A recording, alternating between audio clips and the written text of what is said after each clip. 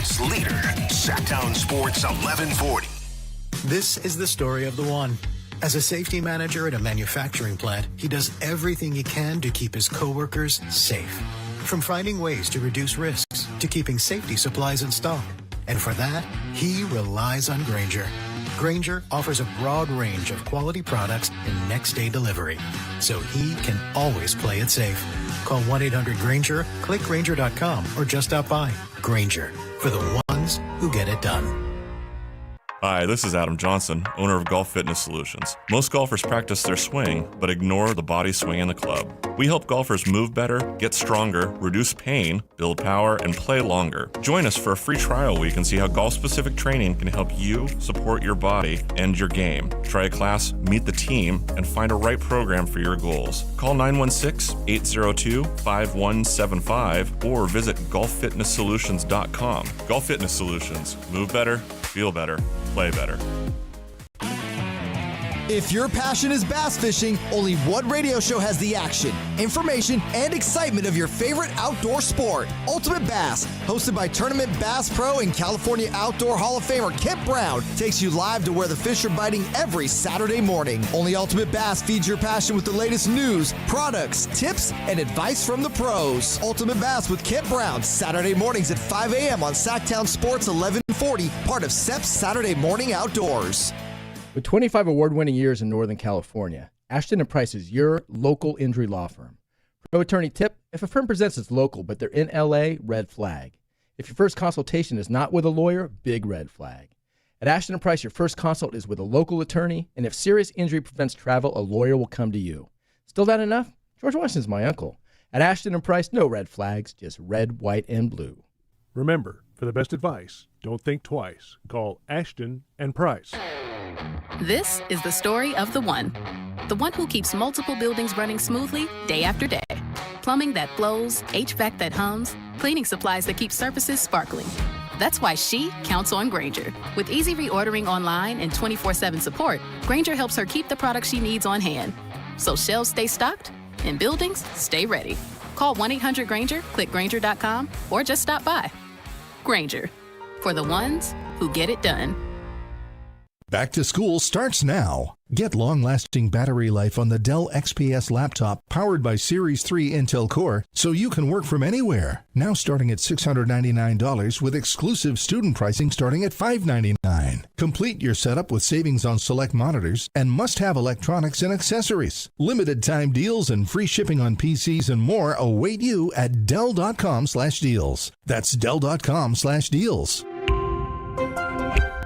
Carmichael Dave here, so proud to talk about my new friends at Pest Pros, where they are family-owned, they are locally rooted, and they are committed to serving Northern California. I got a mouse problem at my house, and I don't like mice. I got a cockroach problem at my house, and I don't like cockroaches. That's a real thing. You're going to get pest protection somewhere. Why not get it at a place that is locally owned and operated? Longtime Kings fans and partners, and the community, you've spoken. They're back-to-back Sacramento favorites. So if you got pest control, you don't have Pest Pros. Step up to the pros with their all-star lineup.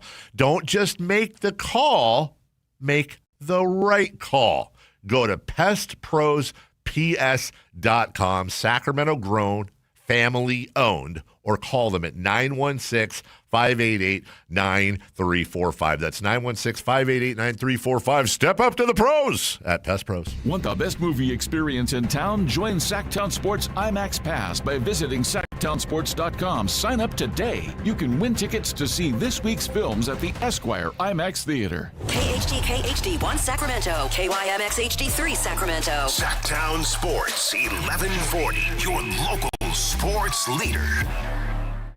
This is the Drive, baby! The Drive Guys, Kevin Gleason and Alan Stiles. It's drive time with the Drive Guys. Welcome to Not Just Any Wednesday. Today is week 2 of our Sactown Sports High School Showcase, right, Jay?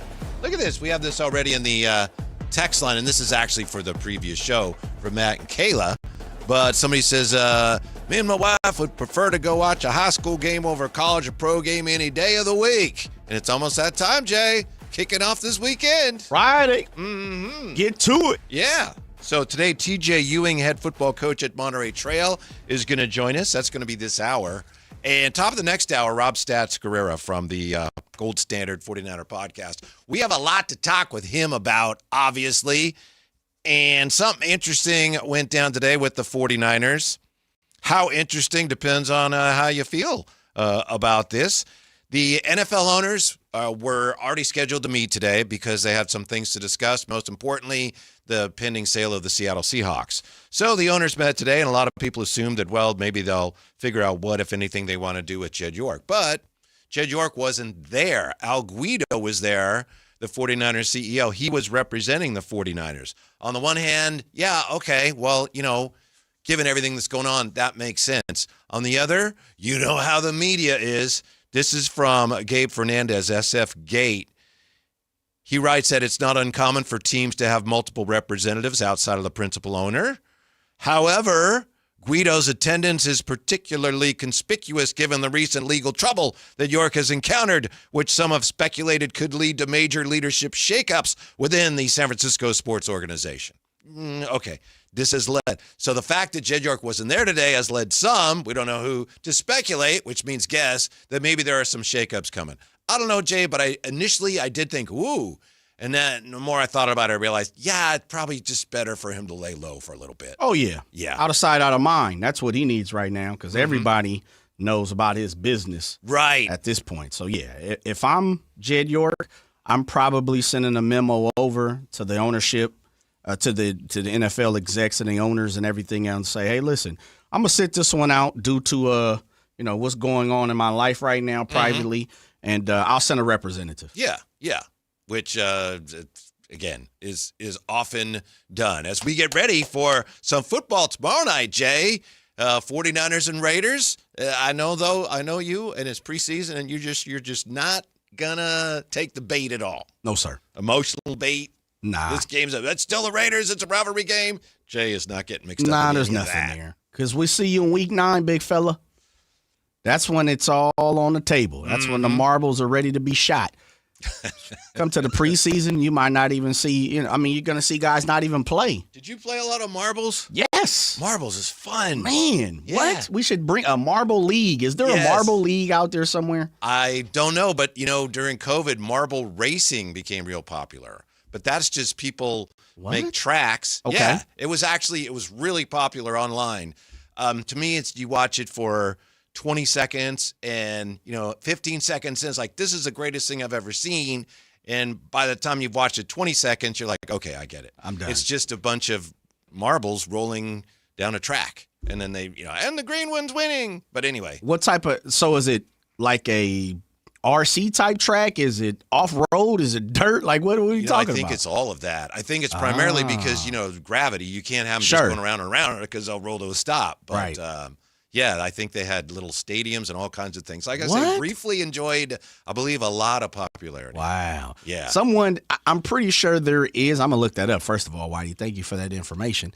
But I'm going to just ease on out on the limb and say there's a marble league of some sorts out in the open.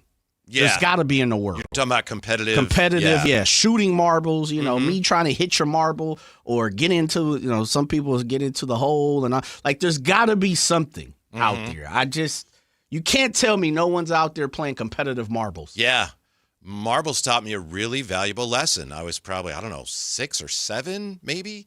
And, playing in the street and there was some game where if somebody hits your marble, they take it. Take it. I'd bring out my favorite marble, and somebody said, you shouldn't use that one. It's like, oh, I'll show you, and then I lost it. Play for keeps. That's what we did. Play for keeps. Yeah. So I learned a lesson that day. You still remember that marble? I think it might have been what they called a blue steely. A blue steely. Yeah, but I'm not certain about that. Man, that brings back cat memories. eyes. You can have any cat. Oh, you can have all the cat eyes. Puries. Oh, I take those puries.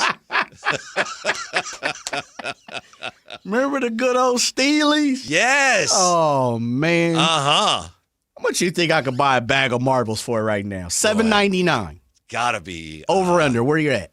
I'm going a bag. I think you get a good bag of marbles. I bet you could get one. And I know I'm older, so I need to, bring my mind into the 21st century here.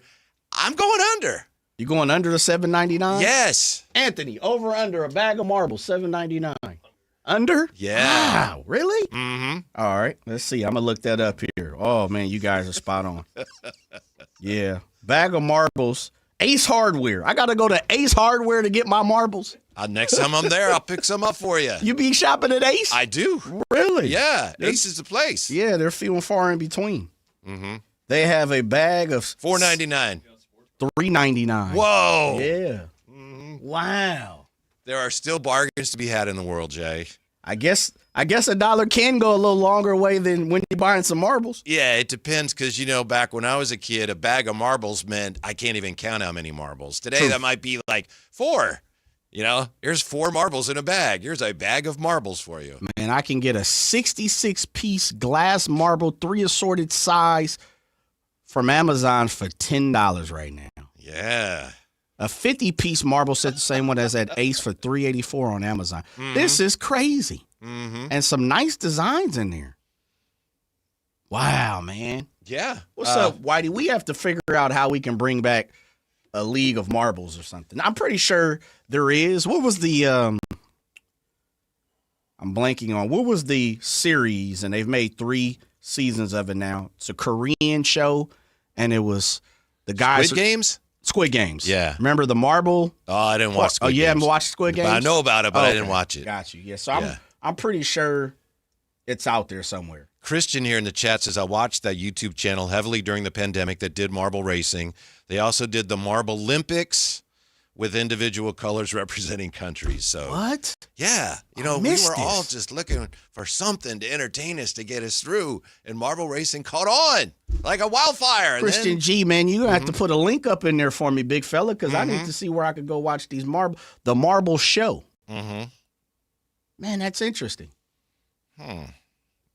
We found something, a passion that we share, Jay, and didn't even know it after all these years. Absolutely, brother. Right. I will, before it's all said and done, I will get you a bag of marbles. And I will get you one, sir. Yeah, we have to, man. We got to exchange marble gifts. Mm-hmm. Mm-hmm. I'm all for it. Yeah. Now, I know we also share a passion for 49er football. And I don't know if you saw this. I sent it to you. I saw this today on Twitter, on X. This was something that was on a 49er podcast, 49ers Collective Pod. It was, Alex Boone, former right guard. He told the story today, and he was talking to Grant Cohn, and he was talking to Larry Krueger, and he told the story of the Super Bowl loss to the Ravens. And I know we've sent it, and I don't know, Jay, it'd take you a long time to clean it up. So it was a lot. Yeah, and that's fine. That's fine. It was a lot. A lot of graphic language there. But the story was fascinating, and he was talking about that fateful last possession the 49ers had where they weren't able to punch it in with a minute and a half to go, whatever it was, after Frank Gore took them down. They had that, were way behind. They rally. Frank Gore takes them down near the 6-yard line. And Alex Boone says they were going to run a play. Remember, they threw the ball. Why didn't they run the ball? Right. And if you remember, they did run the ball once, and it looked like it was going to work, but they had called a timeout. And Alex Boone tells the story that they had the play, 97 quarterback power. They had the play called, and he said he's getting ready to slap the center on the behind, like to get everything going, and he says he hears a voice say, "What's the play?" And Alex Boone said, Larry Krueger asked, well, who said it? And Alex Boone said, I can't tell you. Not going to say. Although I think somebody figured it out. But really? Yeah. I got to go down there and check it out. Yeah, I think we figured it out. So Alex Boone said his choice at that point was either let's run the play or he can continue the conversation, which is another important clue, and then they hope they'll get the play off. So he described, he was pulling on the play. Remember, Kaepernick went to the left, so the right guard is pulling, and he said, we snapped the ball, and it was the sea opened for Kaepernick, and it looked like they're going to score, and then they found out, timeout. So he says now he still feels like maybe he should have called the timeout himself when he realized somebody didn't know the play. I don't know how the sideline realized, we got to call a timeout. I think the play clock was running down, but it looks like it might have been the lineman next to him. I mean, when you think about what he said, how's he going to hear someone's voice say, what's the play? Right. and how you're going to continue the conversation. So it might have been like the right tackle, but that's not confirmed. Here's the thing. He didn't want to say who it was. Larry Krueger, like I say, Larry Krueger asked, well, who said it? Yeah. And Alex Boone's like, I don't want to say. If you don't want to say, then don't tell the story, right? If you don't want to throw a teammate under the bus, then don't tell the world, one of my teammates didn't know the play in the Super Bowl. Well, who was it? Well, I can't say. I don't know. Statute of limitations? Yeah. Like, man, put his name on record at this point. I don't know. They're not playing anymore. Right. So it depends how, I don't know. To me, isn't that the code they call out in baseball? Yeah. You just don't throw a teammate under. And then, I know he said he's very frustrated, and he told the story in a way that suggested he feels like I'm the one that made the mistake.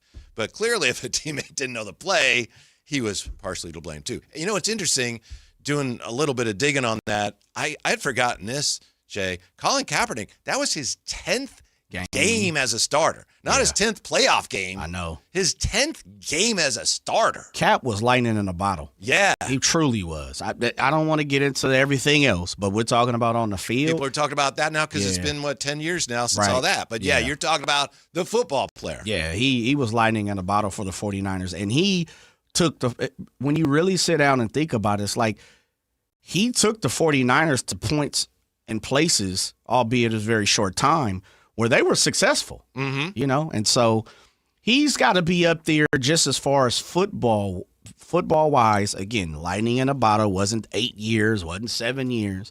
I know he fizzled out, and I don't know if it was more or less he's pushed out. I don't know.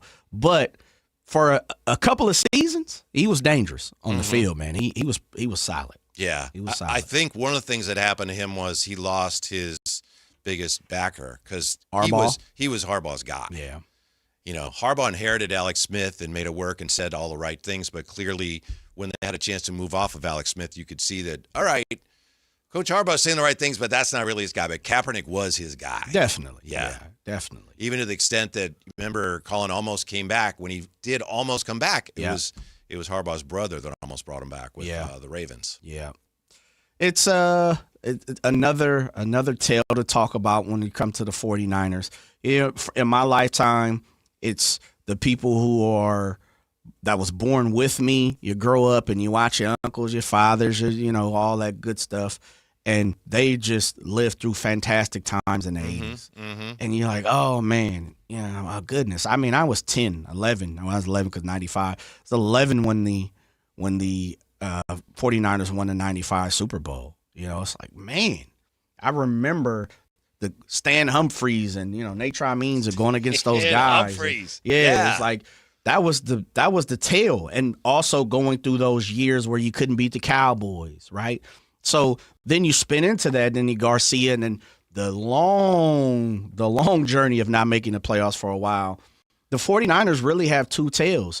They've been very successful 2019 and on this, to current times, they just haven't been able to punch the ticket. And so when you talk to people who are teenagers or older in the 80s, they've lived it.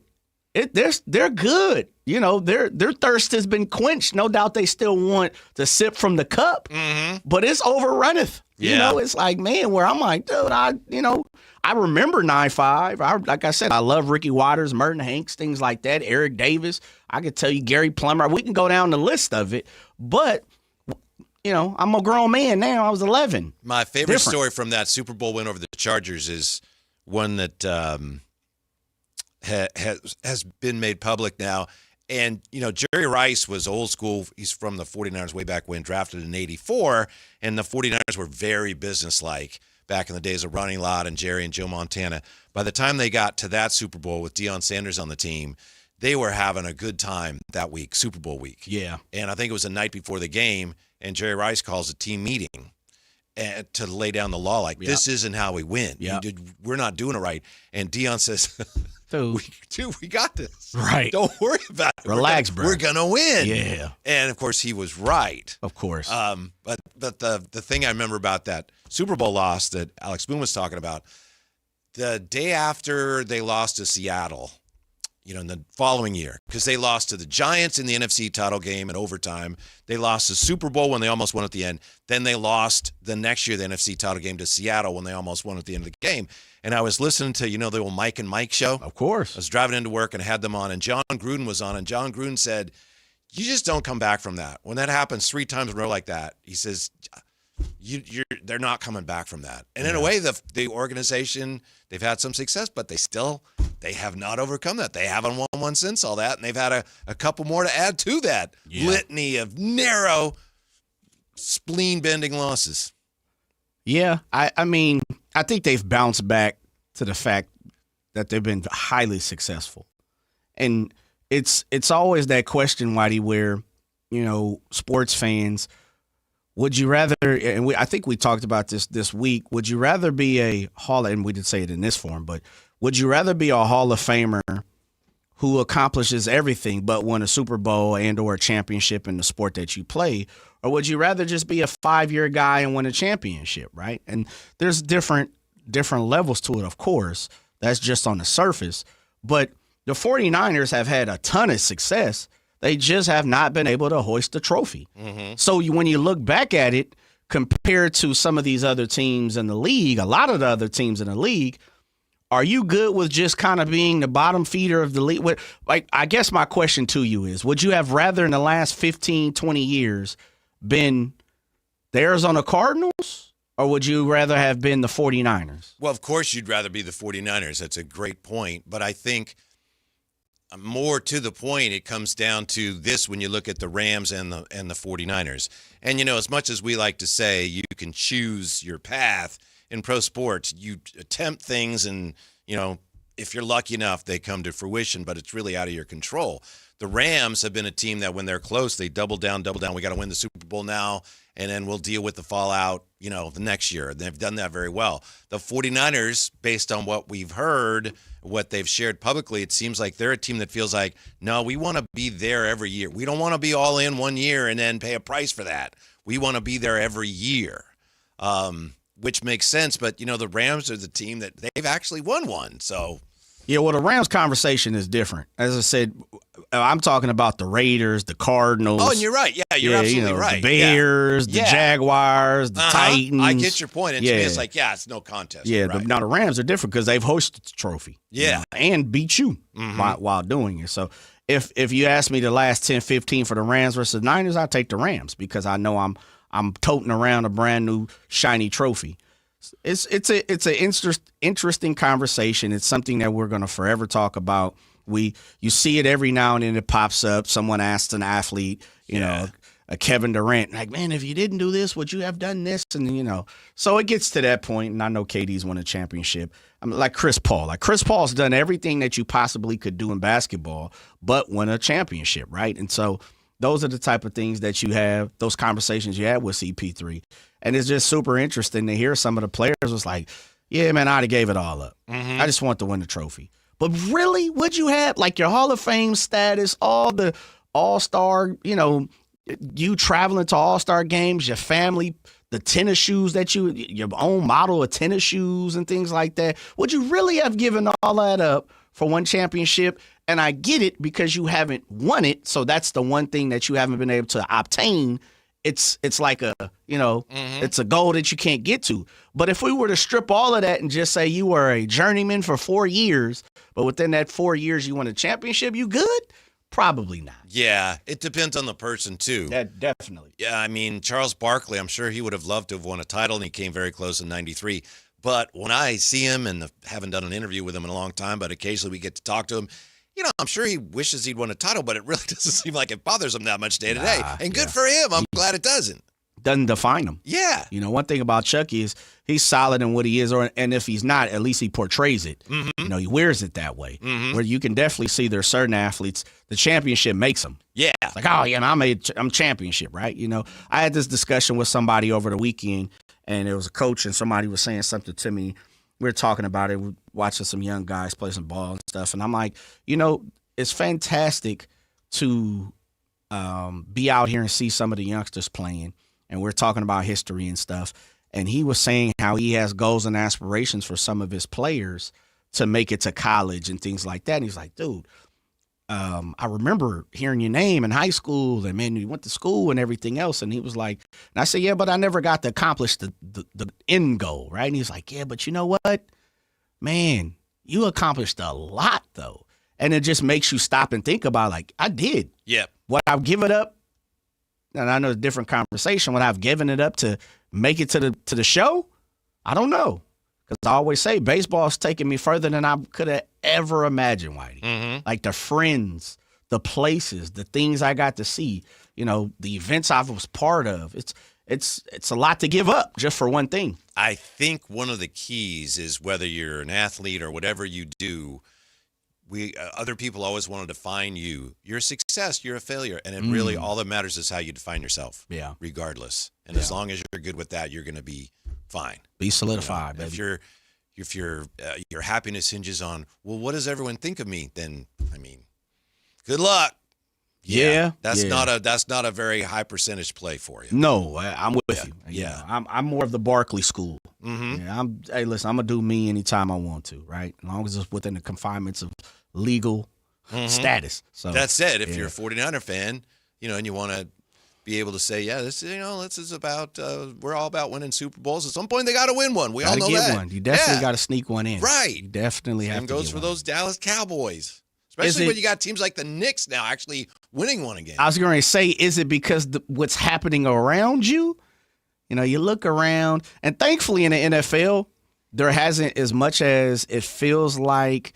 The Jags and the Houston Texans and the Detroit Lions have won. When you really take a step back and look at it, it's like, okay, the Patriots won so many. They're locked and loaded. Steelers snuck in a few more. They're locked and loaded. There aren't that. Seattle's got multiple now. It is kind of sobering to see Seattle win all those games and then fall apart. Then they come back and almost won another one last year. Yeah, but it feels like it's more of the same teams. It may be about 7 of them, but long as the Jags don't sneak one out for the 49ers or the Cardinals get there or, teams like that, the Bears, I'm good. I'm good, man. You know who you got to watch out for this year, Jay? You don't believe me, but you got to watch out for. The Bengals. Cincinnati. We're on to Cincinnati. If Cincinnati wins the Super Bowl for the 49ers, my feelings will be hurt. The Browns. Mm-hmm. Like those type of teams, the Commanders, they win, then I'm going to be hurt, man. Yeah. Like I said, I did a little digging on that Super Bowl between Chargers, the 49ers and the Ravens. That was the first time in history that two teams with multiple Super Bowl wins who'd never lost a Super Bowl went head-to-head. Which one? Hold on. It's the first time two teams played, and they each had won at least one Super Bowl, and neither of them had ever lost a Super Bowl. And what Super Bowl are we talking? That was the Ravens and the 49ers. 49ers? Oh, yeah, okay. Yeah. And that's obviously the 49ers. They won every Super Bowl before that. Yeah, man. And they got a little losing streak going. Why are you bringing up old stuff, Whitey? Because Alex Boone did. Don't blame me. I know. I watched the clip that you sent me. I didn't watch the whole interview, so I don't even know how they even got to this. Well, the clip is just him going, let me tell you a story. So I don't know how they... Like how did they get to that point of him telling a story? He says it breaks his heart. And I know our guest today, Rob Stats-Guerra, says it breaks his heart too. It should. Yeah. Yeah, it breaks mine too. Mm-hmm. Shatters. Mm-hmm. In pieces, I remember that brother. play because I remember it's like, they scored. Why don't they ran the ball and they scored. Why don't they run the ball again? But they did not. Not to be, negative Nancy, Debbie Downer. What's of the Super Bowl losses for the 49ers or NFC championship games or, a playoff game? What's the one over since Harbaugh era to now? What's the one that pains you the most? What's the one that gets you down the most? It's a toss-up between those Chiefs ones. I think it's the last one, the most recent one. The overtime? Yeah. Okay. Because it looked like the whole game is like it was right there for them. It was in control. There was some mistakes. There was the muff punt, but like you could see, and it was McCaffrey's fumble, some injuries, but you could see it's right there for them. They failed to take advantage of some situations here or there, but that's okay because it's right there for them, and they couldn't get it done. I'm with you. It's that or the Giants, the Kyle Williams, Alex Smith, 1 for 13 on third down. Yeah, that's the one, man. That defense was incredible. Right. I mean, incredible. I can say it now. You can hate me if you want to. We'd have locked Brady down. Man, that thing was incredible. The one thing that makes that a little more tolerable to me is at the time, I remember the 49ers, they were a surprise team. So it seemed like, we didn't think they'd get this far. So, but again, it was right there for them. That was the one. And it was just dumb plays, and Alex Smith can't get it, that one and the last one. Because McCaffrey fumbling, you're losing an OT. Right. Greenlaw can't stay on his 2 feet. Yeah. That was a mess. And you get the ball and you score. Yeah. And how many times on that final drive did the Chiefs face it, third or fourth down? Obviously, they weren't going to punt it, but the 49ers were so close. Dang, so close. There's some 49er fans, I know, man. The pain is it's unbearable. People talk about the substation. That's ridiculous. It's not the substation. It's some kind of jinx. I don't care about It's that. like it's a hex or jinx or curse or something. Bet. Maybe just a mild curse, which is a jinx. But the substation stuff, that's ridiculous. It's just some kind of bad juju/mojo. When we come back, who is really calling the shots in Cleveland? Why people are asking about that next. Sactown Sports. Take Sactown Sports with you everywhere you go with the Sactown Sports app. The most in-depth coverage of the Kings and 49ers. A library of written and video content. And all your favorite personalities all in one place. Download the Sactown Sports app today and get in on the action. Your local sports leader. Sactown Sports 1140. Sacramento weather is brought to you by Bonnie. I'm Tamara Berg in the KCRA3 Weather Center for your Wednesday, framing up plenty of sunshine. Today's going to run hotter. Make sure you have a heat plan on a day like this. Valley high temperatures peaking in the range of 96 to 100 degrees. Get the latest forecast on the KCRA3 News and the KCRA3 app. Freedom is an unclogged toilet. Right now, get any drain cleared for just $17.76, plus a full camera inspection. Plumbing, electrical, heating, and air, Bonnie.com. Some restrictions apply. Must have accessible clean out. License 696355. Get in the zone, AutoZone. Welcome to the end of summer sale at AutoZone. We're celebrating the end of long days and short nights with big deals for a short time. Like on Wash and Wax, you can get 3 Meguiar's products for just $20. Need new brakes? Duralast brake pads are free with the purchase of Duralast rotors. We've also got oil deals and more. We're ending the summer right with the end of summer sale at AutoZone. Get in the zone, AutoZone. Restrictions apply. Tired of hearing scary radio ads about the IRS? Tax Relief Advocates is different. TRA is here to tell you that if you owe money to the IRS, whether it's $5,000 or $500,000, we have a solution. TRA can eliminate or reduce what you owe to the IRS with zero risk to you. We have over 1,000 5-star reviews on Google and an A+ with a BBB. End your tax nightmare today by visiting TRA.com or call 800-583-6681. That's 800-583-6681. Folsom Chevy is truck country where great deals and a wide selection of new Silverado half-ton pickup trucks rolls through August with a 0% financing offer. Swing by the Folsom Auto Mall or go to folsomchevy.com to find out more. Folsom Chevy, together let's drive. Need a reason to hit the range this week? Well, Hagen Oaks has too. Monday nights are happy hour all night long with special pricing on hot dogs and ice cold beer while you hit balls under the lights. Then Thursday, join the new Top Tracer competition nights. Play Pebble Beach, compete in closest to the pin, long drive, and more with fun interactive games for every skill level. Grab your friends and make Hagen Oaks your weeknight destination. Visit HagenOaks.com for more details. Hagen Oaks Driving Range, more games, more laughs, more reasons to play. Country in the Park 2, presented by your California Army National Guard, October 23rd at Heart Health Park at Cal Expo with Bailey Zimmerman, Russell Dickerson, plus more. Enjoy line dancing, live DJs, mechanical bull, and food trucks. Tickets start at just $70. Country in the Park 2, October 23rd at Heart Health Park at Cal Expo with Sky River Casino and Joel Got Wines. More info at CITPFest.com. Capital Casino is conveniently located in downtown, 411 16th Street, and has been a part of the greater Sacramento area for over 20 years. They offer the best variety of games in the region in a safe and friendly environment, and there's plenty of parking, all well lit and monitored by security. Come have a great meal at the cafe and restaurant inside. Capital Casino has the best food, the best service, and the best action. But please always remember to gamble responsibly. 1-800-GAMBLER. If you're not looking for a brand new car, at Elk Grove Honda, we've acquired some of the best pre-owned cars we can find.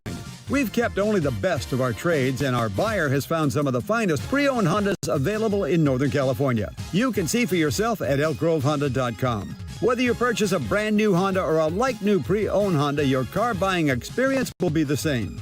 We have the right Honda at the right price. You'll find us in the Elk Grove Auto Mall, Highway 99 and Elk Grove Boulevard. I gotta get an Elk Grove Honda.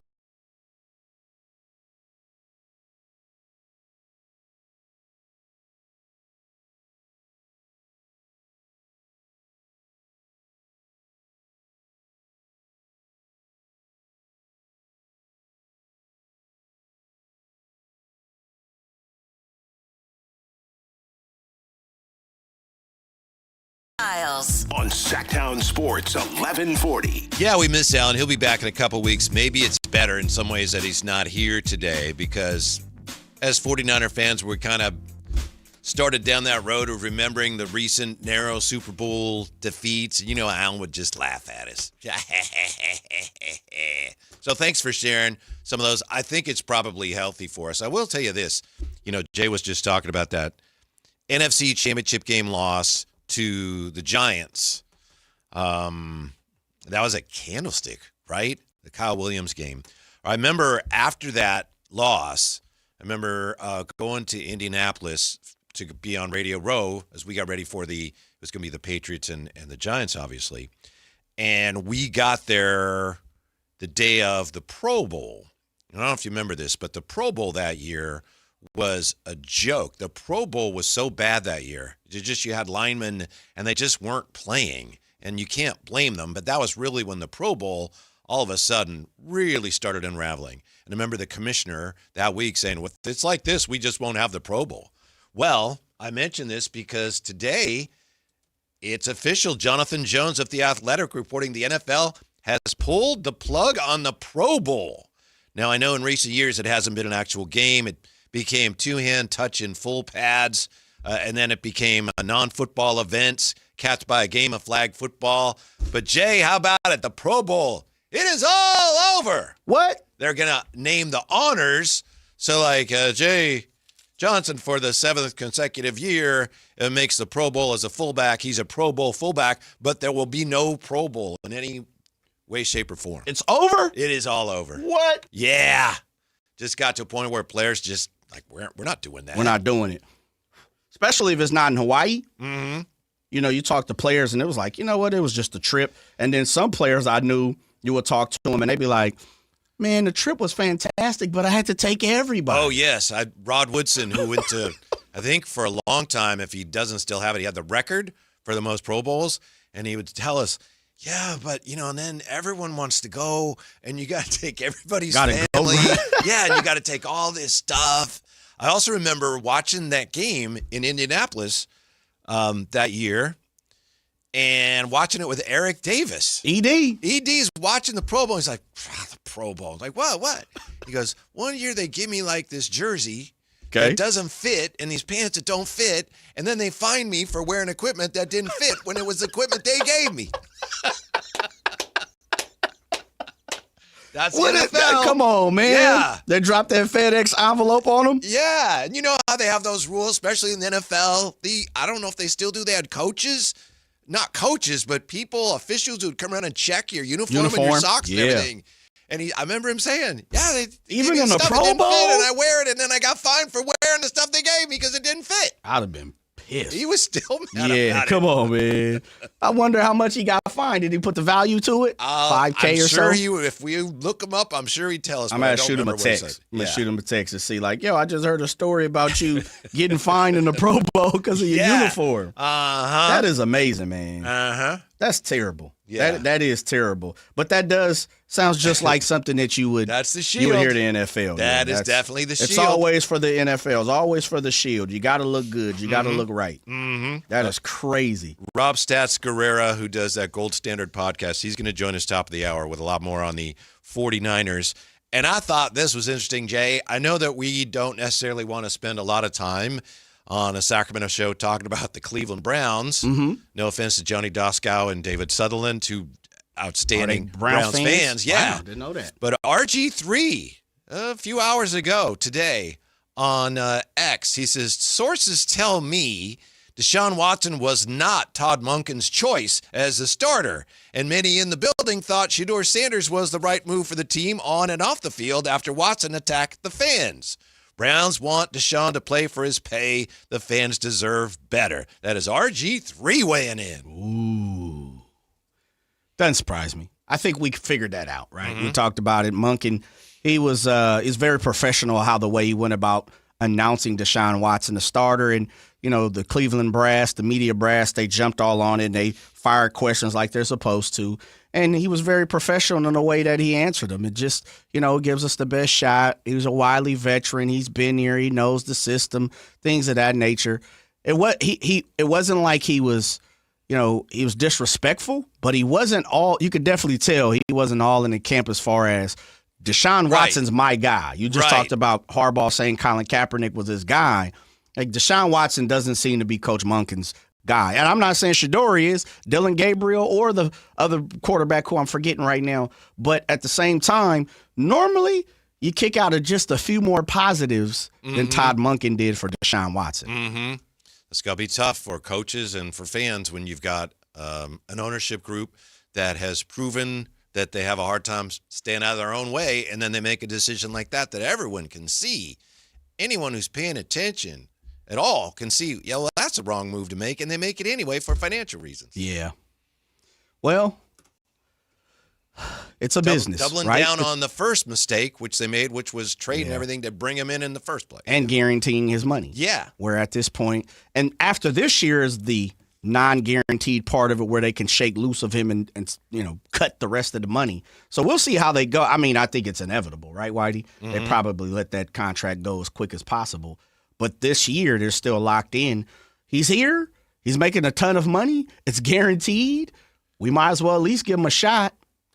Who do you think will start first? We'll find out. There's no way of knowing right now. Yeah. Shedeur Sanders or Fernando Mendoza? Shedeur. Really? Yeah. Like I think the Raiders are hell-bent on letting Kirk Cousins at least play 7 games. Mm-hmm. I asked you yesterday or the day before, if Deshaun Watson goes 3-0, do you think the Cleveland Browns fans would still boo him? And you were like, yeah, probably a little bit. They will. I know Dave was talking about this yesterday or the day before, and he's with you. He says, if they win games, fans will forgive and forget. And they may, but I don't. In this case, I don't think they do. You think they still going to be on I that also tail? don't think they're going to go 3-0, but that's a different question. That may be the truth of what is the truth of the situation, but I winning cures everything. And I understand he has some very heinous things off the field that he was accused of. I'm not as 100% familiar on his case, so I don't want to say he was convicted of it. So excuse me on that. Yeah, because I think he settled. I don't think he was ever settled. Yeah, I don't believe he was ever actually convicted of anything because I think criminally, charges right?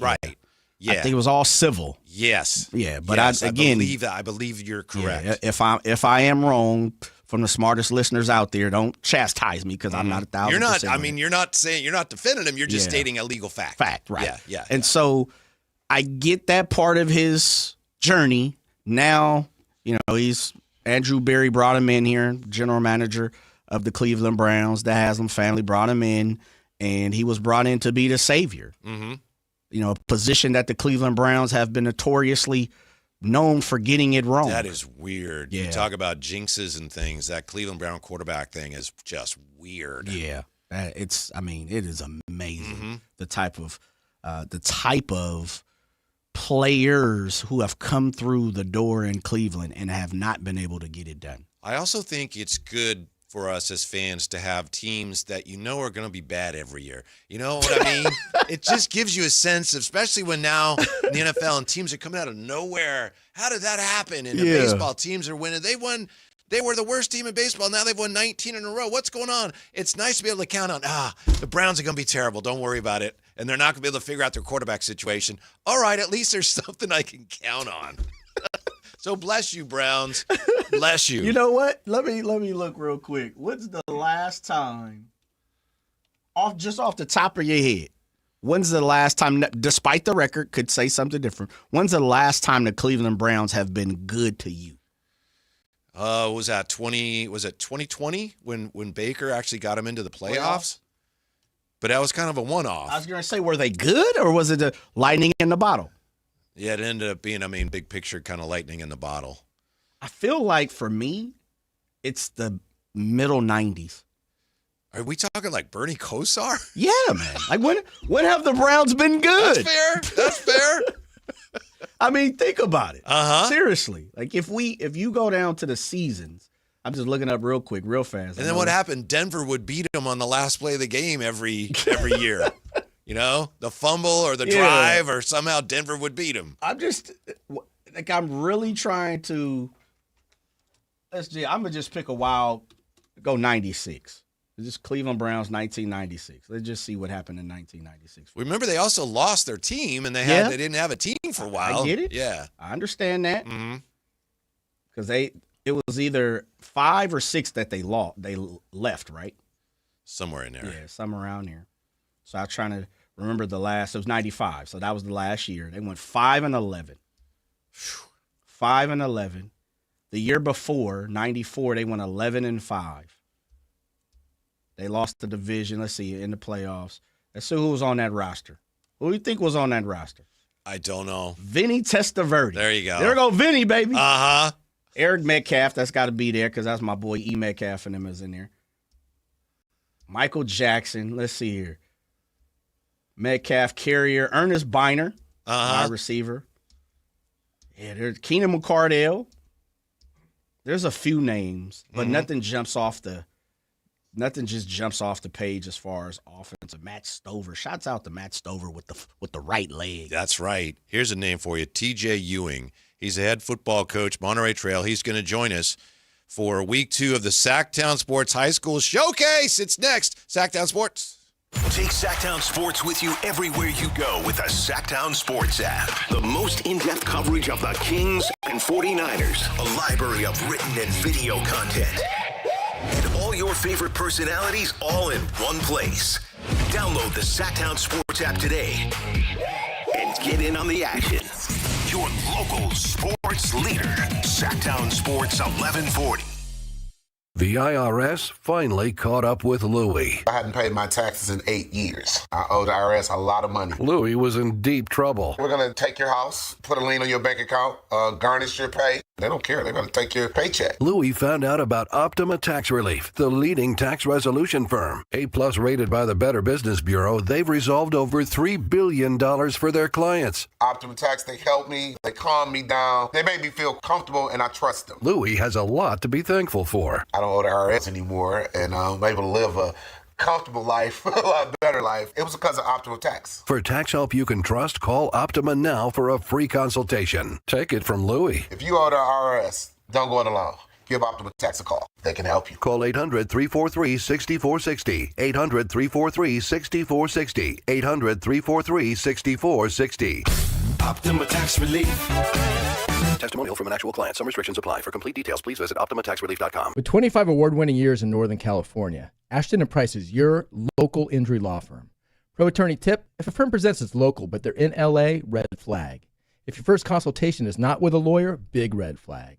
At Ashton & Price, your first consult is with a local attorney, and if serious injury prevents travel, a lawyer will come to you. Still not enough? George Washington's my uncle. At Ashton & Price, no red flags, just red, white, and blue. Remember, for the best advice, don't think twice. Call Ashton and Price. Card collectors know there's nothing as special as a rare one-of-one card. And now you can hear a very rare one-of-a-kind sports card show right here on Sactown Sports. Whitey Gleason here inviting you to join me and Mr. True Sports Cards himself, Emran Pilati, for the True Sports Card Show every Saturday morning at 10 on Sactown Sports. It's the only sports card radio show in the nation. For all your hobby needs, get to True Sports Cards, 6661 Stanford Ranch Road in Rockland. And for hobby, insight, and fun, join us for the True Sports Card Show Saturday mornings at 10 on Sactown Sports. The IRS finally caught up with Louie. I hadn't paid my taxes in 8 years. I owed the IRS a lot of money. Louie was in deep trouble. We're going to take your house, put a lien on your bank account, garnish your pay. They don't care. They're going to take your paycheck. Louie found out about Optima Tax Relief, the leading tax resolution firm. A-plus rated by the Better Business Bureau, they've resolved over $3 billion for their clients. Optima Tax, they helped me. They calmed me down. They made me feel comfortable, and I trust them. Louie has a lot to be thankful for. I don't owe the IRS anymore, and I'm able to live a comfortable life, a lot better life. It was because of Optima Tax. For tax help you can trust, call Optima now for a free consultation. Take it from Louie. If you owe the IRS, don't go it alone. Give Optima Tax a call. They can help you. Call 800-375-2322. 800-375-2322. 800-375-2322. Optima Tax Relief. Testimonial from an actual client. Some restrictions apply. For complete details, please visit OptimaTaxRelief.com. Hi, this is Greg Papa. Disasters hit every day. If your home, business, or building has suffered from any disaster, SunPoint Public Adjusters can help. SunPoint prepares, presents, and negotiates your claim with the insurance company, working only for you, making sure you get everything you're entitled to and letting your focus be on what's most important, your family or your business. Call SunPoint today at 888-247-7865 or contact us at sunpoint.us. SunPoint Public Adjusters, the gold standard in public adjusting. License number 2N14884. Hey, what's up? We're talking to Chad Hoblet of Hoblet Dodge Chrysler Jeep Ram in Woodland. What's happening for the Make This the Summer sales event? Right now, you can save up to $14,500 off MSRP on new 2026 Jeep Grand Cherokee Altitudes. This is easily one of the best-looking Jeeps on the road and has the latest, greatest tech. Search, select, and save through our full inventory at HobletDodge.com. $14,500 total net savings on new Jeep Cherokee after dealer discount and factory incentives. Incentives may include $1,000 Hoblet trade-in assistance for eligible trade and $500 military first responder bonus cash for eligible members. At least 5 Cherokees at this net savings. Excludes tax, title, and license fees. See dealer for details. Kick back and escape to Margaritaville night with the Sacramento Rivercats on Saturday, September 5th at Sutter Health Park. Island vibes, laid-back fun, and Rivercats baseball all in one place. Grab your flip-flops and your tickets now at rivercats.com. Hey, Sactown, High Flyer here. Something big is coming. DraftKings Games Day arrives a massive deal, exclusive deals, and all-day celebration built for fans in sports. The countdown has begun. All roads are leading to game day. The DraftKings Sports app is now live in all 50 states, from California to Florida. DraftKings Game Day is the kickoff of a new season, new era, and big day in sports history. Get ready to celebrate new DraftKings customers. Sign up with code Sactown. Spend $5 to get $200 in rewards within 21 days. That code, once again, Sactown. In partnership with DraftKings, the crown is yours. Event trading offers by DraftKings Predictions, a CFTC registered introducing broker. Tradings involve risk of loss, market availability varies. Eligibility restrictions apply. $50 every 7 days via click to claim issued in non-withdrawable prediction dollars that expires in 1 year. Terms, dkng.co/predictions promo. Nationwide based on sportsbook, predictions, and free-to-play sports contest availability. Varies by state.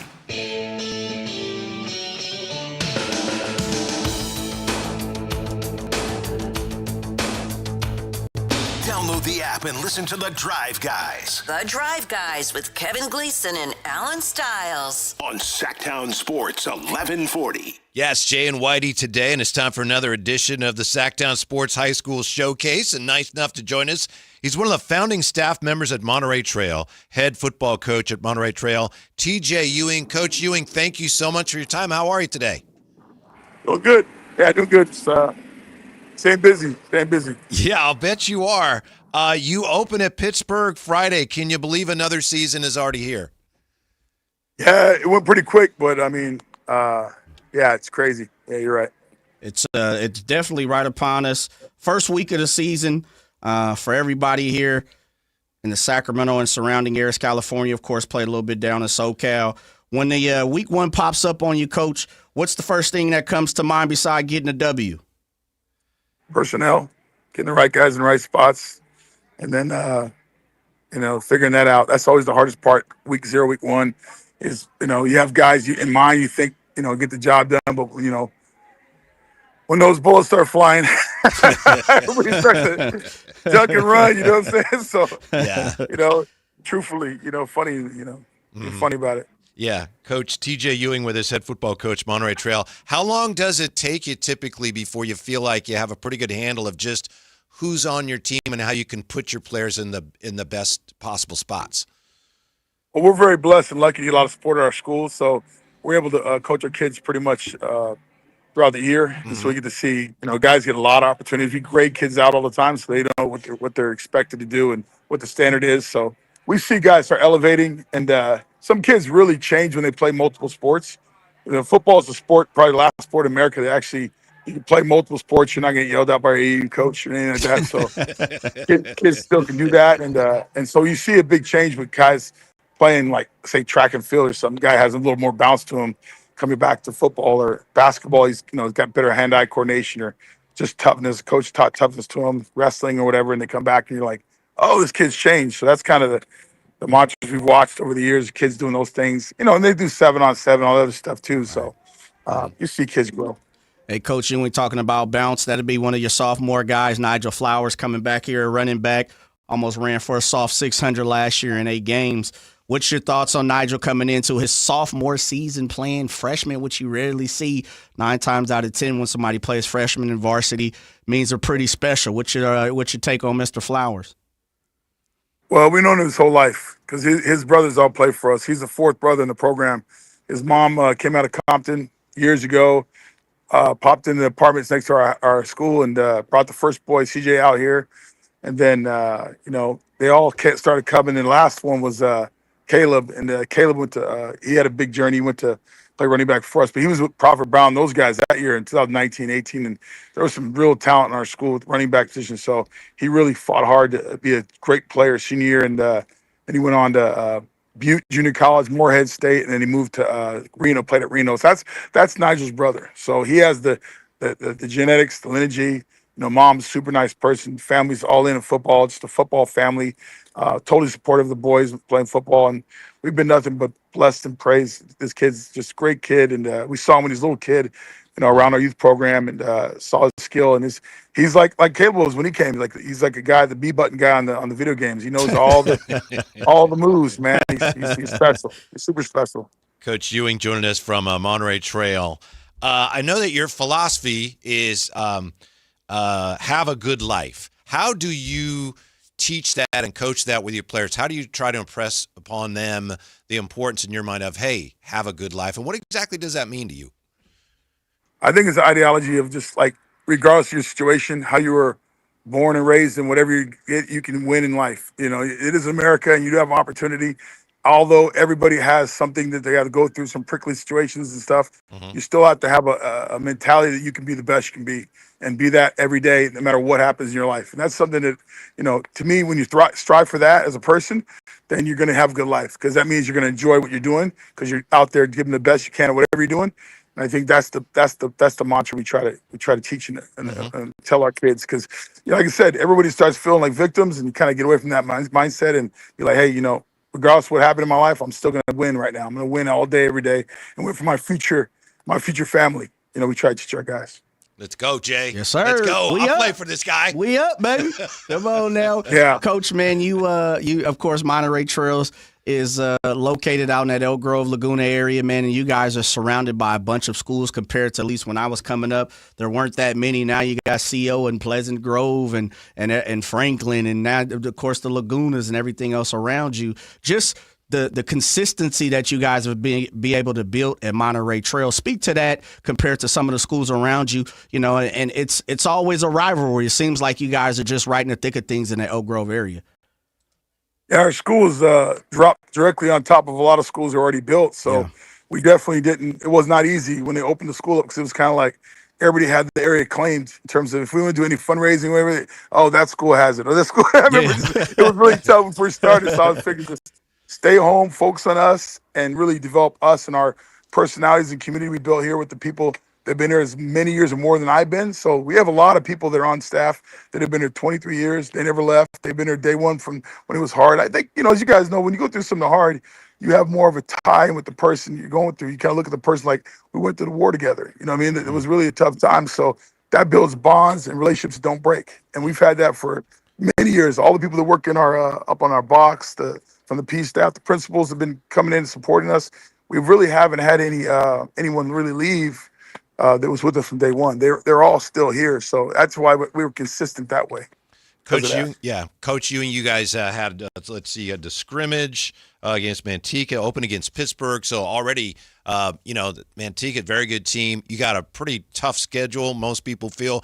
What's the upside of that? How does that make your team better? Like I said before, you really don't know personnel till they're in the fire, right? Like when you put them in the fire, you put them against maybe a Division I guy who's just legit. I mean, you really realize, okay, where this kid's ability is, what do you got to do to get better, what kind of things we got to do in practice to change the way we approach it, how to be more efficient so guys get better quicker. And I think that's the big thing about playing those tough teams. It really identifies you immediately. I think I had a text from my friend at Dale Sal, and he asked, who you guys playing? He said, we're playing Pitt. He said, oh, yeah. I go, yeah, we're going to find out real quick where we stand, you know. And he said, well, we got Sarah. He goes, we got Sarah at the lights in San Antonio. I go, hey, good luck with that, too. You know, it's all, we're all dealing with it, right? Yeah, we're all dealing with it. Everyone has to go through something. And if you don't know, that's why I always tell guys, like, it doesn't matter where you're ranked in the playoffs. You go to the playoffs, like, it doesn't matter. You're going to play everybody anyways. Whether you play them at the end of the season or the beginning of the season, you got to play them anyways. So might as well play them early, you know. Yeah. The coach, last one for me before we let you go. We know practice is upon us, as you said. The fellas in the weight room. Who's the guy that you got your eye on? You know, maybe you could sneak away from the weight room, but don't let the kids hear you. Who's your guy on the squad that you got your eye on this year to take the next step for you and really become, you know, that guy when it comes to Monterey Trail? You know, I'm not sure. We have a few guys in that spot right now. I think it's early in the year, so I'm not sure for sure. My thumb's on it. I like our quarterback right now. He's real poised to really do a good job and keep our kids together. He's a real good leader. He does a good job of how he talks to the players and kind of gets them to, I mean, his whole life has been raised to be a really good communicator with people. So I like his demeanor right now, how he kind of gets everyone all together. So I think the quarterback, Viliami Kefu, has been doing a great job just learning how to be a leader, right? And we have a couple other guys. We have a few other guys. Ethan Guerrero is a multi-position guy. He's a quarterback too. He's a really good guy, multi-position guy. We have a bunch of running backs that are good players. A couple linemen are real good. D-line's good. Just got to see versus Pittsburgh. We'll see exactly how good those guys are until we play Pittsburgh. We'll find out real quickly, you know. Yeah, well, Coach, we know you're super busy right now. Thank you for your time. Good luck this season. Good luck Friday. We hope to talk to you again real soon. Thank you. Always a pleasure. Appreciate you guys take your time and, like I said, have a good life. Yeah. Appreciate that, Coach. There you go. Stay safe, baby. Right, yeah. No wonder people are raving about the Sactown Sports High School Showcase, Jay. I mean, we just get quality characters on this show, man. Quality charactすon this show. Catch it on. Yeah. We got What's the game you going out there this week? I know you're going to be at every week now.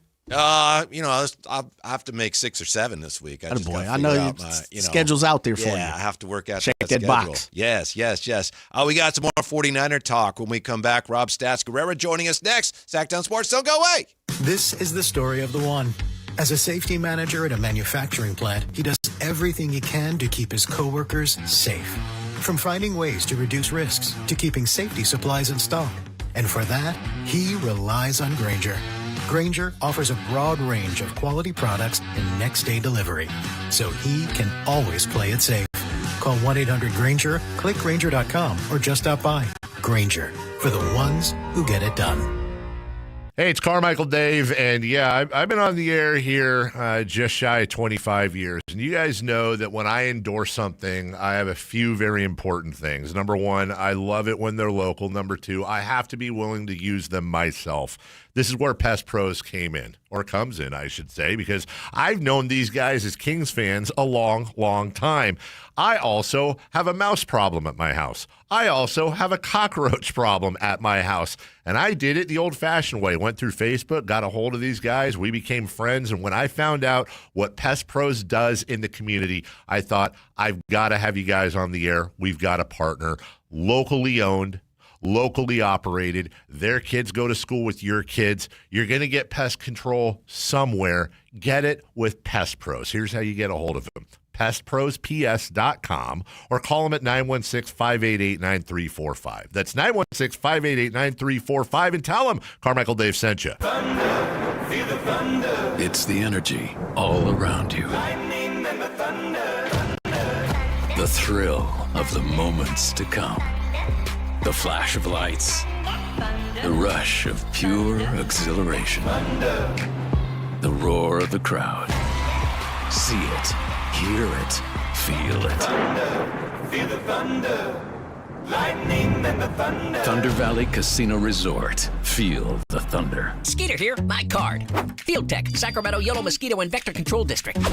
I never met a Culex terrasalis I didn't want to smack. That's Latin for mosquito. Hey, it's time again to fight the bite. Time to protect yourself from West Nile virus by applying insect repellent. Once a week, drain stagnant water and report dirty green swimming pools. Ew. They're breeding grounds. The Sacramento Yellow Mosquito and Vector Control District reminds you it's time to fight the bite. My card never gets old. For more information or to report problems, go to fightthebite.net. Sacramento's best selection, best quality, and lowest prices on kitchen and bath products are at the new Anova Cabinet and Stone. For a limited time, get stunning new quartz countertops starting at just $159. That's right, only $159 for gorgeous quartz countertops. Listen to this. For a limited time, cabinets for kitchens and bathrooms are up to 50% off. Yes, up to 50% off new cabinets. It's a must-see. The new Anova Cabinet and Stone at Florin Road and Highway 99. Learn more at AnovaCabinetStone.com.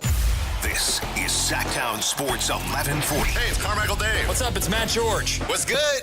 Sound Styles. With the most trusted voices in the community. This is Jason Ross. Hey, it's Kayla Anderson. It's Whitey Gleason. Ready to help promote your business, both as partners and customers. All you have to do is ask. Pick up the phone, dial pound 250 and say, grow my business to get connected with a team member today. That's pound 250 and say, grow my business. Our team will review your product, quickly pair you with a perfect endorser, and create video and audio samples all at no cost or obligation to you. With the most live and local on-air lineup, a dynamic content-driven website, and a state-of-the-art mobile app, Sactown Sports 1140 is tailor-made to help you connect with a sports audience in Sacramento. So why wait? Dial pound 250 today. Say, grow my business, and let us help take you to the next level. From the people who brought you It's the Dog Park comes. Is that a new bump on your dog's neck? Or is that bump just a part of his neck? Could be a bug bite or something way worse. Protect your dog from injury and illness with Progressive Pet Insurance. Wait, there's another bump right by the first bump. Progressive Casualty Insurance Company and affiliates. Not available in all states or situations. Coverage subject to policy terms. Tired of hearing scary radio ads about the IRS? Tax Relief Advocates is different. TRA is here to tell you that if you owe money to the IRS, whether it's $5,000 or $500,000, we have a solution. TRA can eliminate or reduce what you owe to the IRS with zero risk to you. We have over 1,000 5-star reviews on Google and an A+ with a BBB. End your tax nightmare today by visiting TRA.com or call 800-583-6681. That's 800-583-6681. KHD1 Sacramento, KYMX HD3 Sacramento. Sactown Sports 1140, your local sports leader.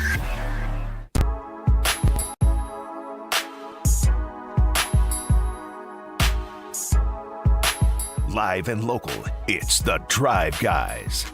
Watch the show on youtube.com/Sactown Sports 1140. Or listen on the Sactown Sports app. Yeah, you got Jay and Whitey today, and you know there are a lot of 49er podcasts out there, and a lot of them are excellent. That said, none better than the Gold Standard Pod, and nice enough to join us once again.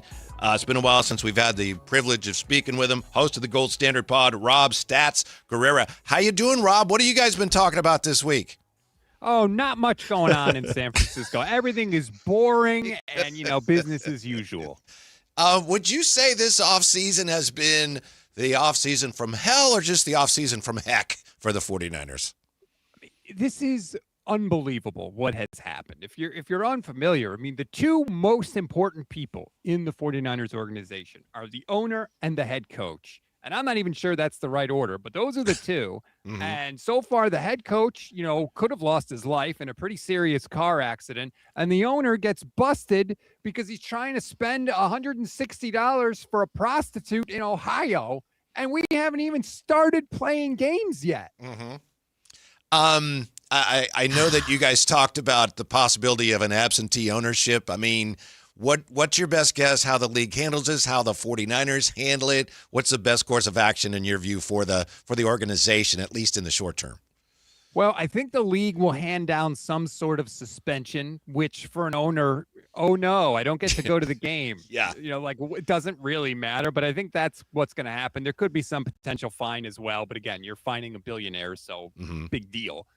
But I don't think it's going to be anything more serious than that. I would not be shocked if we found out relatively quickly because the 49ers play in Australia in week 1. They're actually leaving next Wednesday, a week from today, for Australia. So I have a feeling the league will want to get that, hashed out. Plus, do you really want Jed York down there kicking off the season? All those questions that are going to be asked of him, it's probably better for everybody if he is sort of in the background. Kyle Shanahan stats came out yesterday and kind of just put a halt to it and said, this is not going to creep over into football operations. Did you believe him? Well, kind of, because, look, this is embarrassing. No question about it. It's embarrassing to the York family, to the team, the players, the fans, everybody. But it doesn't really affect them. It doesn't affect how they prepare for the Rams. It doesn't affect their workouts and their weight room sessions and all of that stuff. So as weird as it is to say, this is way less impactful to the football side of things than Kyle Shanahan's car accident. No question about it. Rob Stats Guerrero, nice enough to join us. Where do you think is a realistic spot here for 49er fan optimism right now compared to where it's been this time of year the last couple of seasons? It's a good question. The answer is always what it has been for the 49ers the past few seasons. Health. If they are healthy, if they have their guys, they can compete with anybody. Unfortunately, 23 players missed practice yesterday, which is almost 40% of a 53-man roster. The question is, how is that just the 49ers being careful with some guys that have some bumps and bruises, so they just keep them out of practice as a precaution? We don't really know, but there are some serious questions on this team. Nick Bosa hasn't practiced in a month. They're already missing Ricky Pearsall for the entire season. Christian McCaffrey missed a huge chunk of practice as well. Mike Evans has had like 3 injuries this year. We haven't even gotten to week 1 yet. So the concerns are real. Man, when you say it like that, Stats, see, I knew Stats was going to fire it off, man. AK-47 style. He got me feeling bad about it now. Stats, one of the things that, everybody has been talking about is the left guard position. Just trying to get your take on it. It sounds like they want Willis, maybe Jones. It started differently early on. What's your outlook on that left guard position? Yuck and poo is my outlook on it. All right. They can't find anybody for this job. The search is getting bigger instead of smaller. They had Austin Pleasance there. He's a tackle. He played a significant amount of snaps in the last preseason game at left guard before he got hurt. They don't have anybody that has done anything impressive at that spot. And it's really scary right now because they're starting right guard Dominic Pooney's in the concussion protocol. So you could potentially be going into week 1 against the Rams with a rookie in Carver Willis and a second-year, 7th-round draft pick in Connor Colby at guard, facing potentially Myles Garrett, Aaron Donald, and that Rams defense. Yes, it seems to be going the wrong way, doesn't it? I mean, typically, okay, we're focusing on these couple of guys, and then, more people are in the mix. Oh, does that mean they're playing well? No, it just means everyone's terrible, and we just can't find anybody right now. Exactly. Like George Carlin famously once said, I never dated a 10, but I dated 5 2s. Those are not the same thing. Right. There you go. Hey, Stats, you talked about Nick Bosa.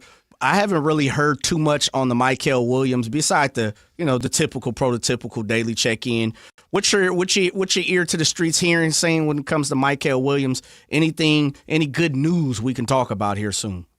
Well, on the plus side, everything looks good. He seems to be progressing well. He hasn't had any setbacks or anything like that, which is obviously very good news. But remember, Nick Bosa tore his ACL in week 3. Right. Mykel Williams tore his ACL in week 9. So that's much later. So it's likely that Mykel Williams will start the season on the physically unable to perform list and miss the first 4 weeks. But that doesn't mean he's had a setback or anything bad. It's just that he tore his ACL later in the year, so he's not going to be ready to come back until a little later in the season. Stats, I'm going to dredge up some unhappy memories here, but I'm trying to, we're trying to purge here a little bit. I know you commented on social media about the Alex Boone story that he shared with Grant Cohn, and Larry Krueger about, that ill-fated run against the Ravens. And that was a string there of some tough 49er defeats. As you well know, you got the loss to the Giants in the NFC title game, that Super Bowl, then the Seahawks the next year, now 2 Super Bowls with Kyle against the Chiefs, in which they've come so close. I want to ask, which of those, which for you, looking back on it, was the toughest, or still is the toughest? Why do you want to hurt me? My dog died when I was 7. You want to talk about that too? I mean, geez. Like I said, I'm trying to, I think it's healthy to deal with these things. And don't blame me. Alex Boone's the one who brought it up, not me. That Alex Boone thing is troubling. Like 2 of the 3 Super Bowls the 49ers have lost, they've had offensive line issues in critical moments at the end. In 2023, it was Spencer Burford going rogue on 3rd down in overtime that allowed the Chiefs to get pressure to break up that play. But I still think 2019 is the most painful because, number one, they hadn't been to a Super Bowl since 2012, but they were winning by 10 points with 5 minutes to go in the game. Yeah. They should, the amount of things that had to go right for the Chiefs in order for them to ultimately win that game. And don't forget, they lost the game by 2 scores. So it was just a flood of incompetence at the end of that game. Yeah. So don't you feel better now? Yeah, great. That's just fantastic. What else should we talk about? George Kittle. How about George Kittle? You think George Kittle jumps across the pond and goes to Australia and plays week 1? That is a very good question. Talk about a guy that has made an incredible recovery. George Kittle he got hurt on January 11th. It was actually my birthday. Another great memory for me. The fact that George Kittle is even remotely close to coming back from his torn Achilles is an incredible story in and of itself. They activated him off the PUP list this week. He's not really doing practice. He's not doing like the team stuff in practice. He's kind of doing individual stuff. So they're easing him in slowly. Everyone keeps saying the same thing. He's got a chance. He's got a chance. But remember, too, there's a 19-hour flight there. Then they have to play. Then there's a 19-hour flight back. Do you really? I think unless he really shows next week that he goes through all the practices all week, looks fine, has no issues, then maybe you consider it. But other than that, I think the smart play is to just say, hey, George, why not wait until week 2 against the Dolphins? Yeah. That, of course, is Rob Stats Guerrera. Nice enough to join us from the Gold Standard 49er pod. So now I got to talk about just good things and positive things. Sir. Yeah. Deshaun Stribling, how good is he going to be? Is he going to be, as some around here are saying, maybe I said it, the best 49er receiver since Terrell Owens? I don't want to overstate it, but he has been everything you could have possibly hoped for from a wide receiver standpoint from the 49ers. He has the speed to threaten the defense. He has strong hands. His hands remind me of Michael Crabtree, another guy that used to wear 15 for the 49ers, except Stribling runs a 4.36, which is a hell of a combination. He can get open against man coverage. He's physical. He has that kind of the mentality of the early Shanahan 2019 type teams, the physical smash you in the mouth mentality that Debo has and Kittle has. I feel like they've been missing that a little bit from some other people on this squad. So the arrow is way up on Stribling this year, and they really need him to contribute and contribute early. Yeah, I don't know if you remember this, Rob, but Crabtree's the guy the 49ers were trying to get to. Oh, come on, Whitey. No, you're right. I shouldn't go there. We were talking about that Super Bowl, and I just recalled that. I withdraw the question, Jay. Thank you. I withdraw the question. I appreciate that. Yeah. Stats, I say Mike Evans, Debo Samuel, Deshaun Stribling, DeMarcus Robinson. You say who else? That's it, really. I mean, Jacob Cowing, is he real? He's made one play in his entire NFL career, and it was the punt return that he made last week. And, oh, by the way, he's hurt again. So who knows? Jordan Watkins, what is he? He was healthy last season, and they still wouldn't let him into a game. They were starting Malik Turner, who hadn't caught a pass in years in the NFL, and they were starting him ahead of Jordan Watkins. He hasn't really flashed as a punt returner either. So I don't really know what the wide receiving core is going to be, and it could be okay. Again, if healthy, if they have Debo, Stribling, and Mike Evans, that's a great trio. You're more than happy with that trio. But if they don't, it gets real thin real fast. Christian Kirk make the team? Yeah, I think maybe just because he was one of their big free agent signings, but he's probably going to open the year on the physically unable to perform list. He's missed everything. He Yeah. got hurt on the first day of OTAs, and he's on the Jacob Cowing recovery plan, I guess, 'cause he ain't coming back. So is it Cowing and Watkins that finalized the first of 53? I think maybe they find a way to eke it out here, which is crazy because, like I said, neither one of them has really done anything to make you think as a straight up receiver that they could be anything. But, a lot of times these roster decisions get made just by circumstance. Mm-hmm. Rob, did you see this? Maybe I imagined it because I wanted to, and you can't tell much of anything from preseason anyway. But I just noticed, especially on the defensive end and a little bit with Stribling, it's like, I see a little more of the effort to infuse the roster with youth. And we know that it's still a very, a veteran core that this team's relying on. But did I imagine that, or are we really starting to see now, like I say, especially defensively, that they are starting to get at least a few more younger playmakers? They have been trying to for quite some time. And actually on defense, that is where the youth is. There's a lot of young play. Nick Bosa is still just 28 years old. It's not like he's, 34 years old. Michael Williams obviously is young. Alfred Collins is young. Diamador Lenore is still young. Bernardo Green is still young. He's on a rookie contract. The defense was actually, I think, the top 5 youngest in the NFL last year. All the age with the 49ers is offensively. Kittle and Trent and Juice and McCaffrey. So they've been able to infuse the defense with young players. We're still waiting for the offense to get the reinforcements. Now, maybe they have them with Kalen Black and Stribling this year and possibly Jordan James. We'll see. But that's really where they need to inject some youth. Hey, Stats, one of the moves the 49ers just made this past week is signing Deion Jones, somebody, of course, that Raheem Morris is super familiar with.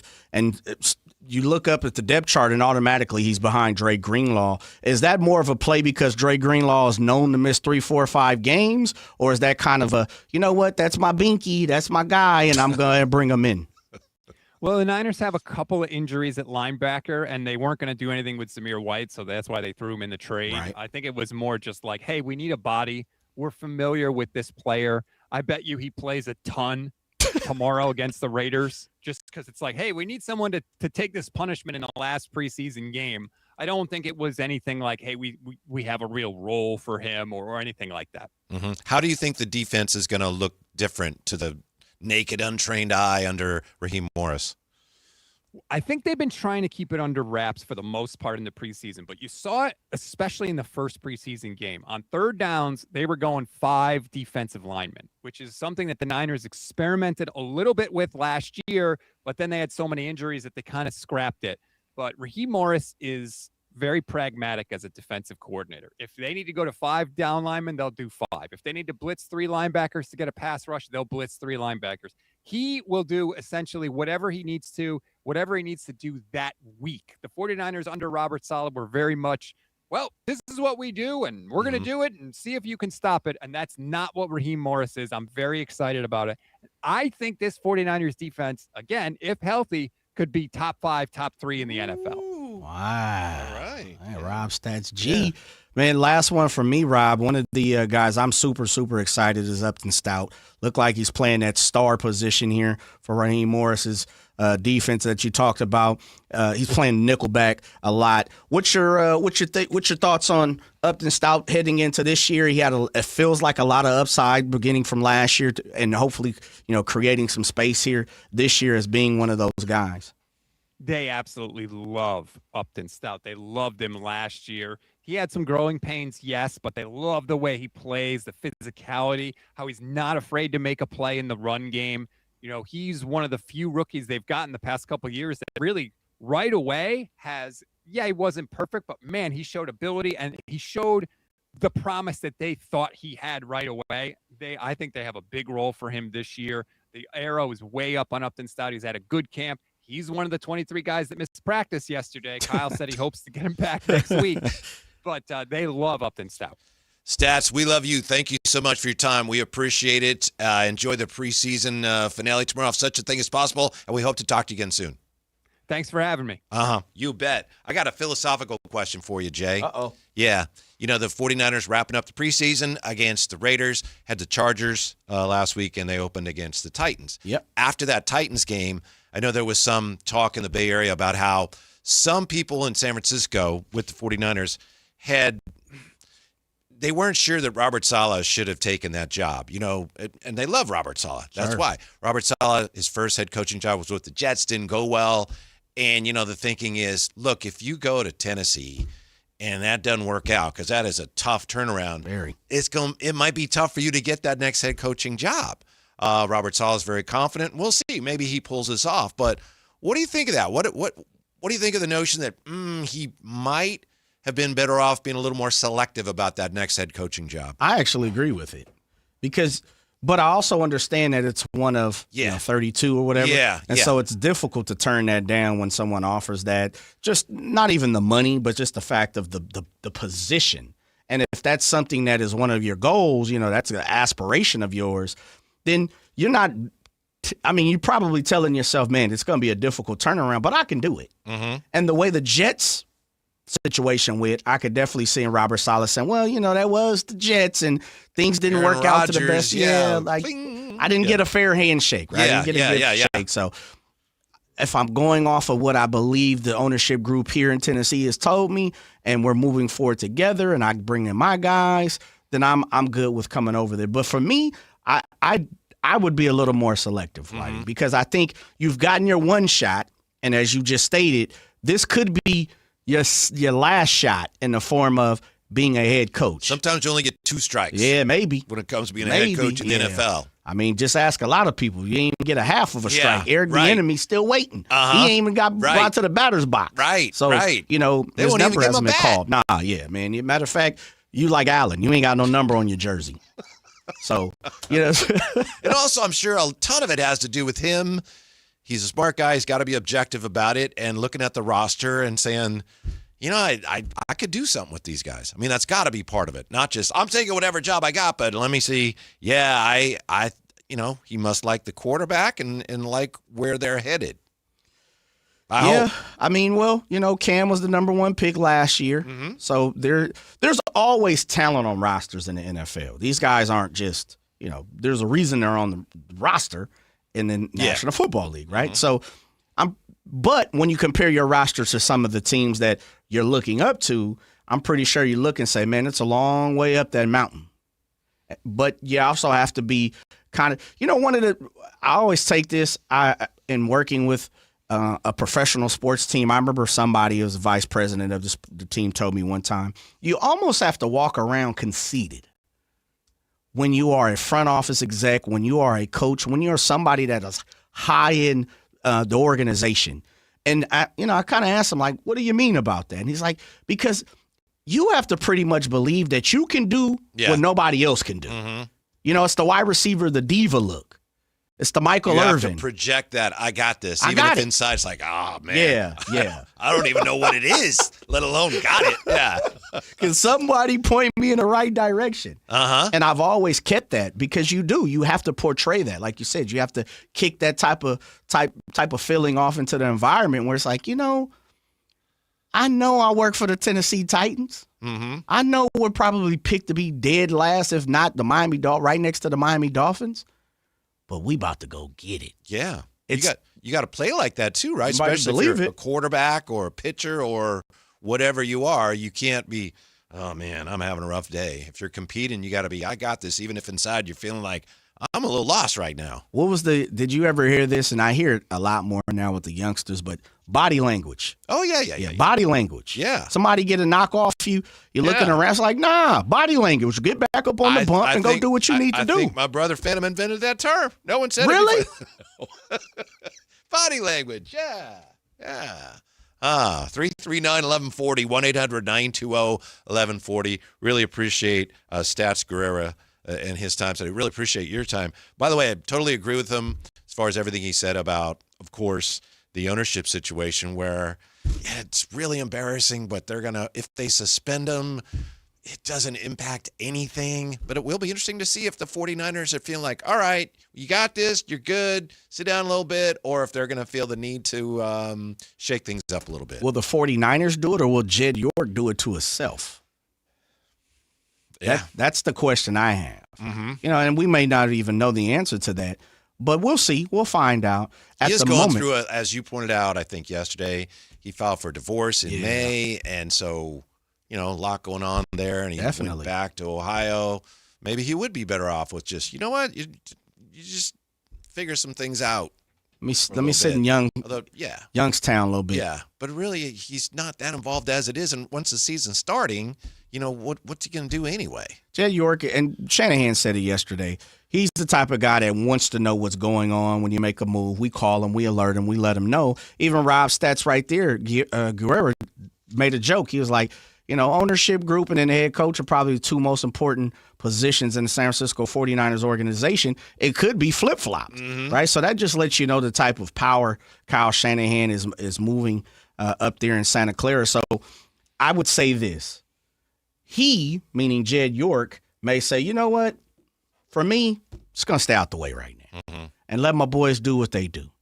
You know what would be super interesting, and I hadn't thought about this, just popped in my mind. With the Shanahan situation, and I may just be speaking out of, you know, San Francisco 49er love, with the Shanahan situation, the Ayuk situation, the substation situation, now the Jed York situation in the beginning of the season, what if they march to the Super Bowl and win? What do you think Jed York would do then?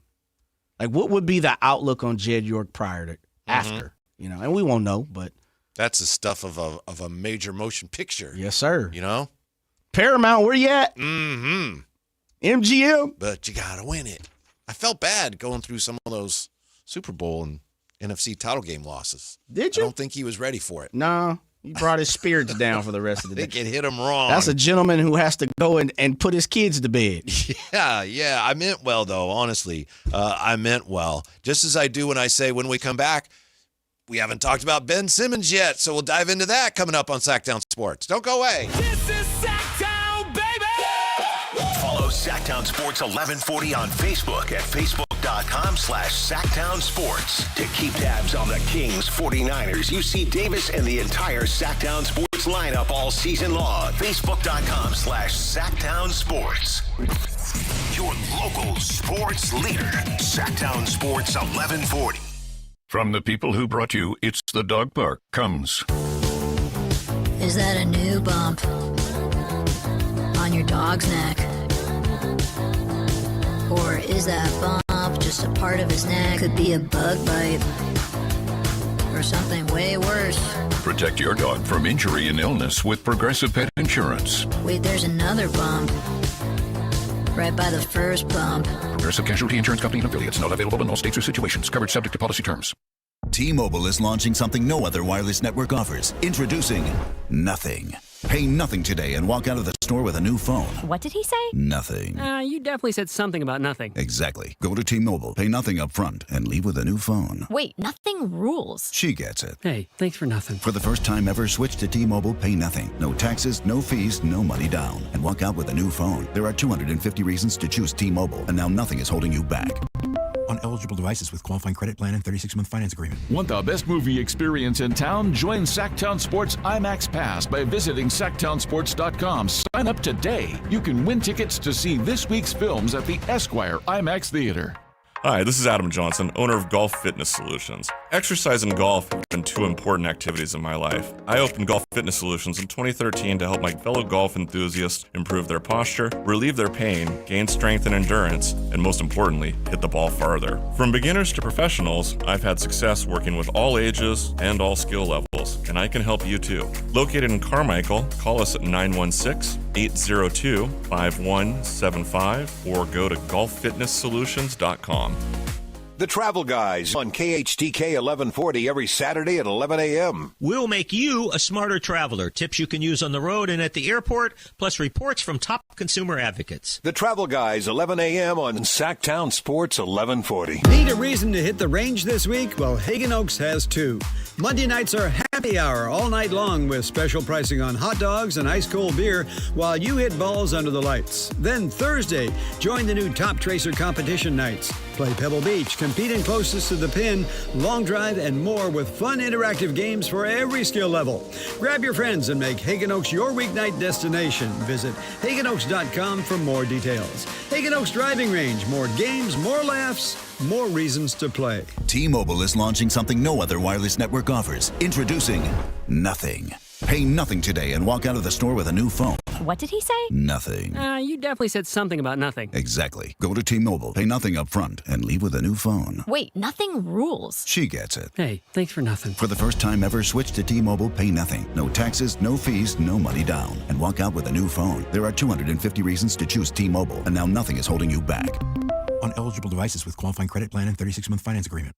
I know that hiring can be challenging. You need someone to match your role perfectly. Well, now you can meet them fast on ZipRecruiter. Build your team, build it sooner. Meet your match on ZipRecruiter. Just head to ZipRecruiter.com/free right now to try it for free. That's ZipRecruiter.com/free. Meet your match on ZipRecruiter. Try it free. Capital Casino is conveniently located in downtown 411 16th Street and has been a part of the greater Sacramento area for over 20 years. They offer the best variety of games in the region in a safe and friendly environment, and there's plenty of parking, all well lit and monitored by security. Come have a great meal at the cafe and restaurant inside. Capital Casino has the best food, the best service, and the best action. But please always remember to gamble responsibly. 1-800-GAMBLER. Toyota's national sales event is on now. Summer isn't over yet, and neither is your chance to explore California in a Toyota. Get 3.99% APR plus $500 finance cash on 2026 Tacoma SR5. Or get 2.99% APR on 2026 Tundra. Time's running out to take advantage of Toyota's national sales event before summer ends. Visit your local Toyota dealer today. Toyota, let's go places. Offers available through TFS to buyers with premium rated credit. Cannot be combined with other offers. Cashback offer excludes Tundra TRD Pro. Ends 8/31/26.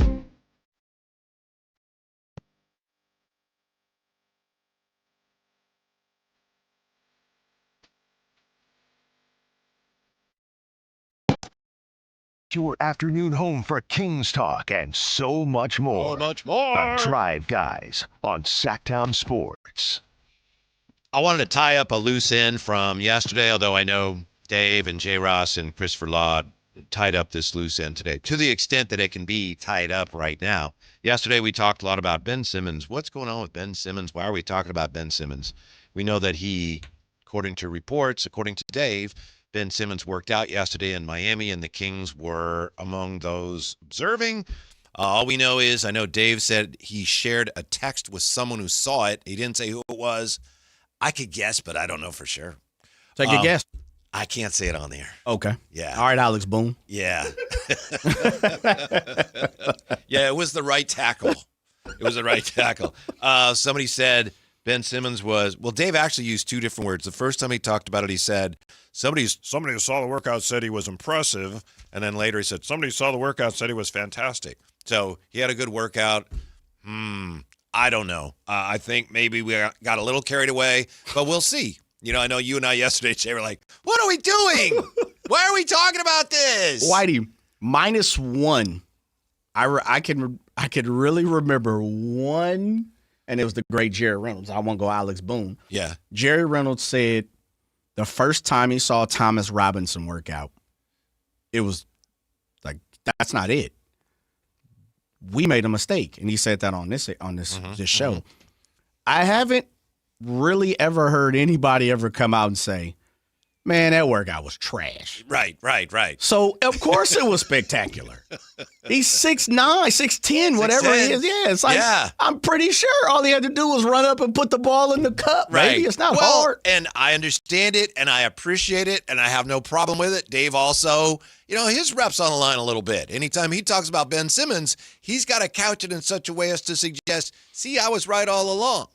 And it's hard to convince people of that because he was not right all along. But I don't blame him for taking advantage of this opportunity to run with it a little bit. Well, he and should. I appreciate that. Yeah, Yes, he should. I'm telling you, if the King, even if the Stockton Kings inked Ben Simmons to a deal, Dave should be in here doing everything that he possibly can to say, look at me, look at me. Yeah. You know, he should bust out and dance. Yes. Now, Dave does have his sources that I don't have, and he said, you never know when he throws something out. You throwing something out there, or did someone tell you that? Which is, by design. Sure. He does that well. Smart. He said, he'll probably end up signing with Portland or somebody.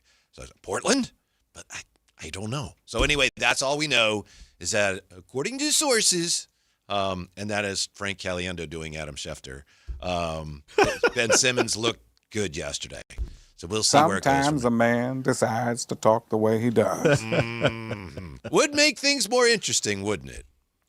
Yeah, for onlookers. Uh-huh. I don't know necessarily for the wins and losses, but as far as the ride, the journey, the roller coaster, what this season would look like, I'm pretty sure, yeah, for sure. I know yesterday you and I were talking about how the crop of players, the group of players that the Kings are apparently looking at, it's not overly impressive. And somebody, I think it was on the text line, asked a very fair question. Well, who then? And I was looking at available free agents today, and as you can guess, it's not a real strong group right now, period. No. So, yeah. I would have liked Ben Matherin.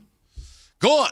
I know. I mean, right under our nose. What does that do to the Kings? That's one of the teams that I think the Kings could feel pretty comfortable and confident that they were better than. Like New Orleans. Now they got Benedict Mathurin. Does that change that equation at all? I don't think so, but they have my attention. Yeah. I'd have took White. Who was it last week? Man, signed with Phoenix from Miami. Haywood Highsmith? Haywood Highsmith. I'd take Haywood Highsmith, too. Mm-hmm. I mean, there's been some guys who... Hey, Kuminga's still out there? Well, I mean, that's between you and you there, Whitey. It looks like it's between Minnesota and the Lakers. Yeah. He wants to go to the Lakers. And he's probably going to sign for the cheapest amount of money that you possibly can find that the Bus family is arguing over right now. The 17%. Do you see two of the Bus boys, and I don't know, it's JJ and Jonah? Joe or something, yeah. Yeah. They're part of the Padres' new ownership group. Yeah, I saw that. They say, we always like the Padres. So, have you? Yeah, that's what they say. Yeah, I haven't seen any influence or influx of what you guys want to do with the Padres over the last 30 years. But, a good for them. The Padres are moving in a different direction. I thought that was pretty interesting, too. Did you have an opportunity to watch I've Jose read about and it, but I Kwanzaa? didn't actually see it. Okay, yeah. I mean, take it how you want to, fan how you want. Saw a lot of positive, saw a lot of negative reaction, too. Really? It was like, they're gun-ho, and do they know what they're getting into? And it's still the Padres. And then you've seen some people was like, I absolutely love the energy coming out of the room. Sports, right? That's how sports really breaks down. So, yeah. So I find it interesting the reactions that people have had over the Padres' new ownership group. I'm a little biased, but I think there's some evidence there, and for other teams and other owners, like you can go a long ways just by showing your fans that you want to win, you're dedicated to winning, and you're going to spend money to do it. I remember 4 years ago, whatever it was, San Diego was spending a ton of money on, Manny Machado, and they got Soto, and they ended up trading him. But some of the owners were saying, what are they doing? And the owner of the Phillies, and I forget his name, and they've done the same thing. The owner of the Phillies said, that's what people should want your owners to do. Yeah.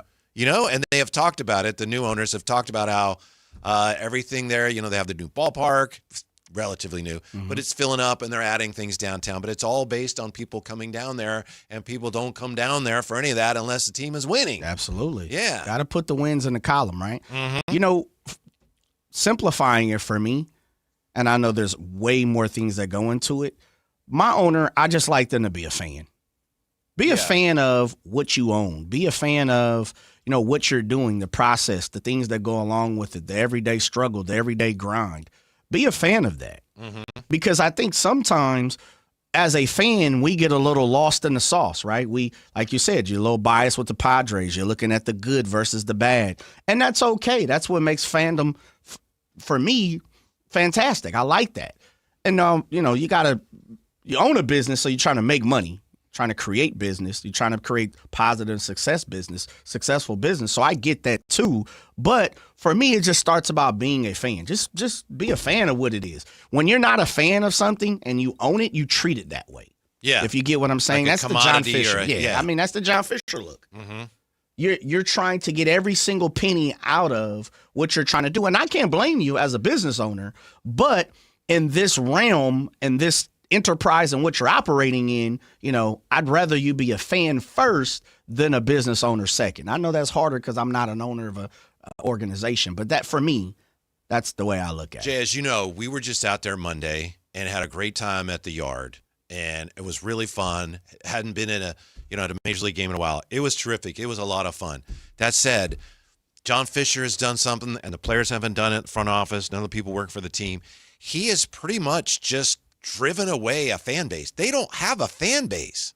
I've never seen that before. I don't think they have one yet in Vegas. Maybe because I'm not there. We were just there. I don't think people in Vegas are that excited yet about the A's. Nah. And he's pretty much turned people in Oakland and around here kind of against the team. It's remarkable. I don't know if I've ever seen that before.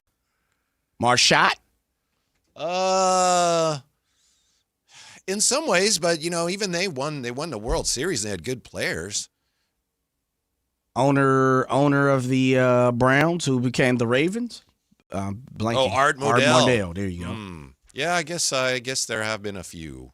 But I know this is remarkable. Yeah, like a concentrated effort to. We don't want people to like us anymore.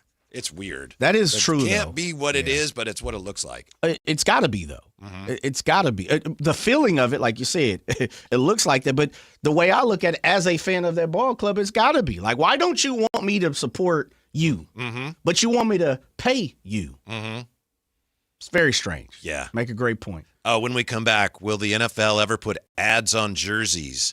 They've made a decision that brings that day closer. And are the Giants ever going to sweep anybody this year? Boy, it sure looked like they were going to, but now we'll be back with more on that next on Sactown Sports. Take Sactown Sports with you everywhere you go with the Sactown Sports app. The most in-depth coverage of the Kings and 49ers. A library of written and video content. And all your favorite personalities all in one place. Download the Sactown Sports app today and get in on the action. Your local sports leader, Sactown Sports 1140.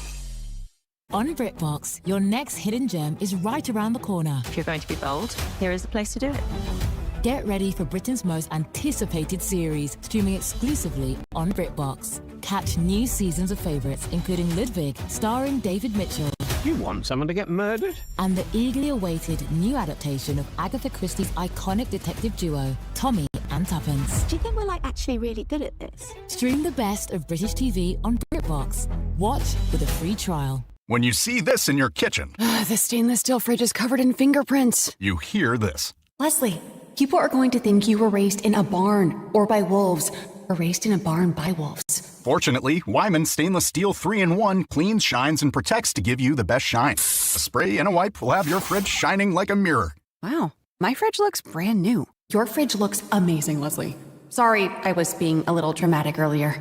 Your kitchen says a lot about you. Let it brag with Wyman. Hi, I'm Congressman Kevin Kiley. The most important part of my job is helping the people I represent. That's why I was so honored to receive the National Award for Best Constituent Service. Here's just one of the thousands of people our office has helped. Hi, my name's Eric. When I turned 65 and went to apply for Social Security and Medicare benefits, I found that my identity had been stolen, and as a result, I was being denied the Medicare benefits I so badly needed. Only Congressman Kiley's office was able to step in and clear up the mess and get me the benefits to which I was entitled. Thank you, Congressman Kiley. As the only independent in the House of Representatives, I always put constituent service first and never ask if someone's a Democrat, Republican, or something else. If you can't get an answer from a federal agency, or if you feel you've been treated unfairly, we are here to help. This is Congressman Kevin Kiley. Visit kiley.house.gov and I'll do everything I can to help you. Paid for by official funds authorized by the House of Representatives. Hey, Sactown, High Flyer here. Something big is coming. On September the 2nd, DraftKings Games Day arrived a massive deal, exclusive deals, and all-day celebration built for fans in sports. The countdown has begun. One app, every sport, all 50 states. DraftKings Game Day is yours. Remember the date, September the 2nd. DraftKings Game Day is the kickoff of a new season, new era, and big day in sports history. Get get pumped. Get ready to celebrate new DraftKings customers. Sign up with code Sactown. Spend $5 to get $200 in rewards within 21 days. That code, once again, Sactown. In partnership with DraftKings, the crown is yours. Event trading offers by DraftKings Predictions, a CFTC registered introducing broker. Tradings involve risk of loss, market availability varies. Eligibility restrictions apply. $50 every 7 days via click to claim issued in non-withdrawable prediction dollars that expires in 1 year. Terms, dkng.co/predictions promo. Nationwide based on sportsbook, predictions, and free-to-play sports contest availability. Varies by state. Here's the deal. The government is over $38 trillion in debt, which means the IRS isn't slowing down. And the tax code is complex and unforgiving. So it's not surprising if you're one of the millions of Americans that owe back taxes to the IRS. Unfortunately, they're the world's most powerful collection agency, with the ability to garnish your wages, seize your bank accounts, and even take your home or business. But don't be stressed or worried any longer. We're Optima Tax Relief, America's most trusted tax resolution firm. We have resolved over $3 billion in tax debt for our clients. Our award-winning professionals deal with the IRS every single day, protecting our clients and preparing them for the best possible resolution. For tax help you need, for tax help you can trust, give Optima a call today. Call 800-375-2322. 800-375-2322. 800-375-2322. Optima Tax Relief. Some restrictions apply. For complete details, please visit OptimaTaxRelief.com. Sacramento's best selection, best quality, and lowest prices on kitchen and bath products are at the new Anova Cabinet and Stone. For a limited time, get stunning new quartz countertops starting at just $159. That's right, only $159 for gorgeous quartz countertops. Listen to this. For a limited time, cabinets for kitchens and bathrooms are up to 50% off. Yes, up to 50% off new cabinets. It's a must-see. The new Anova Cabinet and Stone at Florin Road and Highway 99. Learn more at AnovaCabinetStone.com. What's up? We're talking to Chad Hoblet of Hoblet Dodge Chrysler Jeep Ram and Woodland. Chad, what's going down for the Make This the Summer Sales event? Summer is the best time of the year, not just for fun and adventures, but for huge savings at Hoblet. Right now, you can save up to $14,500 off MSRP on new 2026 Jeep Grand Cherokee Altitudes. This is easily one of the best looking Jeeps on the road and has the latest, greatest tech. Ooh, I do love that latest tech. Makes the drive so much better. But Jeep is so much more than tech. Right now, you can save up to $10,800 off MSRP on new 2026 Jeep Gladiator Sports. It's the best of both worlds. A little Jeep and a little truck for whatever you need to get done. Search, select, and save through their whole inventory at HobletDodge.com. Nobody beats Hoblet, period. $14,500 total net savings on new Jeep Cherokee and $10,800 total net savings on new Jeep Gladiator after dealer discount and factory incentives. Incentives may include $1,000 Hoblet trade-in assistance for eligible trade and $500 military or first responder bonus cash for eligible members. At least 5 Cherokees at this net savings, 3 Gladiators. VIN number 175877, 175870, 175871. Excludes tax, title, and license fees. See dealer for details.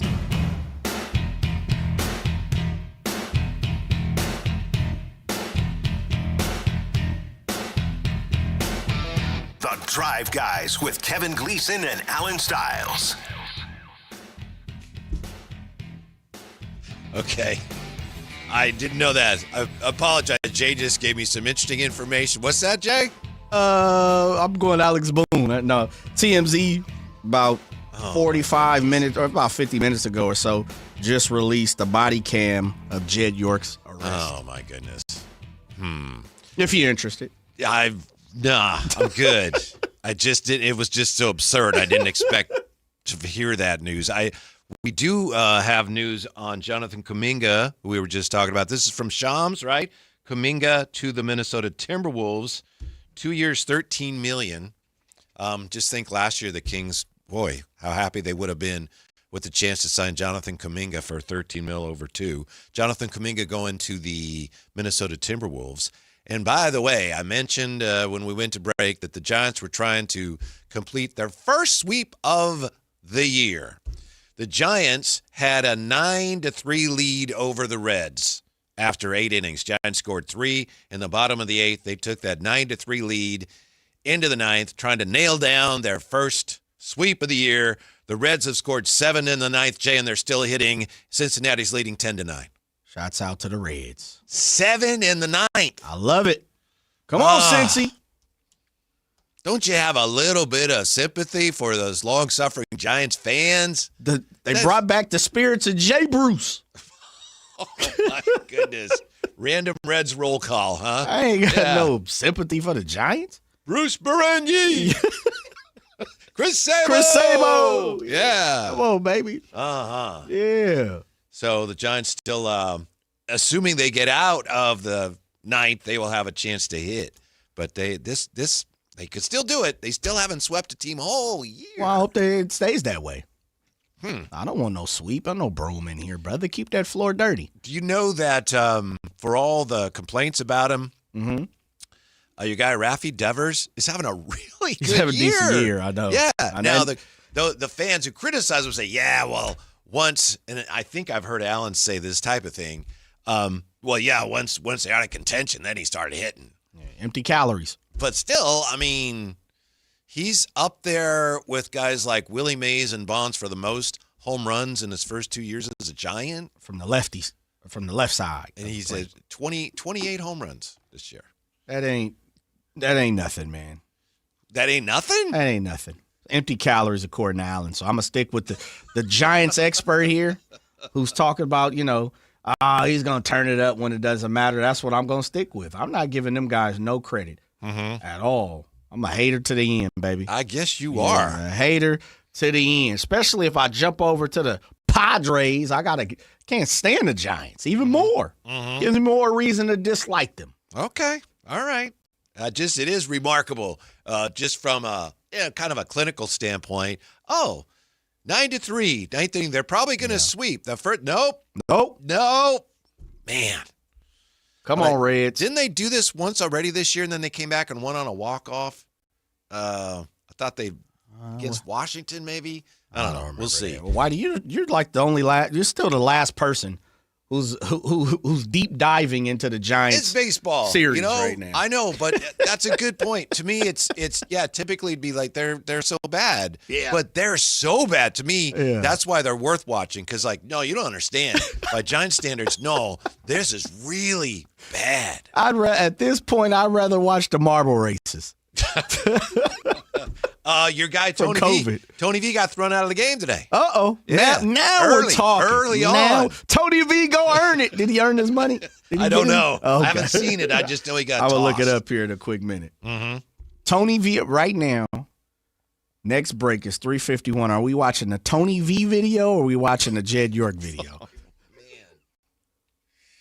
It might just be some, quiet time, Okay, headphones, all right. and yeah.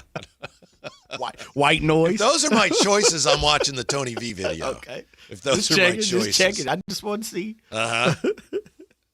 How about you? I don't know. I don't know yet. Still trying to figure out. Yeah. This depends on how long each one is. That would I see. That would kind of Buy caught me my by time. surprise a little bit. Really, I thought you were going to tell me, hey, Kuminga just signed. I said, hey, TMZ has the video on Jed York. Okay. By the way, good news if you're a fan of players on the A's. I'm telling you, Jay, I know we talked about this guy yesterday off the air real quick. Lawrence Butler is starting to heat up a little bit. Watched him last night. Well, he's just last few games he's swinging the bat well and hitting the ball hard. It's not reflected in his numbers yet, but he looks like Lawrence Butler. Ramsey will All tell right, you. okay. Yeah. Hey, man, he's listen. starting to sting the ball again. I guess. Crack. Are they empty calories? I guess so. Okay. With their record.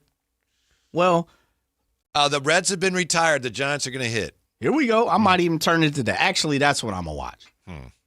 That's what I'm going to watch right there. I'm going to watch. You're going to be that. disappointed because the Giants are coming back. The G-Men are coming back. I was watching the Little League World Series, a little Canada versus Japan. Oh, you know what was really cool? Japan has, and I don't know his name, but I've seen them play. The second time I've seen them play. They have one guy who's really small. Okay. Like when the catcher's in the crouch, he's almost barely as tall. okay. Yeah. Yep. So he was up to bat a little bit ago. I think it's about the time we're going to talk to stats. And the left fielder was almost playing deep short. They come way in on this little guy. And he cranked one over to the left fielder's head. Yeah. Now, that's what I'm talking. He sent him running back. That's called heating up. Yeah. I was The crack glad of to the see bat. that. Yeah. I like that, man. Uh-huh. I'm pretty cool with that. Mm-hmm. I love the Little League World Series. I'm just always interested in watching the young fellas and the young gals. Put the bat on the ball. Gals this year, huh? Oh, Bring it yeah. in. Yeah, they are. They balling, man. I like it. I really like it. Look at this ballpark I'm up here looking at. I wish it was down in the gas lamp district. All right, we got the closer in. Pagan coming in for the – he's in for the Reds. Pagan? Yes, sir. All right. Going to come down. He's got a 5-1 record. Ooh, that ERA a little high from a closer. Okay. 4 and some change. That's a little high. Good opportunity to bring it down here. Yes, sir. Real quick, because I know I mentioned this before we went to break. The NFL does not have ads on their jerseys. You know, we have those in the NBA especially, and we see them in baseball. The NFL doesn't have those. But one thing the NFL announced today, they are going to have rookies wear debut patches during their first regular season games. This is all part of a Topps promotion. And you know why, Jay? So like Fernando Mendoza, Stribby, in their first games, they'll wear that patch. After the game, the patch will be taken, and Topps will put it into a one-of-one card. Wow. Yeah. Wow. So they did this with NBA players and with MLB players.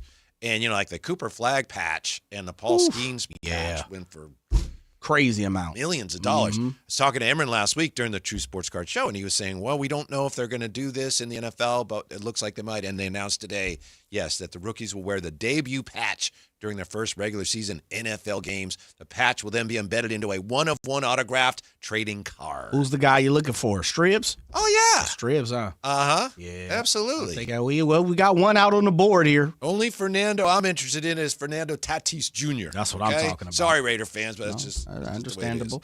I think it'd be Stribbs for me. Mm-hmm. Yeah. We got one out recorded here in the Giants. Bottom of the ninth. They're coming back, Jay. A little pop up to second base. A little more difficult. You know, the sun is shining in that overrated ballpark right now. Not good vibes. And they definitely didn't build it correctly, so the sun is, you know. Okay. Yeah, but red second base. Was that Joe Morgan out there making that play? Not Joey. Not Joey. That was Pokey Reese. Ron Oyster? Yeah. Yeah, we looking to see Bip Rob. Who's your guy? Who's the guy? The second bit, Brandon Phillips. Brandon Phillips, B. Phillips, man. Yeah. That's my guy, brother. I mean, 4-time Gold Glover out there, a wizard. Yeah. When we come right back, we're going to have a special football guest, nice enough to join us from Sporting News, right, guy, Jay? Vinny Iyer. Yeah, Vinny Iyer is going to join us with more on the 49ers and the NFL next on Sactown Sports. SactownSports.com is your online home for sports in Sacramento. Dive deep into the Kings, 49ers, Raiders, Giants, Athletics, and more with your favorite local personalities and some of the most trusted sports voices in the community.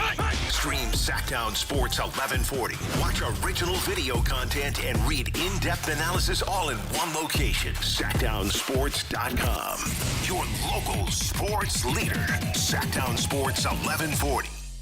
This is the story of the one. As a safety manager at a manufacturing plant, he does everything he can to keep his coworkers safe. From finding ways to reduce risks to keeping safety supplies in stock. And for that, he relies on Grainger.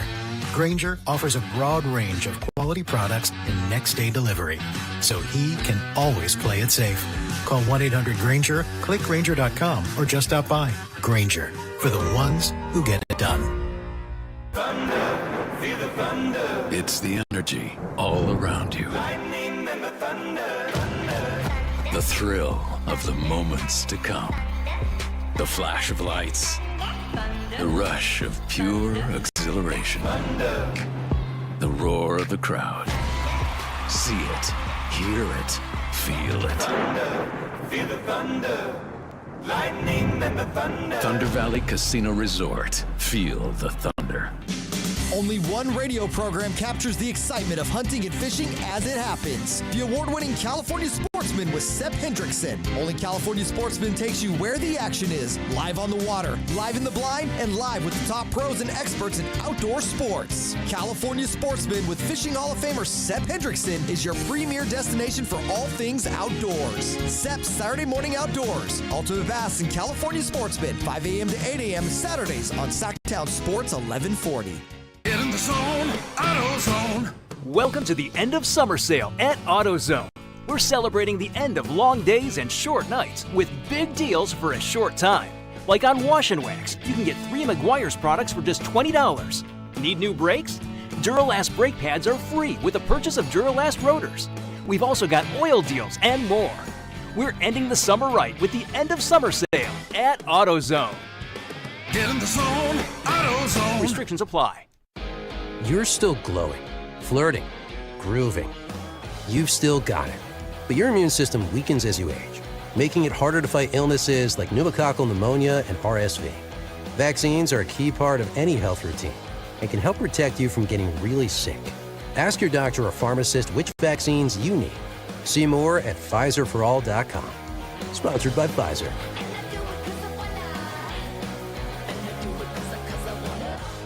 The Screening Gold Injury Report is brought to you by the law firm of Gingery, Hammer, and Associates. If you get an injury, just call Gingery. Denzel Clark began a rehab assignment in Vegas last week, going 5 for 10 in 4 games.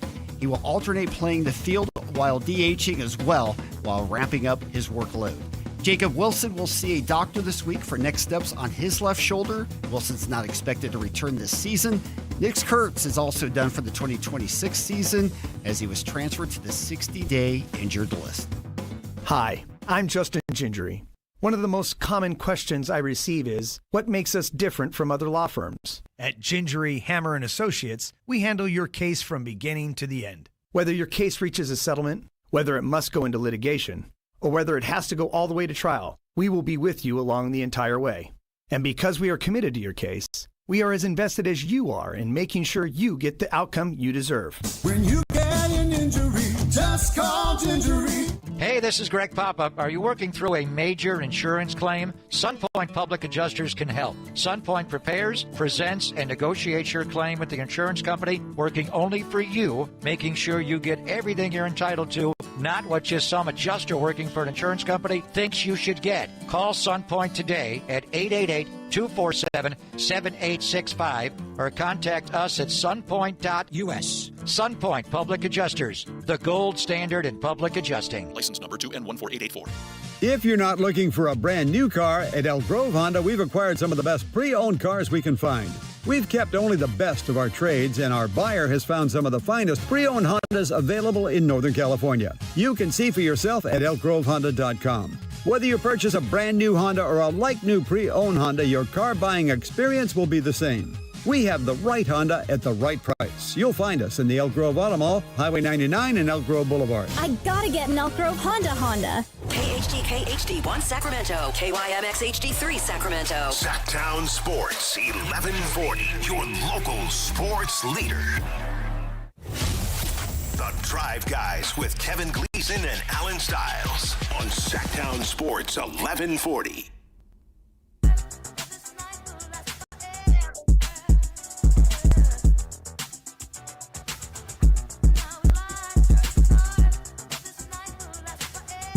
Live and local, it's The Drive Guys.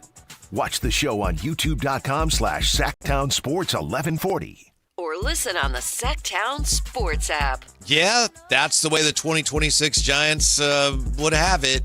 The Giants today were trying to finish off the Reds and complete their first three-game sweep, their first sweep of the season. And the Giants, as I mentioned, the Giants had a 9-3 lead after 8 innings, and the Reds came back and scored 7 in the ninth and held on. Cincinnati 10, Giants 9. The Giants lose 10-9. They couldn't hold that lead, Jay, and they still are looking for the first sweep of the year. When people look back, if anybody bothers to look back on this team, that's one of the games that tells you all you need to know about this team. Wow. This game? Uh-huh. Although your guy, Devers, hit another home run today. It's my guy. Yeah. Mm-hmm. Yeah, so that's the final from Oracle. Cincinnati 10, Giants 9. We're getting ready to talk to Vinny Iyer, who covers the NFL as a senior writer for the Sporting News. He's actually covering somebody camp right now, so he's going to need a little more time. My Jay? apologies. Yeah, he literally just texted me his phone with the voicemail.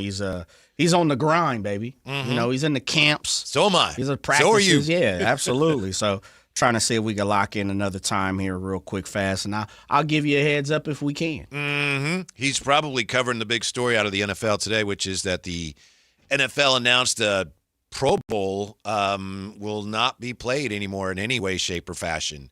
The Pro Bowl, which used to be kind of a real football game, and then it devolved into a bunch of, basically glorified grab ass. Now they're not even doing that. So I think that's what they were going to, the Pro Bowl grab ass games. And now players will be named Pro Bowlers, but they won't actually have any kind of competition, which I guess is just as well. They've been trying to kind of, through smoke and mirrors, convince everybody that there's still a Pro Bowl. We just don't really play football, and if you're going to do that, let's just not have one. So no more Pro Bowl. So there's one of the All-Star games, maybe the first to go, Jay, and I think the other All-Star games are also in danger.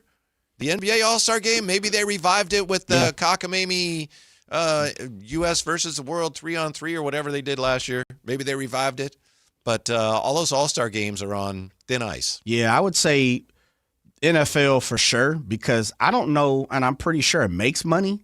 I don't think it loses money, but I could be wrong there. I haven't sat down and looked at the financials. Somebody had it on TV, and I'm sure it drew some ratings. Yeah, it had to be, right? And I'm pretty sure some sponsors and, things like that they're clocking their little dollars. But basketball, it's their Super Bowl for me. So I don't really see it going away. They need the All-Star game, the way I see it when it comes to NBA.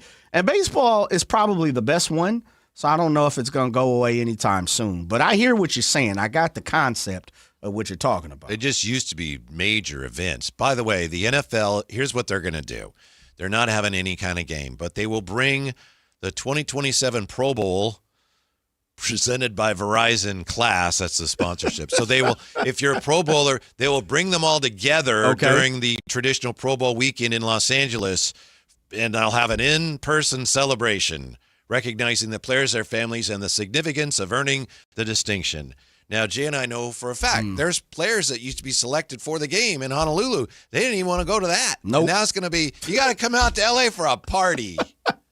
Because you're a Pro Bowler. Because you're a Pro Bowler. So does that mean there will be alternates? If, Ramsey doesn't want to go, I'm not going to the party. All right, alternate. Yeah, alternate. Pro Bowl alternate. Linebacker.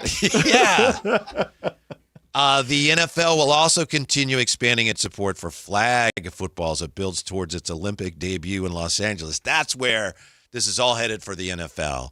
That continued focus on flag football. There was some numbers and a study that came out, which we'll talk about later in the show, came out this week with more really grisly details on CTE and how many players who play end up with CTE.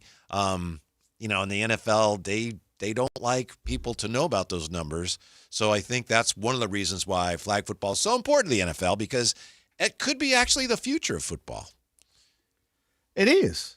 I mean, be hard-pressed to change certain people's minds, but I think it's definitely – the girls' game, especially on the youth level, is, I have no problem a big with it. thing. Yeah, it's definitely becoming a big deal. So it'd be interesting to see how this thing flies into, I guess, into the mainstream media, the mainstream home, and if fans are really going to adapt to it and really want – to watch the game, especially with men. I think flag football, when you say it, when you think about it, it normally comes, your mind kind of goes to youth, kids, teens. It doesn't really transfer over to 250-pound linebackers unless it's, for charity or some sort, flag football. I mean, what I'm trying to say, an event for something. I don't know, man. It's going to be interesting to see where that thing plays out to. Ken Holm, by the way, in the chat says none of the leagues need the All-Star games. None of the leagues need the All-Star games. Come on. You're probably right. He says. Financially, I think they would disagree. But, as a fan, I'm with you on that. I know you were asking if I would rather watch the Giants or the Jed York video. 11th North asks, would Whitey rather watch Creed or the Giants? Depends. Are we talking Creed, the movie that Jay is trying to force me to watch? He wants me to sit there and tape my eyes open. Putting pressure on you. Or are we talking about the band? With arms wide open. So we just need to clarify there. Well, which one? Either. How about that? Either one of them.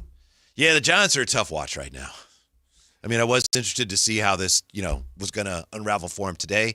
That was kind of interesting. I'm sure it's gut-wrenching for any Giants fans, but I don't know how many of them care right now. Speaking of gut-wrenching, we talked with Stats Guerrera about this. This is a gut-wrenching memory for 49er fans.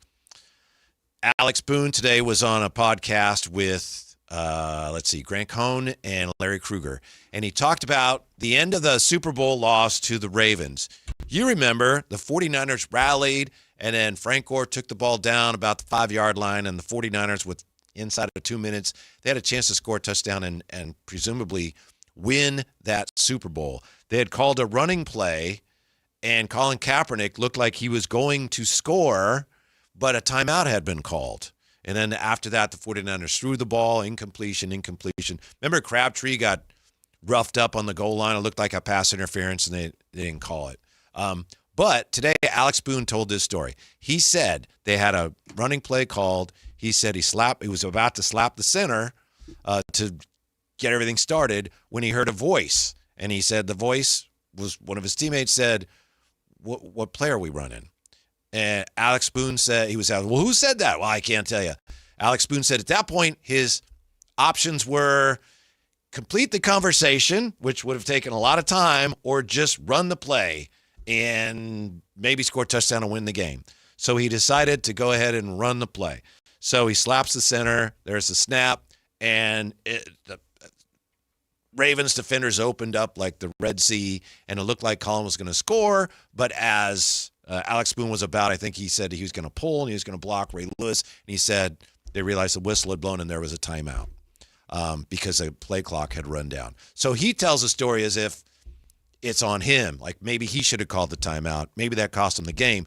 But to me, it just seems like whether he wants to or not, and he wouldn't name the teammate, but kind of throwing a teammate under the bus there, Jay. If you don't want to tell the guy's name, then why even tell that you had a teammate who didn't know the play? Yeah, the tough part is I didn't see the full interview or the full podcast, so I don't know how they played up to that particular time and what he was talking about. I mean, I'm pretty sure it'll be a tell-all book, something down the road. Alex Boone will have a conversation about who it is or why he wants to. Yeah, I mean, if you feel like you're going to tell the story, speak on it. But at the same time, I'm good with them keeping certain things secret. Too many times in too many instances in our life, we let too many secrets out at this point. So, hey, if that's the way you want to rock, more power to you, big dog. More power to you. I hear what you're saying, though. I understand you want to get a little bit of, if you're going to get in depth, you want to hear what's really going on. And he said it breaks his heart to tell the story. And like I said, he says maybe he could have handled it differently. As we just discussed earlier when we talked about this, Colin Kaepernick was making his 10th start ever at that time in that game, in the Super Bowl. His 10th start ever. So maybe there was a little... because of his relative lack of experience, or they were a little less organized than they would have been. But that was just, it's now been a litany of games in the Super Bowl and in the NFC title game where the 49ers were this close to winning. By the way, Ken Holm. Why are you bringing up some bad omens on the show right now? Well, today, man? Again, I didn't bring it up. Alex Boone brought it up. You didn't even have to talk about it, though. You wallowing in this thing, man. What's going on with it? It's not my guy. It's not Stretchy B. It's not Dub G. I think it's interesting. Man. I think it's interesting to hear that story. Messed up. I knew that something happened, or they called the timeout. I didn't know there was somebody who didn't know the play. Oh, interesting. Man. That's all, Jay. That ain't interesting. You know why? Because we lost. And I forgot. I want to put it out my memories. I just don't want to think about it at all. Now you keep bringing up bad vibes here, man. Well, focus instead on this. Ken Holm is upset, and he's upset at what we're saying. Here we go. Ken Holm, none of the leagues need the All-Star games. Come on. All-Star games are non-factors. Then he heard me say flag football may be the future of football. Flag football is the future of football? Are you guys kidding me? This is a dog days of summer, obviously. Sorry, guys. Well, financially, the leagues are going to definitely lead. Hence, that's why I said I don't know if the NFL is breaking even. They're making some money, which you would think they're making a little bit. Yeah, no, on the Pro Bowl. Oh. On the All-Star game. It's got a sponsor. Yes, right? But it must not be enough for them to say, you know what, let's keep moving that way, right? But basketball and baseball, they're not going nowhere for me. I just think they make too much money. And the way basketball leans on the All-Star weekend, they tell me that they need it. Right? Baseball seems to be the most interesting of all the three. So, yeah, that might not mean nothing to you, but you one of one of billions, big dog. So, it means something to certain people. I'll tell you this, Whitey. When the NBA All-Star game comes around, my phone blows up. Really? Yeah, people are, yo, Jay, can you put a call in for this party? Do you know that person? Is this promoter? I'm trying to get to the game. I want to go. So I don't know what Ken talking about as a fan, but I do know there's a bunch of people that really want to get to the events. I'm mostly with them on the All-Star games because I remember when everyone was a big thing, and now they're just kind of it's like an obligation. True. Well, we have to do this. But where I have an issue with Ken is where he says, come on, guys, flag football's the future of football. Ken, neither of us are trying to say this is where the game needs to go. None of us, we don't want this, but it's clear the NFL, it's a long play, no question. But the NFL, I believe one reason they're getting behind flag football is because they see the numbers, the participation numbers for football, and there's fewer and fewer people playing. And tackle football is always going to be there in some way, shape, or form. But I think the long play for the NFL is to look at that and go, we better cover our behinds on this because there may be a time when football is flag football. I'm sorry if that offends you, but I think you have to be aware of what's going on. Go watch Concussion. Tell the truth, right? That's a good movie. I mean, this stuff is real. And the NFL does a great job of kind of sweeping it under the rug. Oh, concussion number CTE. Don't worry about it. But they know it's real, and people are becoming more and more aware of it. Yeah, like I said, Whitey, I think on the youth level, we are seeing a slight change. And as you said, the long play of it, there's definitely a change. I'm not saying 2 years from now the NFL will be flag football. Yeah, no. Definitely not saying that. But on the youth level, it is amazing. My daughter has 3 friends who are on the team. And, I check in with them. They're on the phone all the time. You go in the room and you play dad. And what's going on with the girls? And literally, when they're pumped up, they're happy. And now the fact you have certain colleges starting to give away scholarships to go play, flag football. I saw Nebraska is implementing flag football and creating some scholarships. I would say college and down, it's going. Now, the men is different. Gentlemen, male, it's going to be a little different. I think that's going to play a little, like you said, it's going to be a long play. Yeah, and they may never get there, but I think they're just trying to, like I say, cover their bases. No, I don't think, for me in my lifetime, I don't think we'll ever see it. Right? Football is just too financially, it overpowers everything at this point. People love it too much. Financially successful, it's just too difficult to really impede on what the NFL is doing currently. Now, 20 years from now, could be completely different, right? Generations change. But I'm saying, youth-wise, flag football hot. It's definitely hot. And you just look around the surrounding area, Sacramento area, there are a little less Pop Warner teams, football-wise. And there are some flag football leagues starting to make a little more headway, for sure. I got the nieces and the nephews, and I see some of them still play both. And then some of them, my friends or my cousins and people like that, they like, nah, we ain't doing that tackle yet. And they 7 or 8 and 9 years old. We'll get there. So there is something of a change. But I understand what Ken is saying. I understand what you're saying. And, you said it's a long play. It may be centuries down the road. Yeah. We're getting there. It probably is, based on what I've read, it probably prudent to, if you have a child that wants to play tackle football, there's a lot of evidence now that the longer you wait, the better. Yeah, health-wise. I don't know. But I just remember and kids probably hit a lot harder now than they did when I played. But I remember when I played, 6th and 7th grade or 7th, 8th grade. Who you play for? Little Vikings. Okay, baby. Yeah. And I remember the gear, you were so protected, I felt like, I can't get hurt. You fall over and it's like clunk. It's almost like you're in one of those big sumo suits. Okay. You know what I mean? Yeah. I just felt like there's no way I can get hurt. And, I got stepped on once, my hand.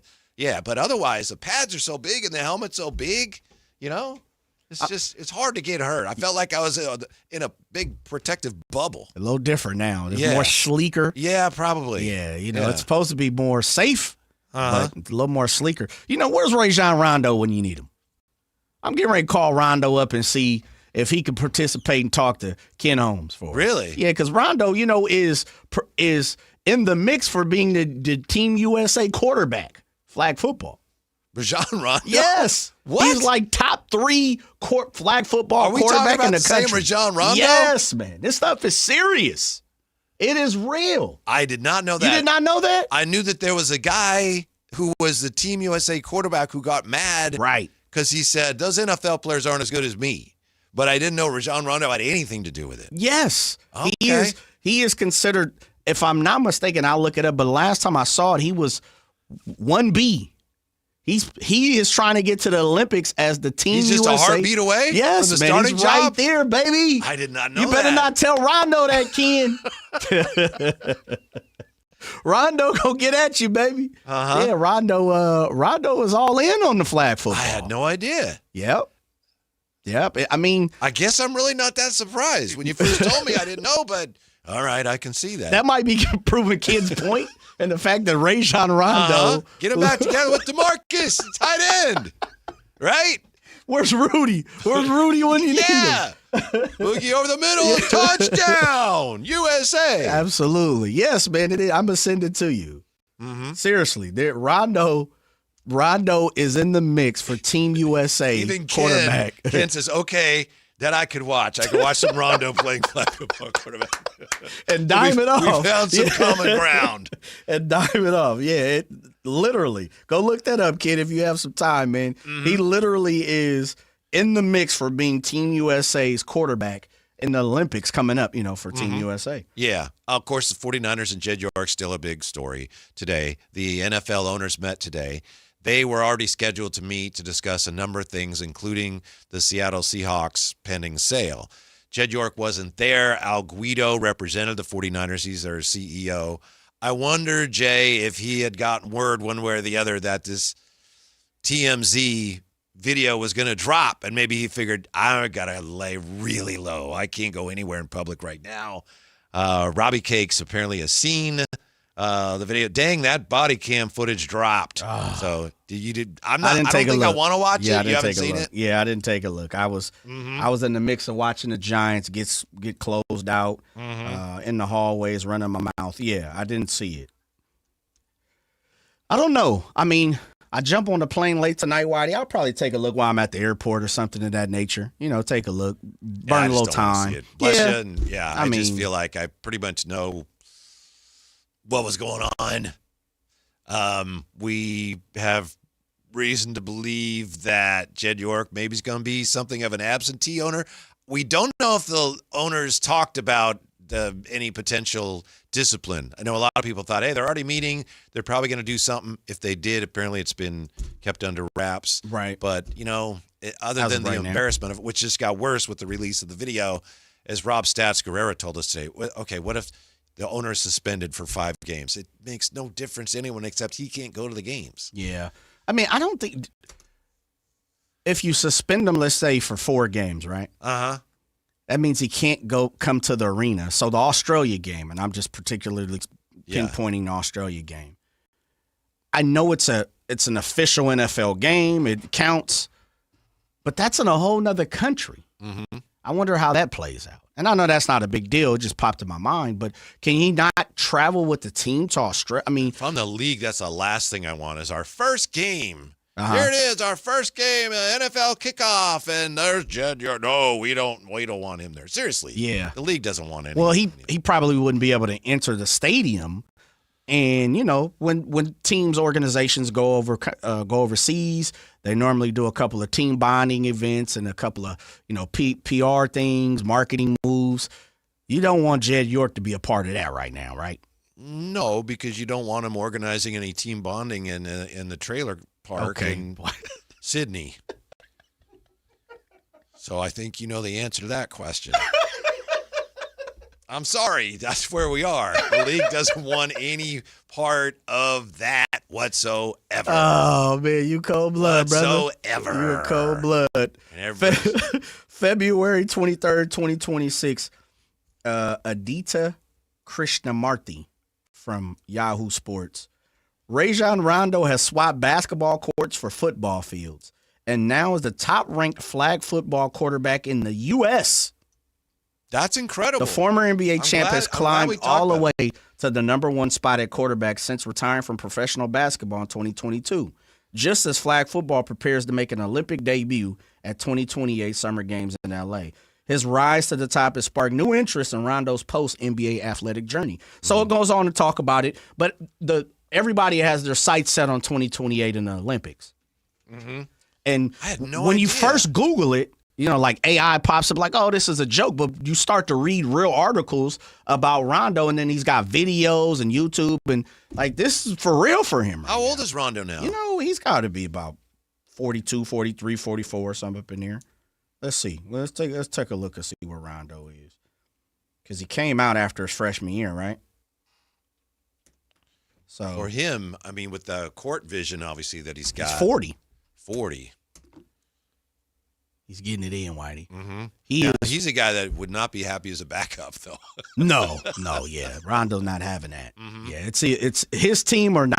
Mm-hmm. That's where he's at with that. Speaking of quarterbacks, I think if there's really a compelling reason to watch the 49ers and Raiders tomorrow, it's just going to be to watch Fernando Mendoza. Clint Kubiak says, he was asked, what does Mendoza need? He said, reps. I know that's a short answer, but that's the truth. So he's going to play, but the other part of this is as much as the Raiders are kind of keeping it close to the vest in terms of who's going to be starting, if the coach says that the rookie needs reps, then clearly he's nowhere close to starting. Yeah. So he ain't going to be starting, at least for now, but we probably will get to see him play tomorrow. Oh, of course. Yeah. I would imagine you probably see him for a half. Mm-hmm. From all the Raider beat reporters that I've been reading, sounds like he's going to get a pretty good amount of time tomorrow in the game, and as he should. Yes. Especially if you're getting ready to collect some dust here the next few weeks, you might as well just go ahead and dust it off right now and get that arm going. So there's a school of thought that, the pick six he threw, he removed any chance he had of being the starter. But I don't think he had any chance of being the starter at the start of the year. I'm with you. I think it's for good reason that they didn't want to put him out there. And, Kirk Cousins is a wily veteran. He's a wily veteran. Mm-hmm. And he's also a type of player who doesn't normally play all 17 games anyway. So I think Fernando's going to have there's going to be a time and a place for him to jump in throughout his first season.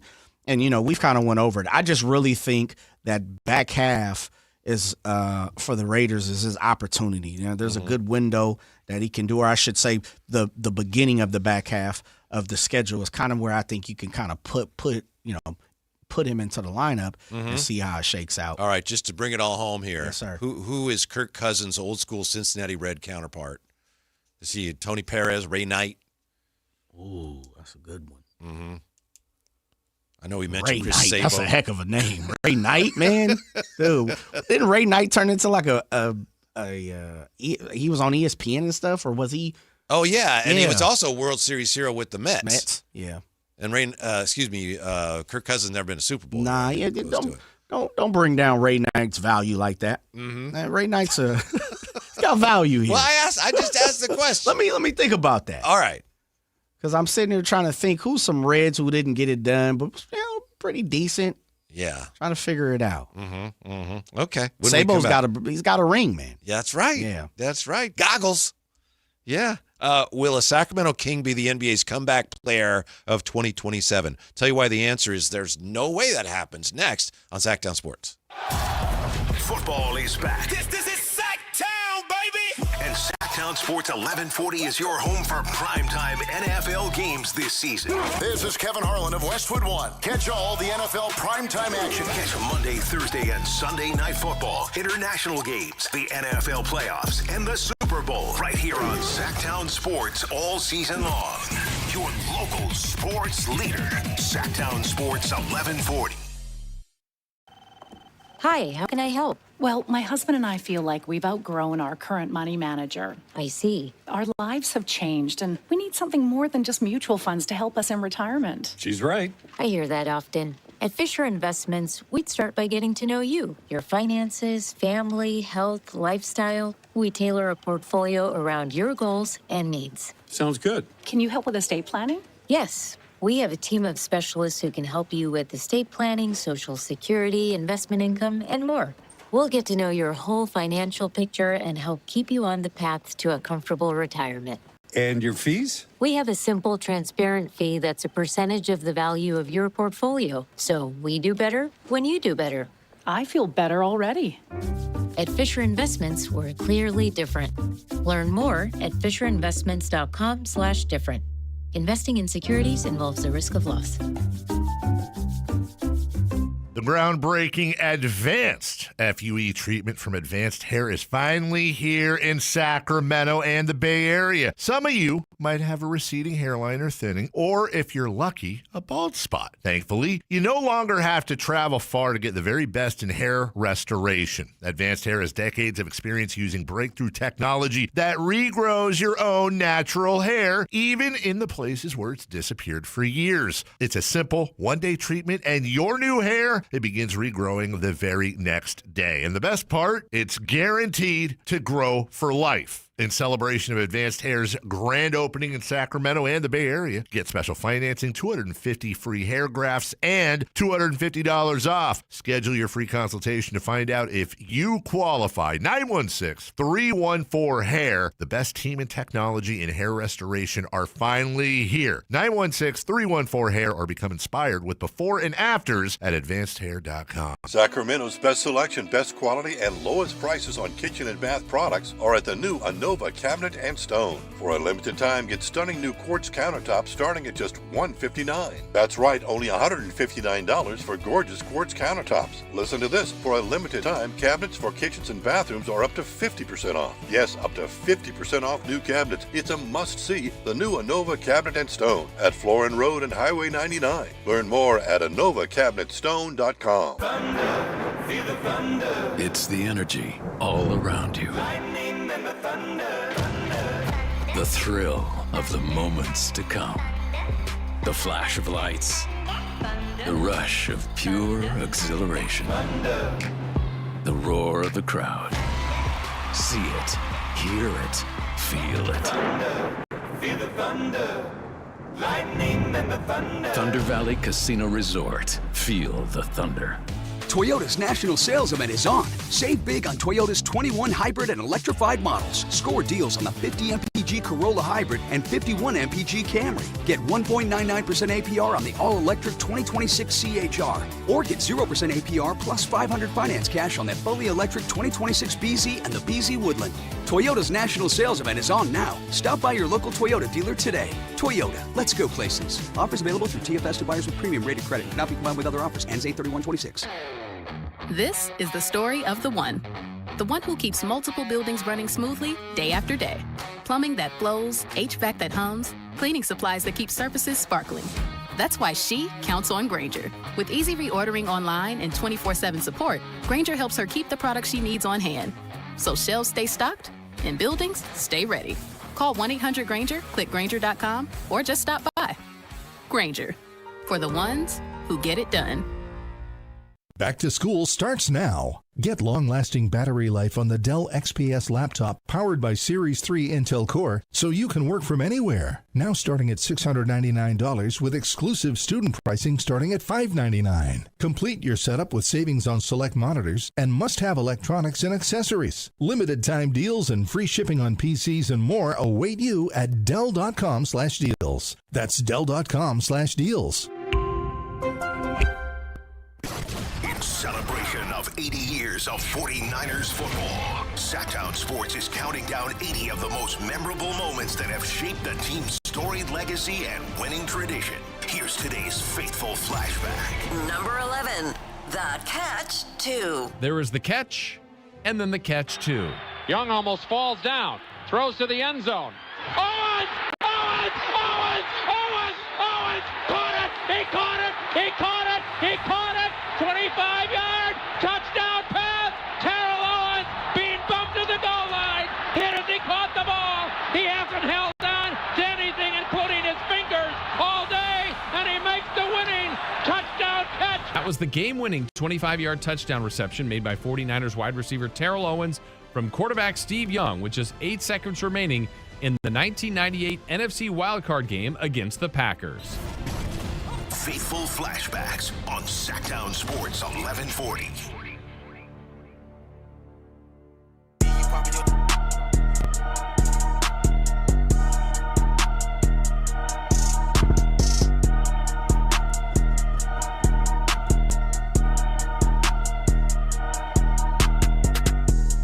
Drive Guys with Kevin Gleason and Alan Stiles. Well, Jonathan Kuminga has found a team. Free agent wing Jonathan Kuminga, according to Shams and ESPN, has agreed to a $12.4 million deal. That's $12.4 million over 2 years with the Minnesota Timberwolves. Why would he go to Minnesota? That includes a player option on the second season. That's according to his agent, Aaron Turner. Part of Minnesota's pitch is the expectation that Kuminga will be their starting power forward.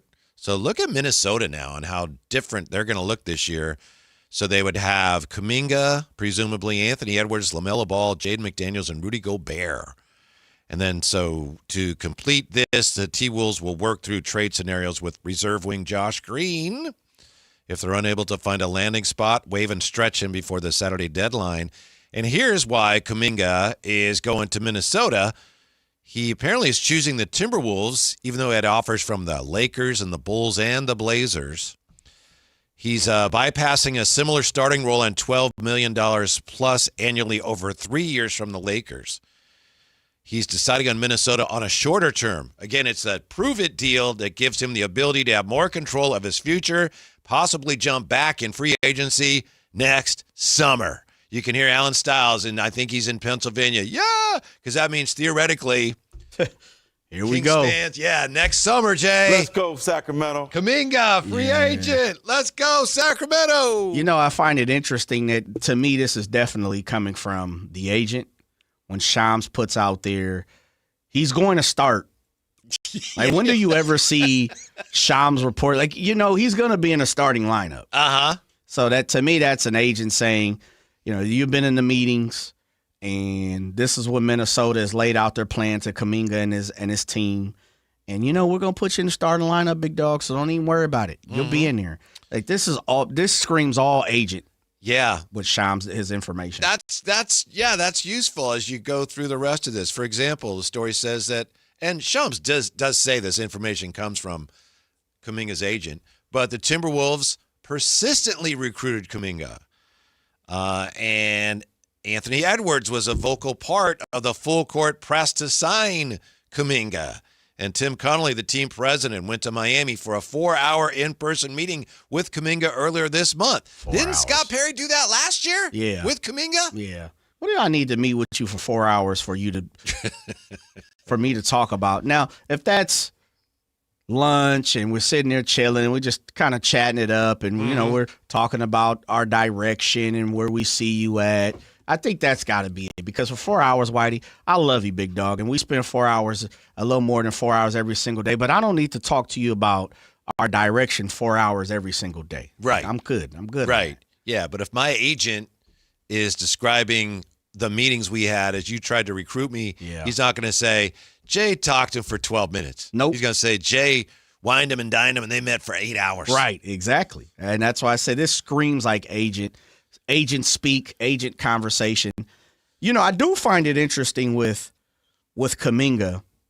He's still young, but there has to come a time where betting on yourself pays off. Mm-hmm. And he has another shot here, you know, with Minnesota, 2-year deal. He's collecting a little bit of coin and showcasing that and I do find even more in-depth interesting in the fact of he's going to be with AE, he's going to be with Gobert, he's going to be with Melo, which are some strong attitudes, some strong characters in the league, in the NBA, and we'll see how Kuminga is really built being around guys like that. Yeah, speaking of agents, Jay, if I were an agent, and I don't think I would like that, but if I were an agent and I'm following this Kuminga situation, I'm going to Kuminga and I'm going, I think I might be able to help you more than this guy. Me too. You know? Yeah, me too. And maybe Aaron Goodwin, did I get his name right? Maybe he's done some really good things for Kuminga. Maybe Kuminga appreciates everything he's done, and maybe he feels like, no, I'd be worse off if it wasn't for him. But just following the saga of Kuminga, if I were another agent, I'd be, maybe you need another agent, bro. I don't think Goodwin's not Kuminga's agent, is he?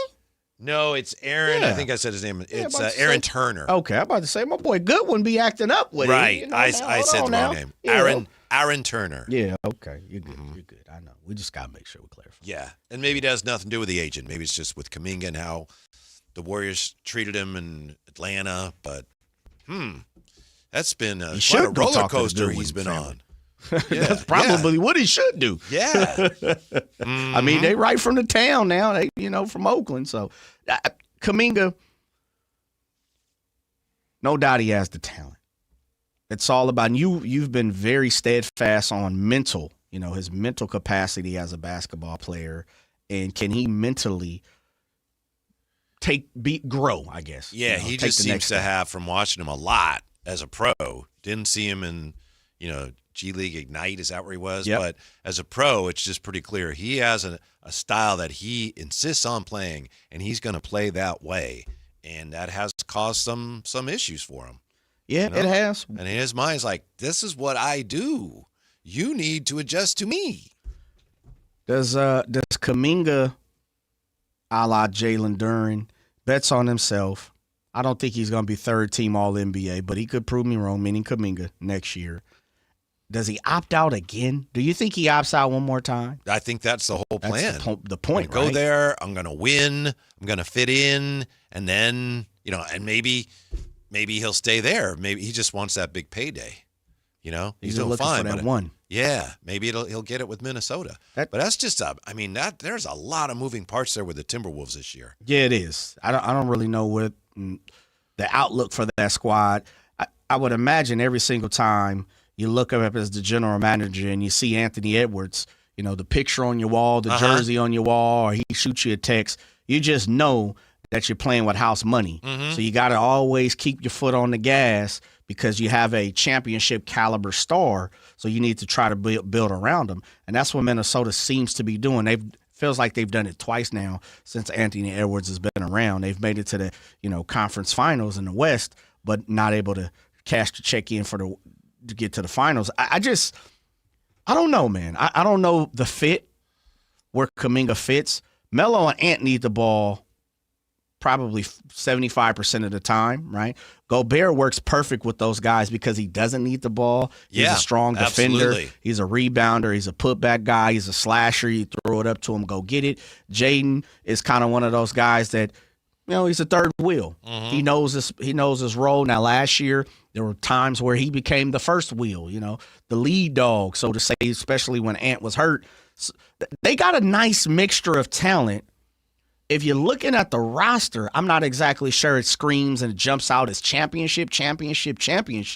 But I do think they have some talent there. They do. And anytime you have Anthony Edwards, I think you're just in the mix anyway. Yeah, but the fit is that bears some watching. Huh? That bears some watching going forward. But they're at a point where that was their best play was to take a risk with this. We'll come back with more NBA.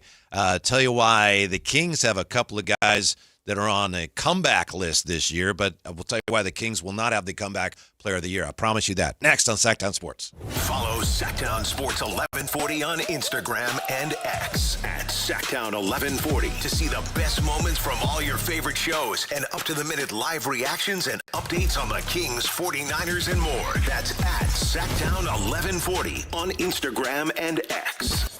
Your local sports leader, Sactown Sports 1140. Logan Fury did something smart. He saved hundreds on auto insurance switching to Progressive. With that money, he bought a mini treadmill. Is walking on it during video conference calls more distracting than he thought? Yes. And is that because he overestimated his foot-eye coordination? Definitely. But it's Logan's savings, and if he wants to burn calories and any chance at a promotion, we say, good for you, Logan. Switch and see if you could save with Progressive and treat yourself. Progressive Casualty Insurance Company and Affiliates. Get in the zone, AutoZone. Welcome to AutoZone. What are you working on today? Truck started slow. Battery might be toast. Slow starts are the first sign of heat damage to your battery. We'll test it, no charge. Thanks. And if it is dead? We'll set you up with a new, fully warranted battery. Some up to 5 years. And we'll recycle the old one. Thanks for the rundown. Lead the way. Get free battery testing, charging, and recycling at AutoZone. Get in the zone, AutoZone. Restrictions apply. So, I need hamburgers, sodas, ice, and a DJ. A DJ? Relax, Pa. With T-Mobile, we're saving when we bundle home internet and phone lines. Oh, wow. Here to bundle and save big. Stay connected con tu gente with 4 lines from T-Mobile with fast, easy to set up 5G home internet and save up to $1,000 a year. Switch now on T-Mobile.com/conectate. Savings based on third line free via monthly bill credits. Internet discount with $15 in monthly bill credits and auto-pay discount. Qualifying credit required. Credits will stop if you cancel any lines or change plans. Visit T-Mobile.com. Hi, I'm Justin Gingery. One of the most common questions I receive is, what makes us different from other law firms? At Gingery, Hammer & Associates, we handle your case from beginning to the end. Whether your case reaches a settlement, whether it must go into litigation, or whether it has to go all the way to trial, we will be with you along the entire way. And because we are committed to your case, we are as invested as you are in making sure you get the outcome you deserve. When you get an injury, just call Gingery. Hi, this is Greg Papa. Disasters hit every day. If your home, business, or building has suffered from any disaster, SunPoint Public Adjusters can help. SunPoint prepares, presents, and negotiates your claim with the insurance company, working only for you, making sure you get everything you're entitled to and letting your focus be on what's most important, your family or your business. Call SunPoint today at 888-247-7865 or contact us at sunpoint.us. SunPoint Public Adjusters, the gold standard in public adjusting.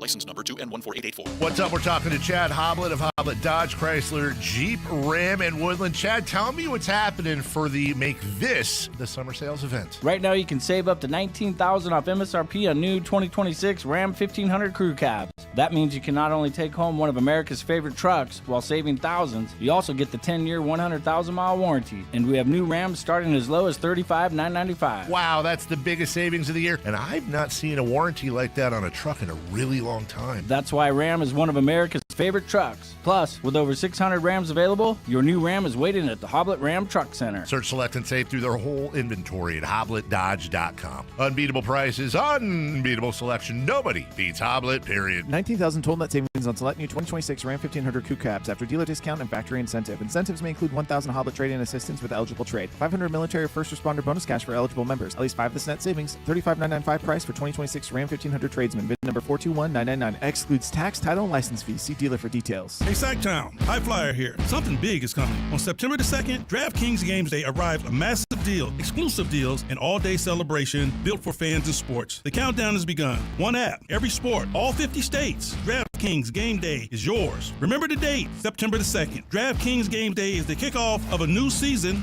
new era, and big day in sports history. Get pumped. Get ready to celebrate new DraftKings customers. Sign up with code SACTOWN. Spend $5 to get $200 in rewards within 21 days. The code, once again, SACTOWN. In partnership with DraftKings, the crown is yours. Event trading offers by DraftKings Predictions, a CFTC registered introducing broker. Tradings involve risk of loss, market availability varies. Eligibility restrictions apply. $50 every 7 days via click-to-claim issued in non-withdrawable prediction dollars that expires in 1 year. Terms, dkng.co/predictions promo. Nationwide based on sportsbook, predictions, and free-to-play sports contest availability. Varies by state.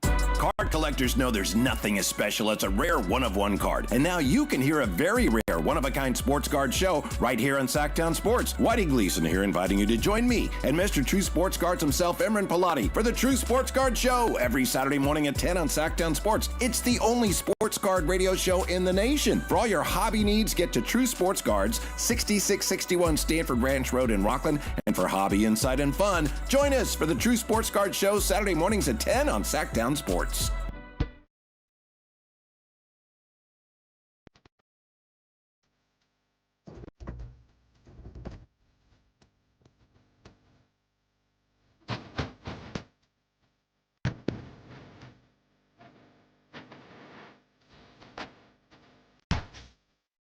The Drive Guys with Kevin Gleason and Alan Stiles. Yeah, we're going to look here at a list of NBA players set to make a comeback. Couple Kings prominently featured on this list. Before we get to that, we have been talking about Jonathan Kuminga going to the Minnesota Timberwolves. And I wanted to circle back to something you said, Jay, which I thought was really interesting and a key point here with the NBA teams. As you said, if you're Minnesota, one of the things you got to concern yourselves with is, hey, we got to keep Ant happy. And this is one of the things that happens to NBA teams when they have a star. I don't know how much of the Kuminga decision has to do with that, but there is, according to the report, Ant really was pushing for them to bring in Jonathan Kuminga. But if you notice over the years, sometimes a team will have a player, a superstar, and the team will be maybe falling off a little bit competitively. And so they've got things they think they should do to get better, but they've also got to keep the star happy. And sometimes those are two different things. I don't know if that's the case here, but I think it's an important point to make. Sometimes if you're the front office and, we think we should bring in this guy or trade that guy, but our star wants us to do that. You've got to do what the star wants, right, Jay? Because that's the most important thing. You have to figure out how to keep your star from bolting. Yeah, I would think so. It's a very tricky game. Yeah, so I don't know. Was that part of the thinking for the Bucks, when they traded for Dame? I don't know. But you can see sometimes, wow, that team probably shouldn't have done that, but I know why they did it because I want to keep their number one guy happy. Yeah, you pretty much have to. Especially the star that's amongst the stars in the NBA. There's a difference between your lead guy, like who's the lead guy for the Kings? Just pick a person. Domas. All right. Unfortunately, he's not in the stars of the NBA. He's probably right outside of that. And so when you have one of the guys that the league has hitched their wagon to, you can believe you definitely are bowing down in certain parts and times where it's like, okay, man, I don't know if we want to do that. But to keep Ant happy, we might need to go get player A. We may need to keep, there for the longest, what was the Antetokounmpo family being accused of? Giannis got his brothers there in Milwaukee. Yeah. Yeah. Milwaukee. Morty, all of them. All of them. Yeah. Whitey. Yeah. Whitey and Antetokounmpo. Steve. I was like, there's a Steve? Okay. Bring him on board. And so to keep him happy, you got to sign a family. Steve. You got to come on, Steve. I don't know, man. Yeah. NBA.com. Players set to make a comeback during the 26-27 season. Dame, of course, Tyrese Halliburton, Kyrie Irving, Jimmy Butler, Ja. I'm really interested to see what Ja does with the Portland Trailblazers. Unfortunately, of course, they're without Shaedon Sharpe for the foreseeable after his injury, but they do have a number of guards. Trae Young coming back, Anthony Davis, Fred VanVleet, Zach Edey, Walker Kessler on this list, along with Jaren Jackson Jr., and two Kings on this NBA.com list of players looking to make comebacks, Domantas Sabonis and Zach LaVine. Yes, sir. LaVine needed the surgery to repair a torn ligament in his right little finger, his shooting hand. His numbers last year were actually pretty good. 19.2 points, 47.9% from the field, and 39% on threes.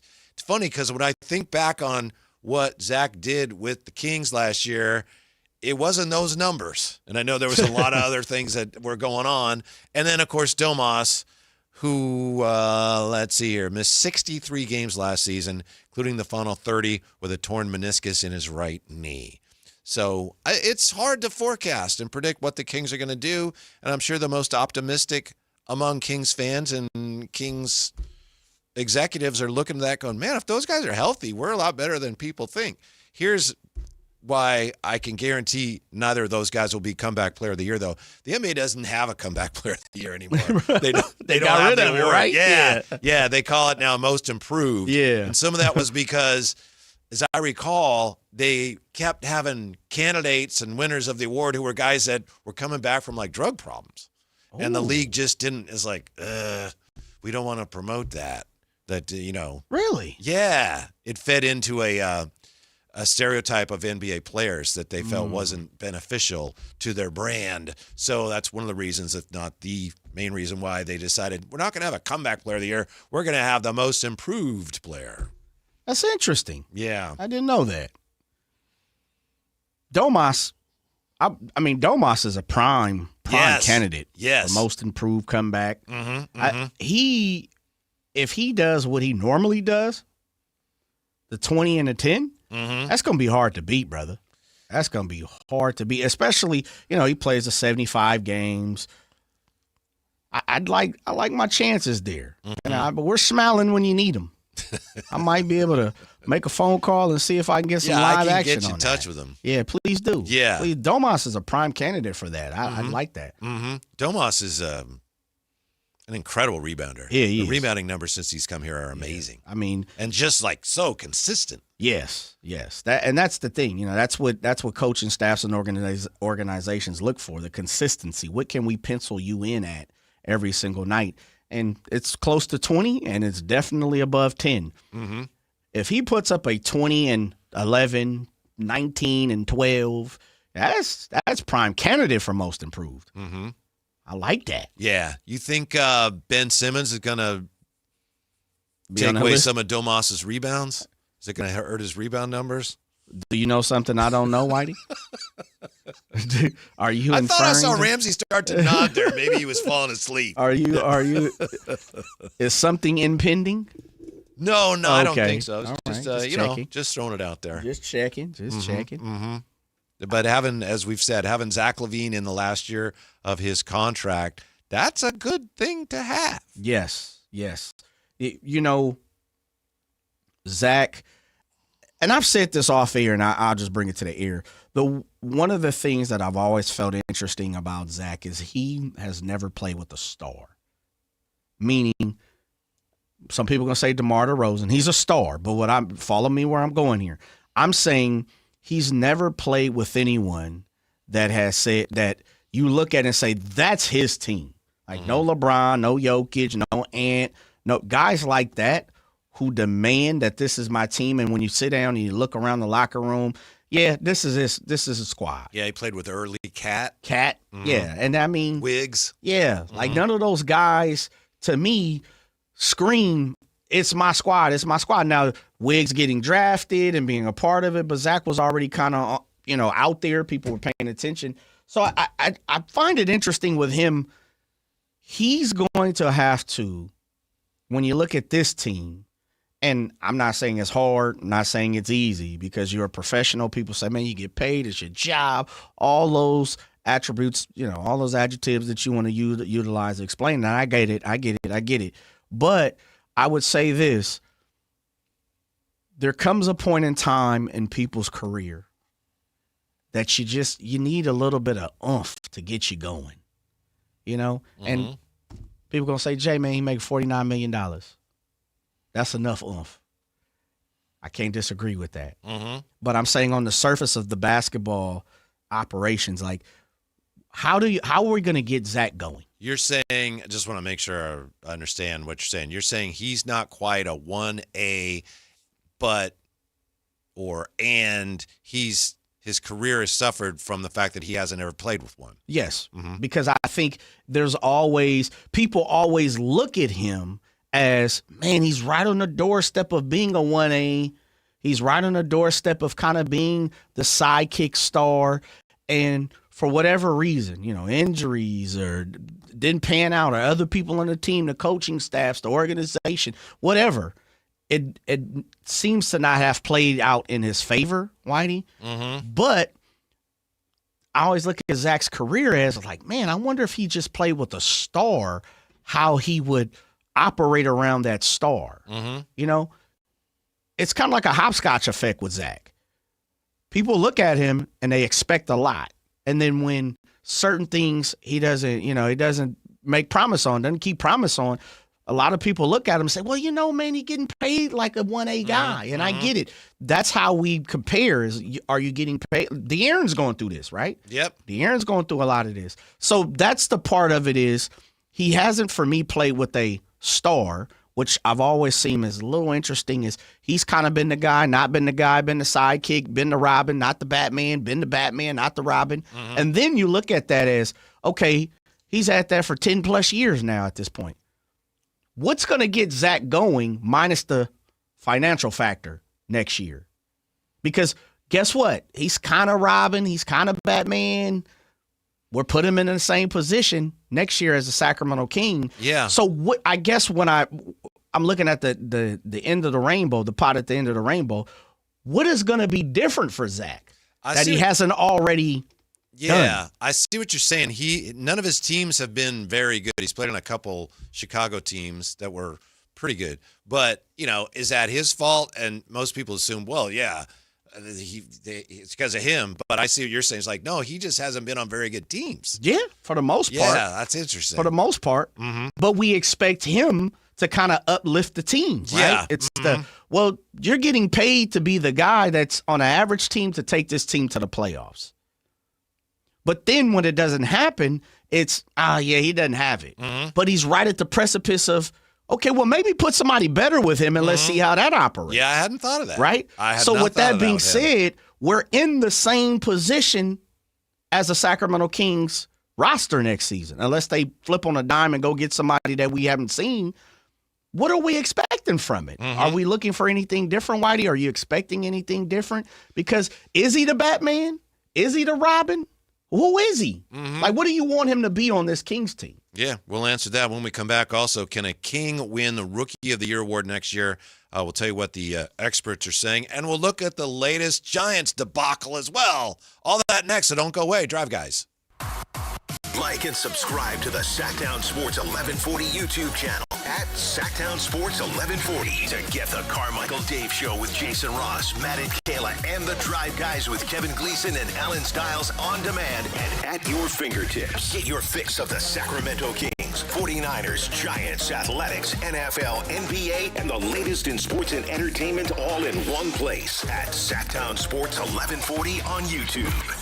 Your local sports leader, Sactown Sports 1140. This is the story of the one.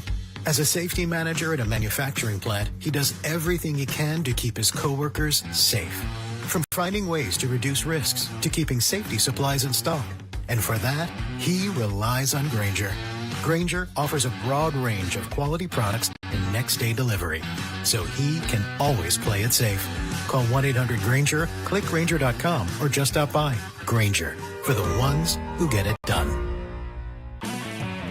If your passion is bass fishing, only one radio show has the action, information, and excitement of your favorite outdoor sport. Ultimate Bass, hosted by Tournament Bass Pro and California Outdoor Hall of Famer Kent Brown, takes you live to where the fish are biting every Saturday morning. Only Ultimate Bass feeds your passion with the latest news, products, tips, and advice from the pros. Ultimate Bass with Kent Brown, Saturday mornings at 5 a.m. on Sactown Sports 1140, part of SEP's Saturday Morning Outdoors.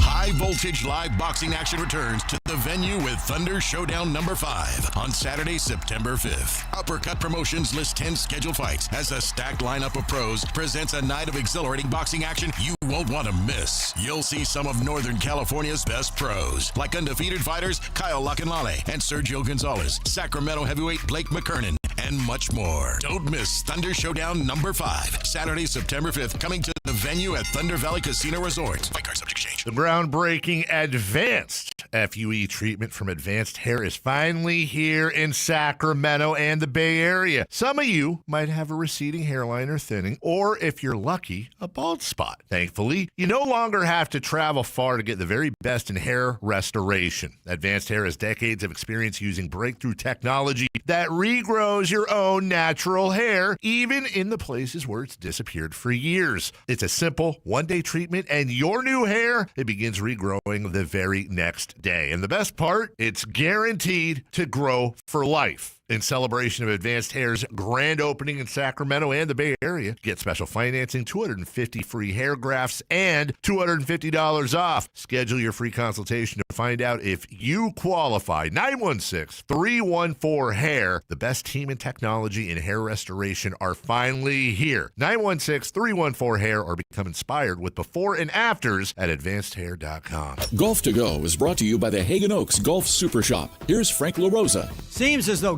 casual players are always trying to balance the desire to hit the golf ball farther with shooting lower scores. Whether you hit a 270-yard drive or miss a 12-inch putt, they both count a stroke on your scorecard. Some of us will never hit the ball 270 yards, and trying normally leaves us well short and well right of the target. Seems as though improving our putting might be an easier way to shoot better scores. Putting is about confidence. It's about feeling the greens, seeing the line, visualizing the ball going in the hole, and making a confident stroke. Harvey Penick says, never, repeat, never allow yourself to think about what's riding on the putt, whether it's a major championship or just a 50-cent wager. Hit the putt as you've hit 10,000 putts in the past. Concentrate on imitating your final practice stroke, not on what will happen if you either miss it or make it. A positive mind will cure a lot of ills. Think about it. Really, think about it. That's your Golf to Go. I'm Frank LaRosa. I move mountains for a living.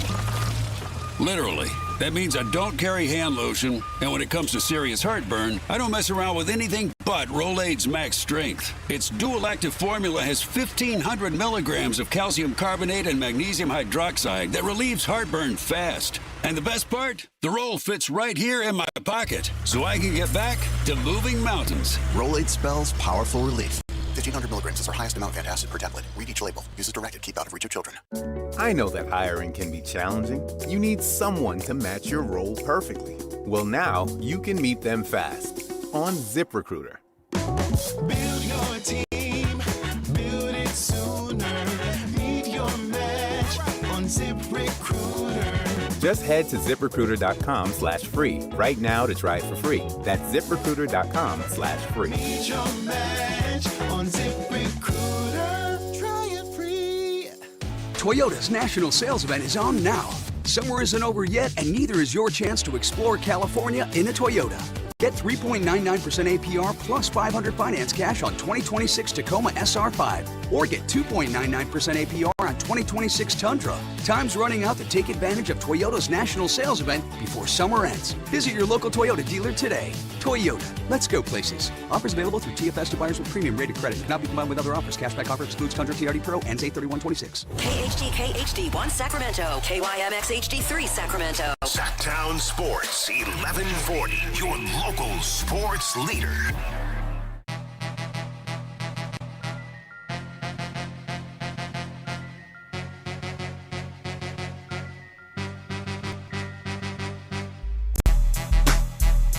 Live and local, it's The Drive Guys. Watch the show on youtube.com/Sactown Sports 1140. Or listen on the Sactown Sports app. All right, earlier Jay asked me which video I was going to watch. The video of Tony Vitello getting thrown out today in the first inning of what ended up being a giant loss, or the TMZ body cam video of Jed York. I've watched a little bit of both, Jay. I'm watching Tony Vitello right now. He apparently, according to friend of the show, Tristy Rodriguez, he was ejected after arguing a check swing call that actually was correct.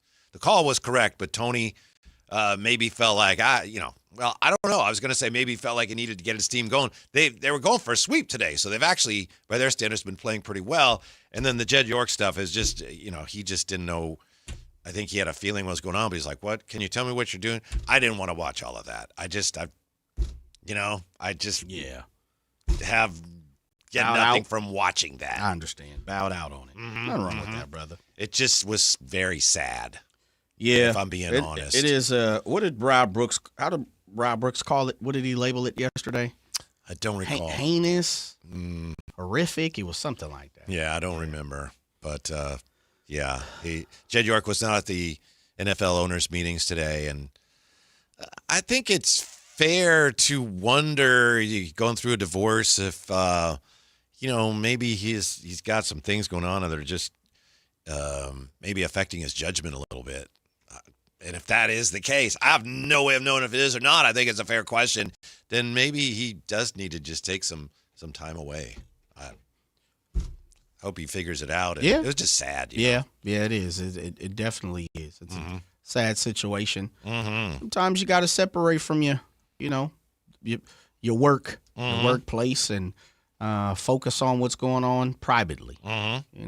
That's social life. Yeah, and it's going to be tricky for the 49ers if and when they decide that, okay, he's going to come back into the fold and take over. It's a delicate dance, so lots to sort out between now and then. What are they going to do?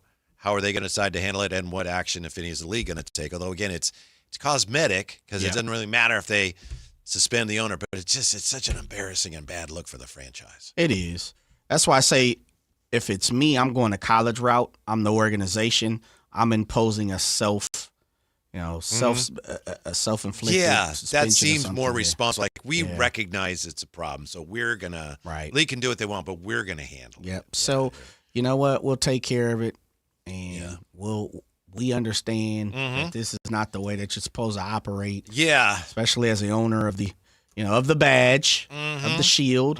So we'll go ahead and take matters into our own hands. And, Jed, man, why don't you sit down for 2 weeks? But the one thing that Rod Brooks did say that I remember is he said, look, there's no way they're going to, take the team from him. No.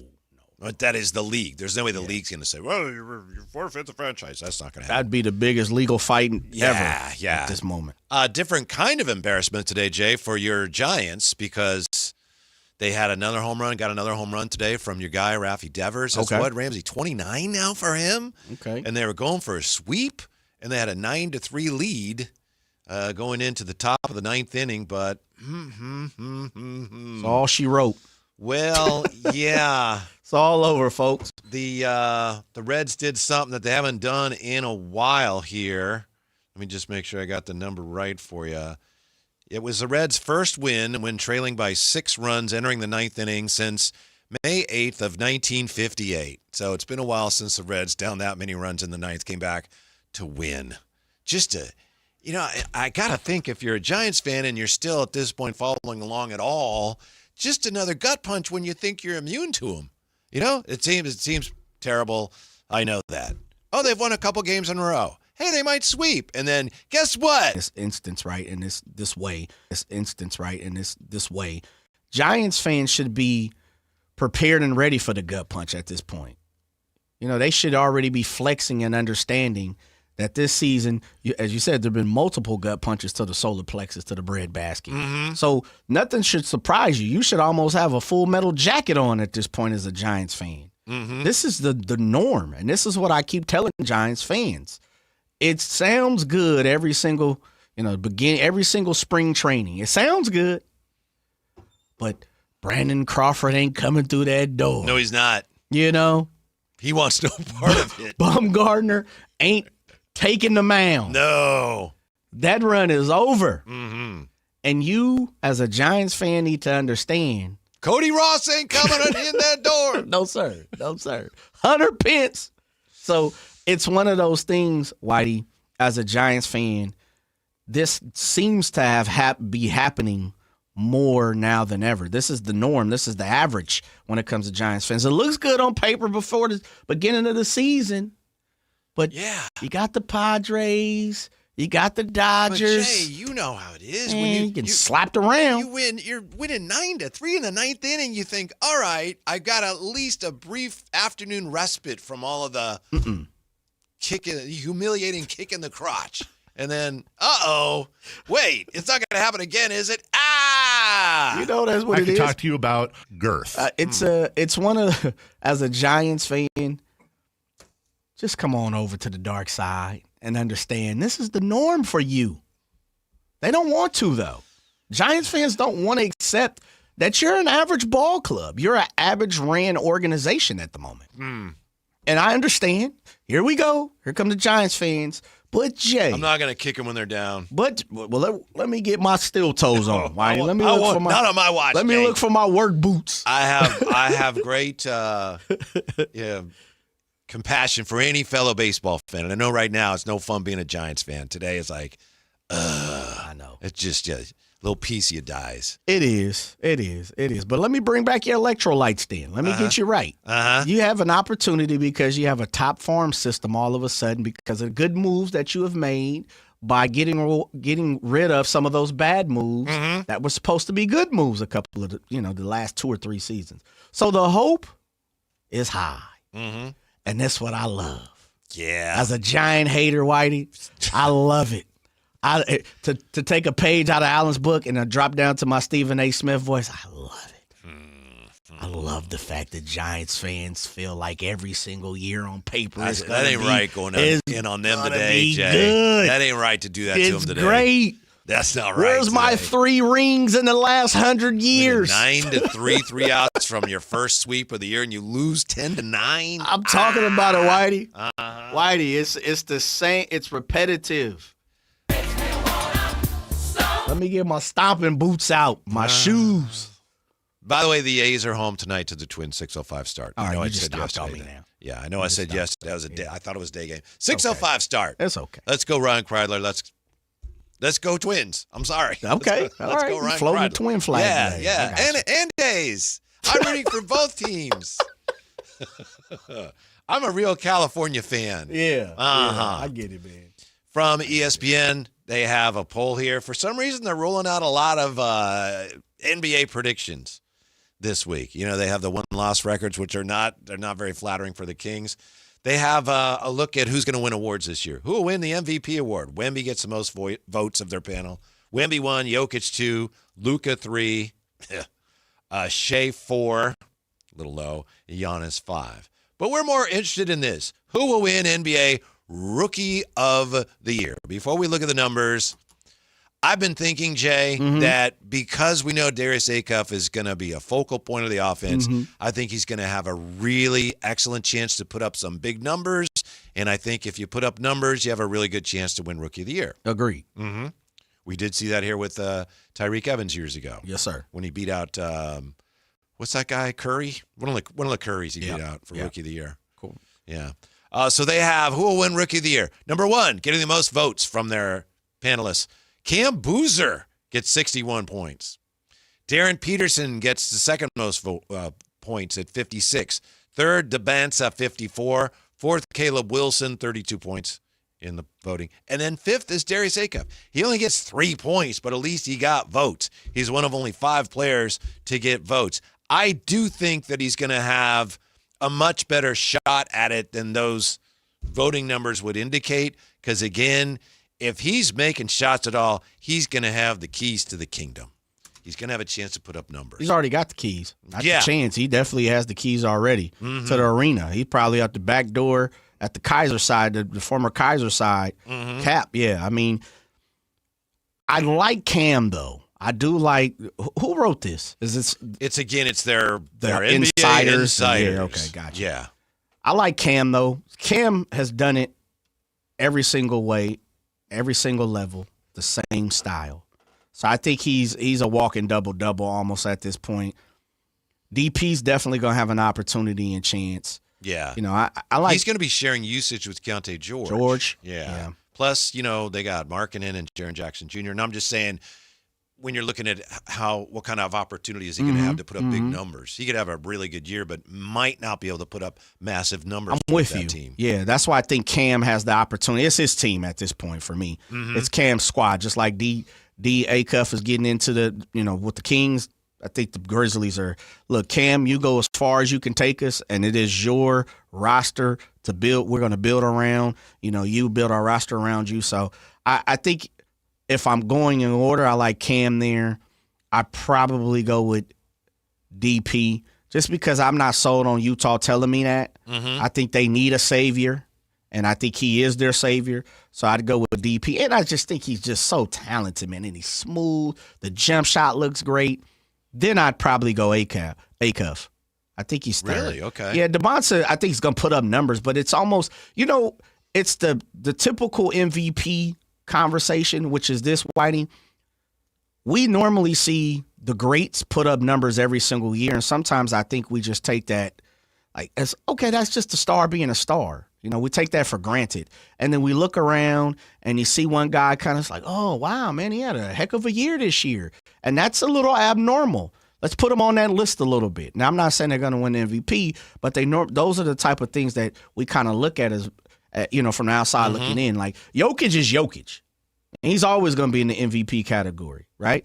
No doubt about that. So that's kind of the way I see with DeBansa now. It's not the same thing, but I think people realize, like, DeBansa's going to put up 20 points here very soon. Yeah, but the issue with him potentially is, again, just as we were talking about with Darren Peterson, I mean, he's going to have to, as right here, Jeremy Wu writes, DeBansa will have to carve out his offensive game next to Trae Young and Anthony Davis. Anthony Davis and Trae Young are not going to be, we're going to defer to you, youngster. Yeah, but I'll flip back and Jeremy, we got to get Jeremy on. He's a little tough, difficult guy to get on these days. I'd say this. How many games is AD going to play? How many games is Trae going to play? I would say they're probably going to play around 60 to 65. Now, AJ, if you rocking and rolling within them 20 games, you already cooking.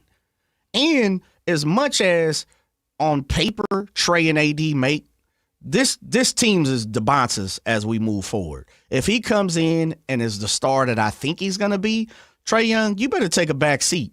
You better, because if you want to get any further than what you have done, AD has won championships. But if Trae wants to get any further, and I don't think AD is going to be there 5 years down the road, I could see Trae, who signed a 4-year deal.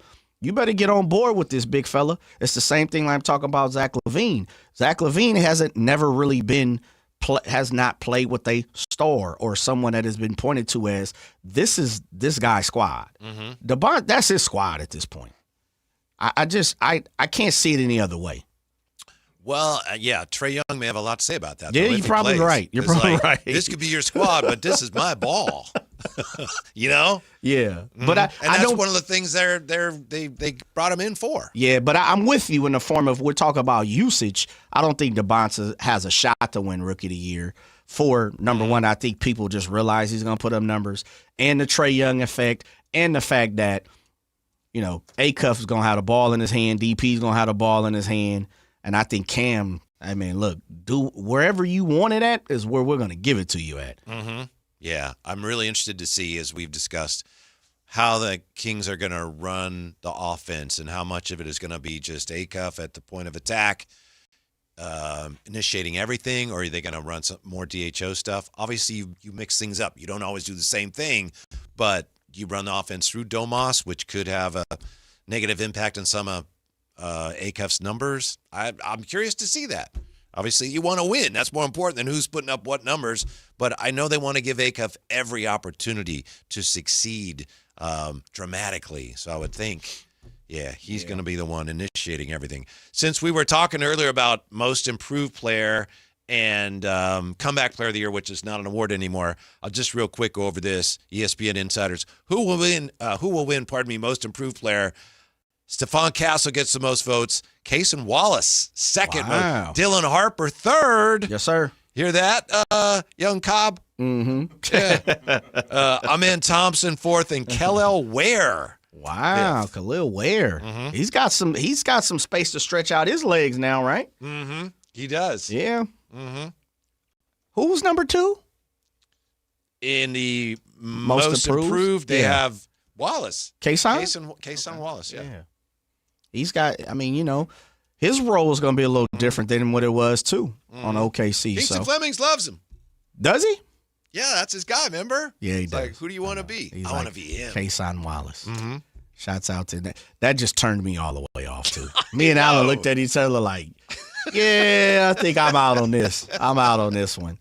Meanwhile, Draymond Green says he can't believe that everybody in Miami is talking like they're getting, 2017 era Klay Thompson in Miami. And I know there's a writer I know, Wes Goldberg, who covers the Heat. He goes, nobody here is talking about him like that. We're not talking about him like that. He's a good piece to the cog. Yeah. Beyond that, they have a pretty clear idea of what Klay is right now, but they still think he's going to be a really good fit. He can shoot it. Uh-huh. He can shoot it, and he gives effort on the defensive side. He's not the lockdown guy. I don't know if Klay was ever the lockdown guy. He was close. I think you're right about that. I used to think he was, but then you look at it, it's like, not really. Yeah, he was close, but he was a good defender, no doubt about that. Shooter. He's going to bring that to the table for the Miami. Mm-hmm. Davion has definitely improved the jumper, the three-point shot. Pretty decent last year. But you're playing around Giannis, Mm-hmm. Giannis is going to create the separation for Klay. And that's dangerous because the one thing Klay still can do, he can shoot it at a high clip, at a high level. Yeah. In some ways, Klay's going to benefit from the same things he benefited from playing with Steph. They talk all the time on the Warriors broadcast about that gravity because Steph draws so much attention from the defense. And Giannis, for different reasons as far as what he's actually doing, he has the same type of gravity. The defense has to be focused on Giannis. He's not going to be on the perimeter as much as Steph is, but at the same time, more open threes for Klay Thompson. And that's a dangerous thing if you're the opponent. Mm-hmm. He gonna. I'm starting to warm up to the Heat a little bit. Okay, baby. Yeah. Come to the dark side. Mm-hmm. That's what I say. I got Davion as my former King to win the championship. And a little bit of hate in there, when it comes to the Spurs. I think Miami is building a sneaky roster. I think someone said that, so I used their No, that someone talked about. I think it was Holistic Fields talked about the Wizards, but I like what the Heat are doing. If Giannis plays a full season or close to a full season, he is top 3, top 4, top 5 in the league. Where you put him at right now? Without knowing his health, and he's kind of been. It feels like he's been out of the limelight for a season or two. Two, not last year, but the year before, they made it to playoffs and they got knocked out early. That was the Dame year, right? But I think he's still too dominant. Like Giannis is the type of guy that'll bounce back and showcase that I should be the MVP, or I'm going to win the MVP, and that's tough to stop, Whitey. I think he's gonna benefit too from not only the change of scenery, but if he's able to assimilate into the Heat culture. Because it's a whole different thing, apparently, from people who have been there. If he's like, yes, this is great, this makes me better, I think he's going to be scary. He's going to have a scary year. I think so, too. He, for me, is the leading candidate for MVP for me right now. I think he bounces back. I think he has a heck of a season. I think he leads Miami to a top 4, seed. And I think they're going to be cooking with a little bit of grease down there. South Beach, man. Yeah. Brick Ripsaw says Miami is at best a 5th seed. Maybe. See, that's kind of what I've been thinking, but I'm starting to warm up to them a little bit here as I look at it. They're just kind of thin and old, They are. A little bit of roster, a little bit thin, although I think they still have some room to sign. With the deal Clay took, I think they could still add some things, and they're definitely a little older. Brick Ripsaw says Giannis is the new street clothes. I don't think so. Nah. You may be right. We'll find out, but I don't think you are. Come on, man. You got to put a little more respect on the big fella's name, man. He ain't doing it like that. Yeah. Like I said, it feels like it because he's been out of sight, out of mind, especially last year. But if you go back to the year before, no, he was still rocking and rolling. Now, he didn't play all 82. Well, I think they wanted to sit him out, too. They were trying to trade him. So you're good. You sit there. I mean, he's an MVP. Shea, Jokic, Giannis, Brunson. He's a typical name when it comes to the MVP race. Yeah, well, let me see. He's at that point. I know I mentioned it real quick here. Who will win the NBA MVP according to the experts at ESPN? They have Giannis 5th, Shea 4th, Luka 3rd, Jokic 2nd, and Wemby 1st. More on the NBA when we come back. Ben Simmons, we haven't talked enough about him today, have we? Eye roll. And here's the reason why the NFL is getting behind flag football. We'll look at this alarming study. Prove a point, huh? No, I'm just pointing out some numbers here that football fans need to know, and the NFL doesn't want you to know. Next, Sactown Sports. Like and subscribe to the Sactown Sports 1140 YouTube channel at Sactown Sports 1140 to get the Carmichael Dave Show with Jason Ross, Matt and Kayla, and the Drive Guys with Kevin Gleason and Alan Stiles on demand and at your fingertips. Get your fix of the Sacramento Kings, 49ers, Giants, Athletics, NFL, NBA, and the latest in sports and entertainment all in one place at Sactown Sports 1140 on YouTube. Your local sports leader, Sactown Sports 1140.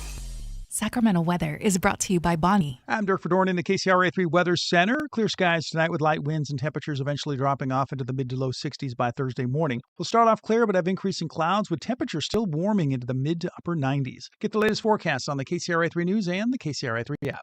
Bonnie presents the end of summer AC tune-up, and it's just $19.99. A thorough once-over, check performance, even catch potential problems. So when summer hits next year, you're ready to roll. Limited time offer, Bonnie.com. Some restrictions apply. License 696-355. This is a special alert to all Americans who own a vehicle with less than 200,000 miles with an auto warranty about to expire or with no warranty coverage at all. Due to a decline in the economy, CarShield is announcing a low-cost, month-to-month vehicle protection plan that is now available to the public to save any driver out-of-pocket expenses on future auto repairs. Call now to find out how you can pay almost nothing for covered auto repairs. Yes, you heard that correctly. Pay almost nothing for covered auto repairs. An open phone line has been established for all drivers to call for a free quick quote. Call 800-292-4541 now. Drivers who are covered will not have to pay for covered repairs again. This protection plan is at an all-time low. Additionally, drivers who activate this vehicle protection today will also receive free roadside assistance, free towing, and car rental options at no additional cost. Call us for your free quick quote today. 800-292-4541. That's 800-292-4541. What do you have to lose? Call 800-292-4541. Again, 800-292-4541. Hey, Sactown, High Flyer here. Something big is coming. On September the 2nd, DraftKings Games Day arrives a massive deal, exclusive deals, and all-day celebration built for fans in sports. The countdown has begun.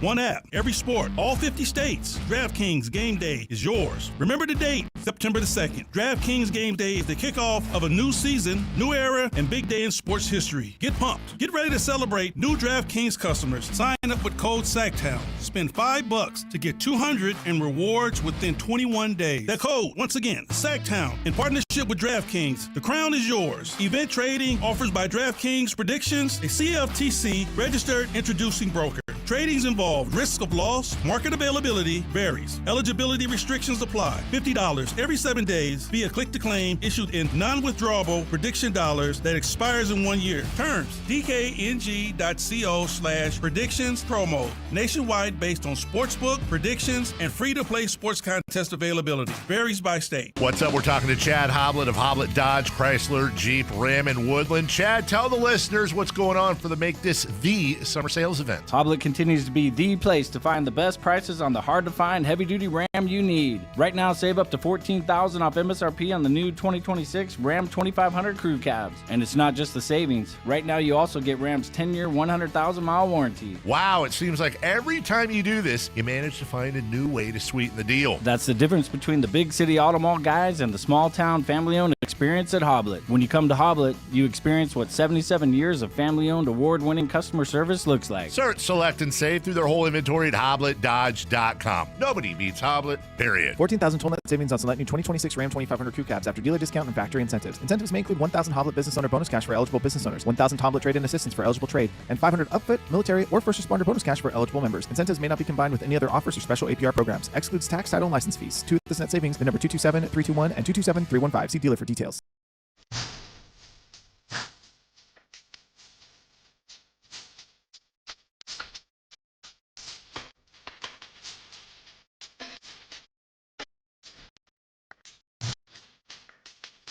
Download the app and listen to The Drive Guys. The Drive Guys with Kevin Gleason and Alan Stiles. On Sactown Sports 1140. The commissioner of the NFL, Roger Goodell, he did address the Jed York situation today. He didn't say much, but at the owners' meetings in Atlanta, and again, the owners were already going to meet to talk about a number of things, including the sale of the Seahawks. He said, quote, "It's being reviewed under the personal conduct policy. We'll do that, and when there's something to be reported, we'll talk." I would have to think that they're going to come to some decision before the first game of the year in Australia, because they just want that cleaned up to the extent that they can clean it up. But for what that's worth, Roger Goodell did today say, yeah, it's being reviewed. Where would you have Roger Goodell in your commissioner power rankings right now, Jay? If you had your commissioner power rankings, you were busting out. So you got Rob Manfred and you got Adam Silver. I'm telling you, it's hard to put anybody at the top right now with some of the things that are going on. The first thing that popped in my mind, he's probably won, right? And then I'm sitting here thinking, and I thought we kind of had the same thoughts. It's kind of like, in boxing, where there's a championship and no one holds the championship. Yeah, it's kind of like the 49ers left guard situation. Yeah, right. There's no one that holds the title. Somebody has to be there, but Goodell's won. Mm-hmm. He's won. I agree, but why do you think so? Because of the people around him, the faults of the people around him, not so much because of what he's doing or what he has done. It's the lack thereof of the people around him. Yeah, I think the other commissioners. He's pretty much, he certainly had some missteps in recent years, but I think he has avoided being somebody who gets in the way of things. The league is fine, and he does what he has to do. Just kind of keeps it humming along. Whereas you have Adam Silver, who of late has done some things and said some things that, even though he's trying to serve the better interests of the league, I think, a lot of people look at it and go, what? What are you doing? Yeah. With the way they've handled. And again, some of this it's not his decision, but he's the one that has to go out front and say, what's going on with Ballmer. Also, Manfred has got a very difficult job right now. I've never been a big fan of his. Well, ever since he said of the World Series trophy, it's just a hunk of metal. Yeah. Because people were upset that they didn't take action against Houston Astros players who testified or shared their side of it with the leagues in terms of the investigation of the sign stealing. And, should they take away their World Series trophy? It's just a hunk of metal. It's like, wow, that was really bad. I think you have to start at the bottom, too.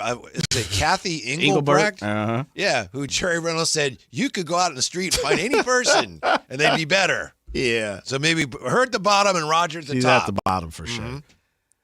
With football, you make a great point when you talk about Goodell not really getting in the way. I think it's the NFL is so powerful, he doesn't have to do anything. Yeah. And the other thing, too, is there's been some disgusting things that have happened off the field with players in the NFL. And the one thing Goodell always does, he always says, we'll leave it to the team first to figure it out. And then when it gets to us, we'll be reactive more than proactive. And I agree with you. I think Adam Silver in certain instances has been a little proactive versus reactive, right? I'll give you an example. The gambling probe that happened. He jumped on it. The league jumped on it. Versus the NFL, there's been some heinous acts with the NFL. And normally what happens is things play out, and that's okay to wait, but things play out. And then what does the NFL normally do? That player comes back or is getting ready to come back, and then they slap them with the 4, 5, 6, 8 game suspension right before the season starts, or they're getting ready to sign, or they're getting ready to hit the field, they sign, and then it's like, okay, yeah, but you got to take 4 games with you too. Where it's like, no, check this out. You're going to sit down 12 games, and whoever decides to sign you, they'll have to deal with that. He kind of is like, Goodell's more, you know what, if I'm not disturbing the ownership groups, then I'm just going to kind of take a step back. And I'll let everybody police themselves first. And that, depending on how you look at it, that's a good thing or a bad thing. For me, he floats in the middle. He does a very good job of just saying, well, when it comes across my desk, I'll take a look, but I'm not out here hunting for nothing. Yeah. If I had all the commissioners and they were sitting waiting to find out how I had them rated, I would say to Rob Manfred, I'd say, you're not very high right now on my list, but you have an opportunity, depending on how you handle the impending labor dispute, depending on how you handle that, you could move way up. I don't think you have it in you, Rob Manfred. I don't know that you're going to be able to do it. But if you prove me wrong, you could move all the way up. If you're able to save baseball from this self-inflicted disaster that would be a lockout that would cost you games when the game actually is becoming more popular somehow, some way, you might even move up there with Goodell. So you have that opportunity. But that's on you. I can't do it for you. Adam Silver, I'd say, you're going to be third probably or fourth. I got to look at Gary Bettman, the NHL guy. Right. Yeah. But there's a new commish coming in for MLS. So, is there? Yeah, Garber's stepping down. Let me get that name for you. But yeah. So not a big fan of Garber. I think I speak for many Sacramentans. You know how that is. Yeah. Oh, yeah, Sacramento. It's not a matter of if, it's when. Man. Oh, never mind. He put the whammy on Sacramento. Yeah. He was like the most hated person for a while, right? You put a list out there. The new commission is Larry Berg, the co-owner of LAFC.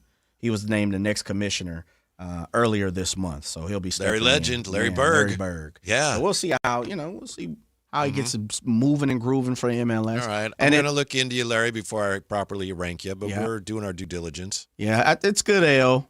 And who's 2? Because you said Silver was 3-ish? Yeah, okay. He might be.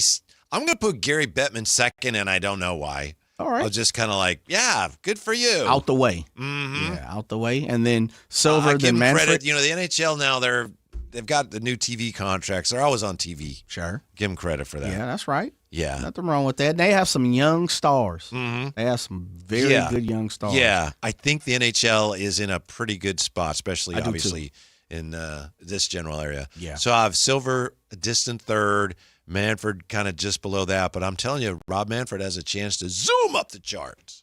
And he's depending getting on how ready he to step handles down, what, in 28 or 30?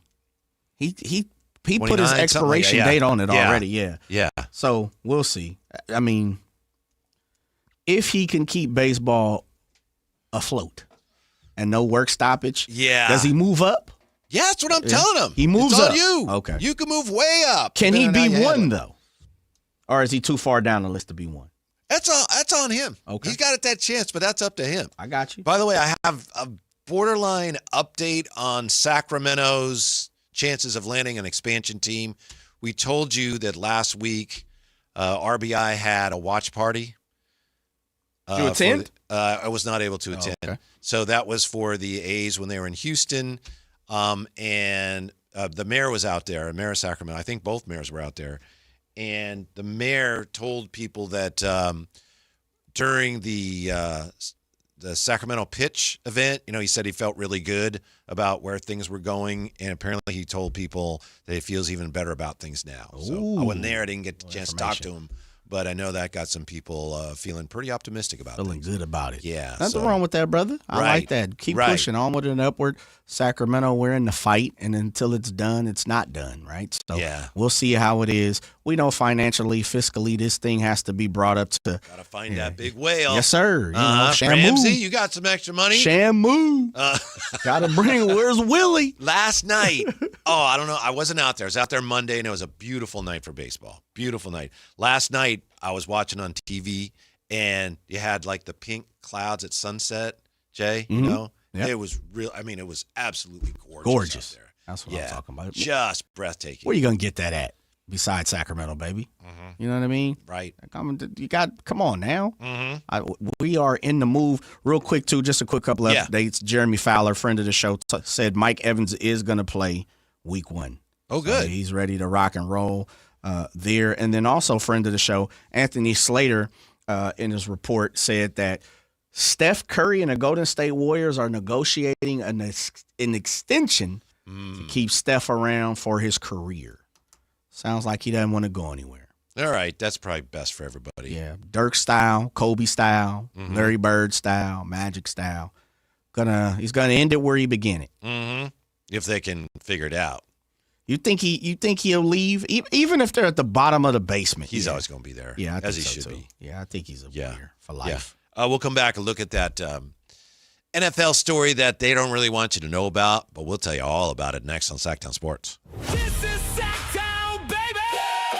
Follow Sactown Sports 1140 on Facebook at facebook.com/Sactown Sports to keep tabs on the Kings, 49ers, UC Davis, and the entire Sactown Sports lineup all season long. Facebook.com/Sactown Sports. Your local sports leader. Sactown Sports 1140. So, I need hamburgers, sodas, ice, and a DJ. A DJ? Relax, Pa. With T-Mobile, we're saving when we bundle home internet and phone lines. Oh, wow.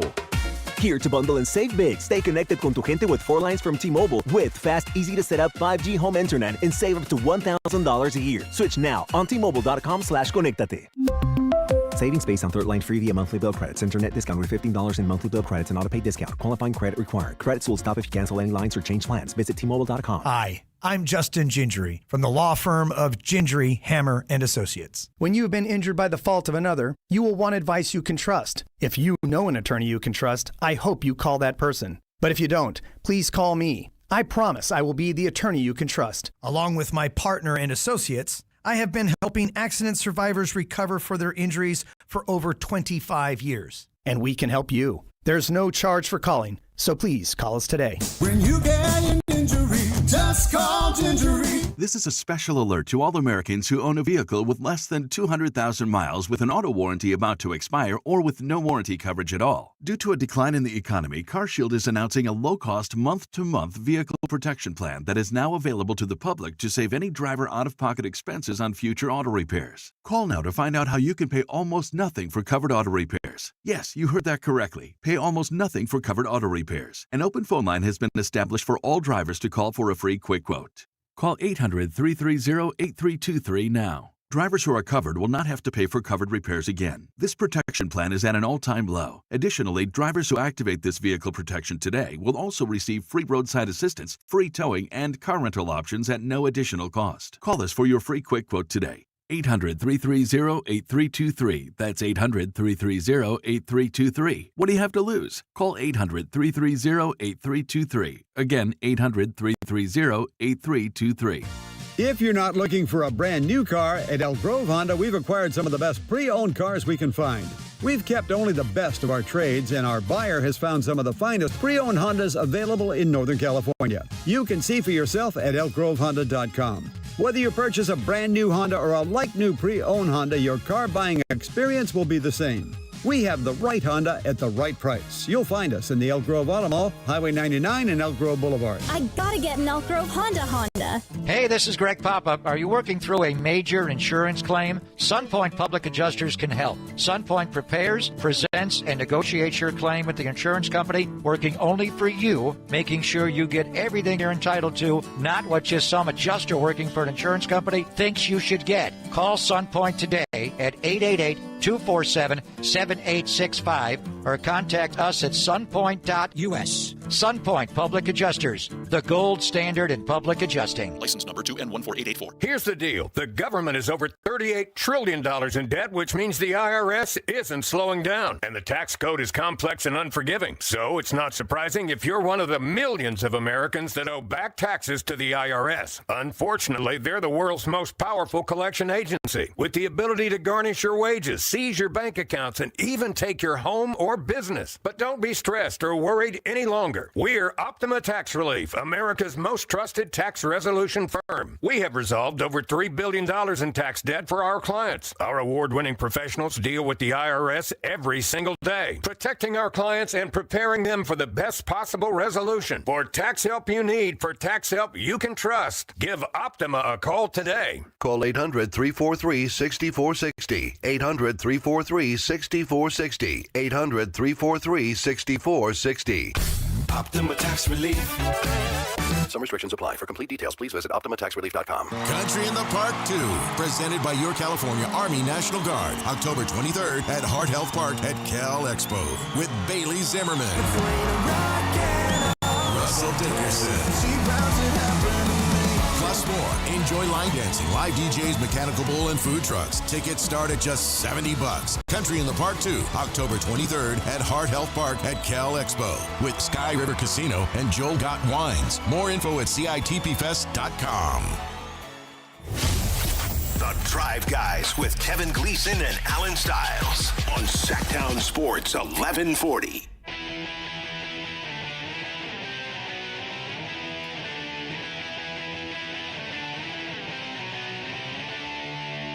The Drive Guys with Kevin Gleason and Alan Stiles. Yeah, Alan's not here. He's on paternity leave. And then tomorrow, Jay is going to be enjoying some time off. So Brendan Nunez in with me tomorrow. Is that all right with you, Jay? Yeah, it's absolutely fine, my brother. Because I think you have the right to say, nah. Nah, you good. Okay. We're good, man. Yeah. Heading up to the East Coast. East Coast of the United States of America? Yes, sir. To the NYC. Oh, okay. The Apple, the city that never sleeps, Gotham City. Alan is back there somewhere. At least he was. I think he's in Pennsylvania. PA. Yeah. Yeah, I tapped in with him. I actually tap in again because we need to exchange some restaurant, some eatery, information. So he, I believe, posted another one of his sprinting videos today. What? Yeah. It's some streets, is in the streets of Pennsylvania. What, man? They got nothing else better to do. Come on, Alan. How would you feel, honestly? And I've met his wife. I don't know her parents, but he's back there with his in-laws. And so, you're your girl marries this guy and they have kids, and you're like, oh, this is a pretty good guy. And then you're like, what's that noise I hear outside? And you look out and it's him, the guy, your son-in-law, and he's running up and down the street recording himself his 40 times. What? At least he's in shape. Alarm is a legit alarm. Yeah, I mean, we all got our ways, man. Do you bring that up like at dinner? Hey, Al, hey. Alan. What are you doing out there today? I saw you running up and down the street. Of course. Yeah. At this point, you're in the family, baby. I need to know. Uh-huh. Are you stable? What's going on here? You got my grandkids. Yeah. I'm sure he's. Yeah. I'm sure they get along great. Absolutely. He's a great guy. Absolutely. Great guy. Just curious. Just one of the things I was wondering about. Can I ask you why you were running down the middle of my damn street with no clothes on? Yeah. Man? Oh, by the way, somebody's running up and down the street today. Did you see that? Oh, do you? Just so happened to see you on that ring. Mm-hmm. So, have a good trip, Jay. I will, man. I'm trying to decide if I'm going to hit the Yankees or the Mets. Which one do you think I should hit? Do you know who they're playing? Yankees play the Red Sox, which means, you're going to pony up a little bit of change. Yeah. And the Mets have the Astros, the hated Astros. I think I'd go see the Yankees-Red Sox. Yankees-Red Sox? Yeah. All right. Yeah. Think about it. I'll let you know. I'll send you a picture depending on. But you can't go wrong. It's baseball. You're right. Mm-hmm. And it checks off a box, never been to either stadium. So I'm looking forward to jumping into that. Mm-hmm. Yeah, I was thinking about maybe hitting the preseason game Saturday, but probably not. Oh. Yeah. All right. Well, have a good time. So Thank you're you, back brother. Monday or? Yes, sir. Yeah. Okay. I'm All tap dancing on Monday. Mm-hmm. Okay. Here is a study that the NFL, I think they would just soon not know about, although ESPN did publish it here. At least 1 in 4 NFL players who died between 2016 and 2021 had CTE, the degenerative brain disease. That's according to a new study that was published Tuesday. So that's at least 1 in 4 players who died between 2016 and 2021 had CTE. And this study focused on how common chronic traumatic encephalopathy might be among NFL players. This study is sobering and a sobering reminder that football carries real risks, and those risks can have lasting consequences for players and their families, the NFL Players Association said in a statement to ESPN. If you care to look it up, you can, of course. But this is what I was getting at earlier. I do think the NFL looks at this and they realize, okay, this is, the more we find out about this, the more grim it appears. And I do think that's one reason why the NFL is devoting as much time and energy and money as they are to flag football. I'm not saying that there will be no tackle football in 6 months, but I think the NFL sees that, all right, we're going to have fewer and fewer people playing football over the years. Why not expand our horizons? Put a little money into it. Yeah. Another part of this study was that it appears that, let's see, the biggest predictor of CTE is the cumulative force of hits to the head, and that risk can be, according to this study, mitigated by things such as eliminating hits during practices and having children not play tackle football. Yeah. So that's one thing going forward, the NFL can say, it's safer. We're going to play tackle football down the road, but maybe as kids we don't want them to, so flag football, which we're already seeing. Right, Jay? Yeah, I mean, you're right. You're spot on. It's something that the NFL definitely, no pun intended, needs to tackle. Mm-hmm. They have to get this under control, but I don't really know how you do it without, because the one thing about it, Whitey, everyone has an option. Yes. If you want to play flag, right, you can play flag. If you want to play tackle, you can play tackle. I should say young gentlemen have, young kids, boys have an option. I'm not exactly sure if young girls have an option, but, there have been young girls who play tackle football. So I would say everyone has an option at that level. And if you choose to play tackle, you're taking it, I'm pretty sure you've already taken it into consideration, the health risks that come with it. Yeah. So, by the way, Jay, no, go ahead. This from the great Lonnie Nielsen says Jay should go to the Mets game and then head over to the U.S. Open after. They're right next door to each other. The great Lonnie Nielsen, I said this off air to pull back the curtain. I was thinking about going. The problem is the U.S. Open starts on Sunday. the main dish. Right now, there's some doubles and things like that going on.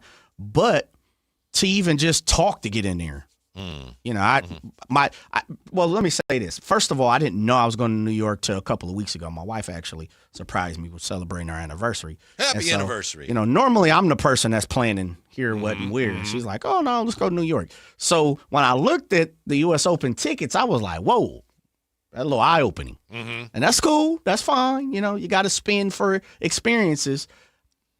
For me, it would just be the experience. Yeah. Right? So I say that to say I didn't reach out to grab no credentials. Ain't really put on a phone call to nobody to be like, hey, yo, let me in. And the other thing, and I was kind of looking at it, it was like, I like tennis, but do I love it enough to put $1,000 on the table? That's kind of the way I seen it, you know, because, I mean, again, just to get in there. Yeah. Depends what I'd be watching, what event or what round. Yeah. I mean, it's the first. Yeah. It's literally the first. You know, officially it starts Sunday. So we had to get over there Sunday and move and groove and check it out. I leave Sunday night. So believe me, Lonnie, I thought about it, you know, to check it off the box. Like, oh, okay. Maybe I'll make a call and see if I have, you know, that Whitey Gleason pool. Well, the Lonnie Nielsen pool. The only time I've been to the U.S. Open, I had been the PA announcer for the Capitals that year, and they went to the World Team Tennis Finals, and the finals were played back there. And Lonnie Nielsen took me and the whole family back there. We had a great time. Respect. Got to take the family to New York. See? So, yeah, that was tremendous. I got to have that Whitey pool. If I can get the Whitey pool going, then I might hit the Open. But I've thought about it. You know, it's not off the board yet. It's not off the board Keep your options open. Absolutely. Yeah. I may want to, you know, slide on over, see Wagner versus Fordham. Sure. Saturday too. Yeah, absolutely. Yeah, we'll have a great time. I appreciate it, bro. We will miss you. So Brendan Nunes be with us tomorrow. Hopefully you will too. And we'll have a shorter show tomorrow because we'll be taking you up to 49er football. So thanks for being with us. Have a great evening. More great sports talk to come on Sactown Sports. This is the story of the one. As a safety manager at a manufacturing plant, he does everything he can to keep his coworkers safe. From finding ways to reduce risks to keeping safety supplies in stock. And for that, he relies on Grainger,